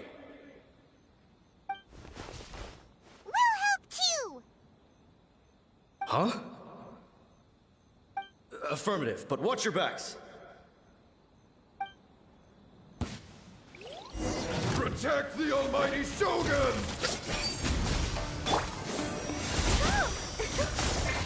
I'll protect them. Time for retribution! This is order. Yeah.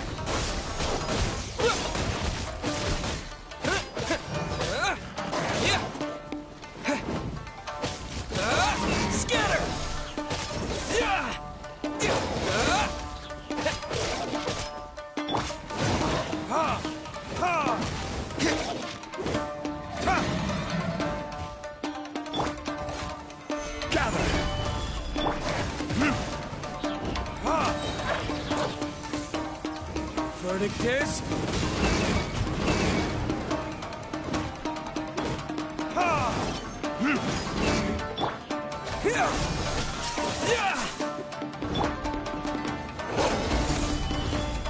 Let the show begin.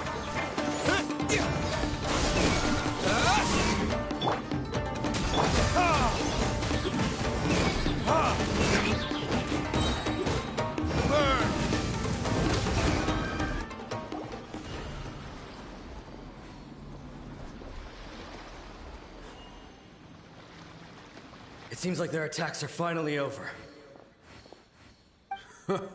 I've never fought so fiercely before. Thank you all. Are you okay? Maybe you should keep resting. I'm fine. You fought phenomenally. It was truly awe-inspiring. The monsters will definitely come back. And when they do, it'll be more than a few Rift Hounds this time. Quickly, escort Her Excellency back to Inazuma City, and regroup with the General's forces as soon as possible. When everyone sees the almighty Shogun safely returning, their spirits will be lifted. Well, what are you guys gonna do? We will stay here and guard against the monsters' advance. We cannot afford to let them get any further. We are brothers in arms. As long as we stick together, we can face any number of monsters that come our way.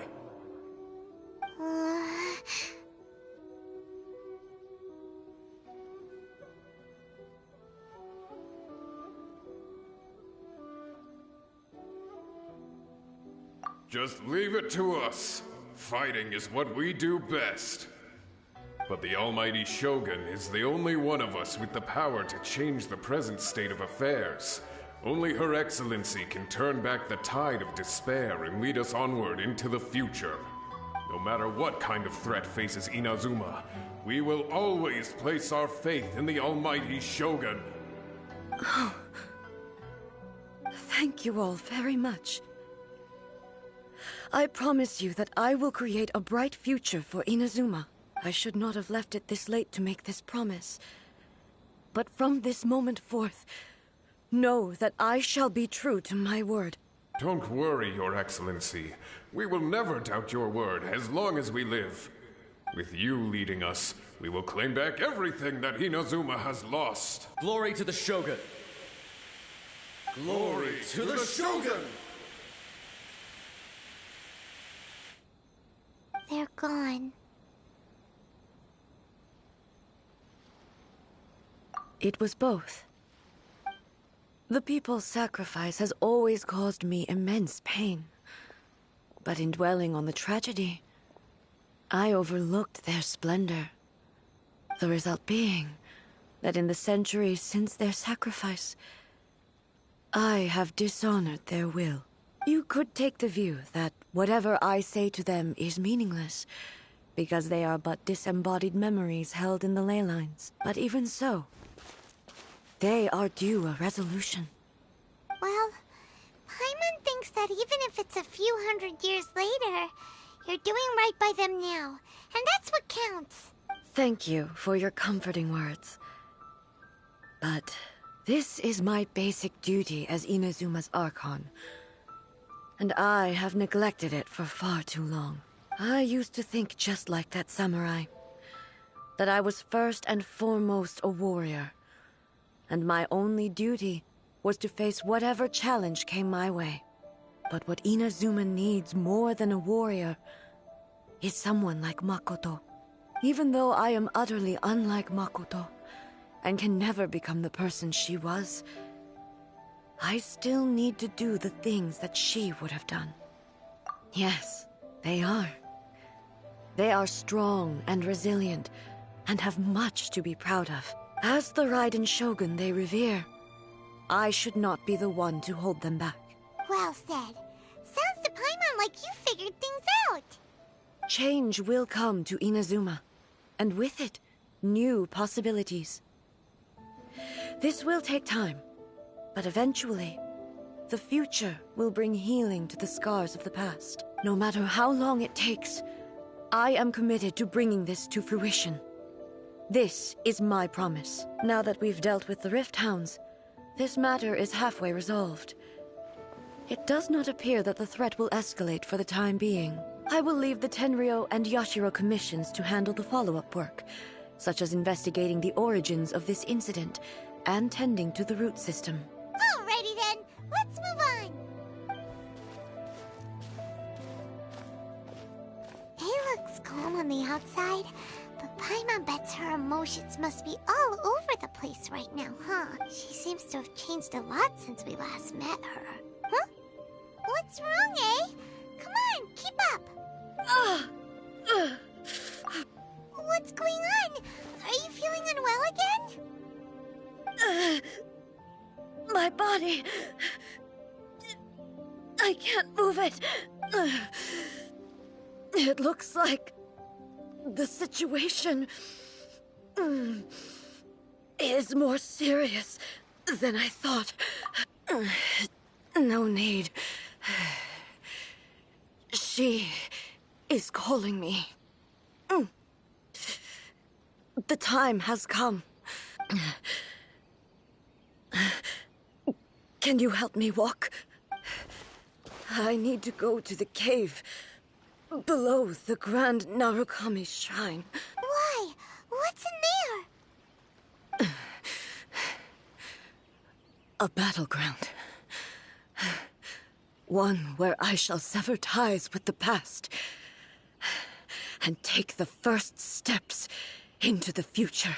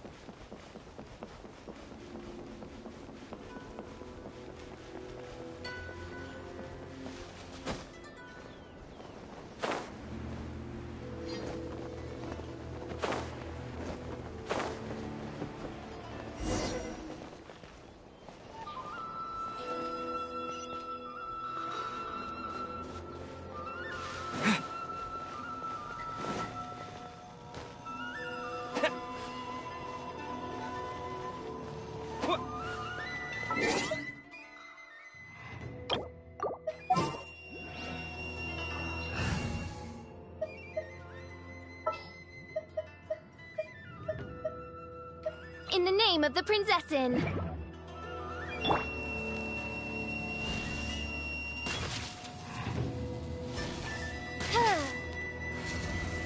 No rest for the wicked.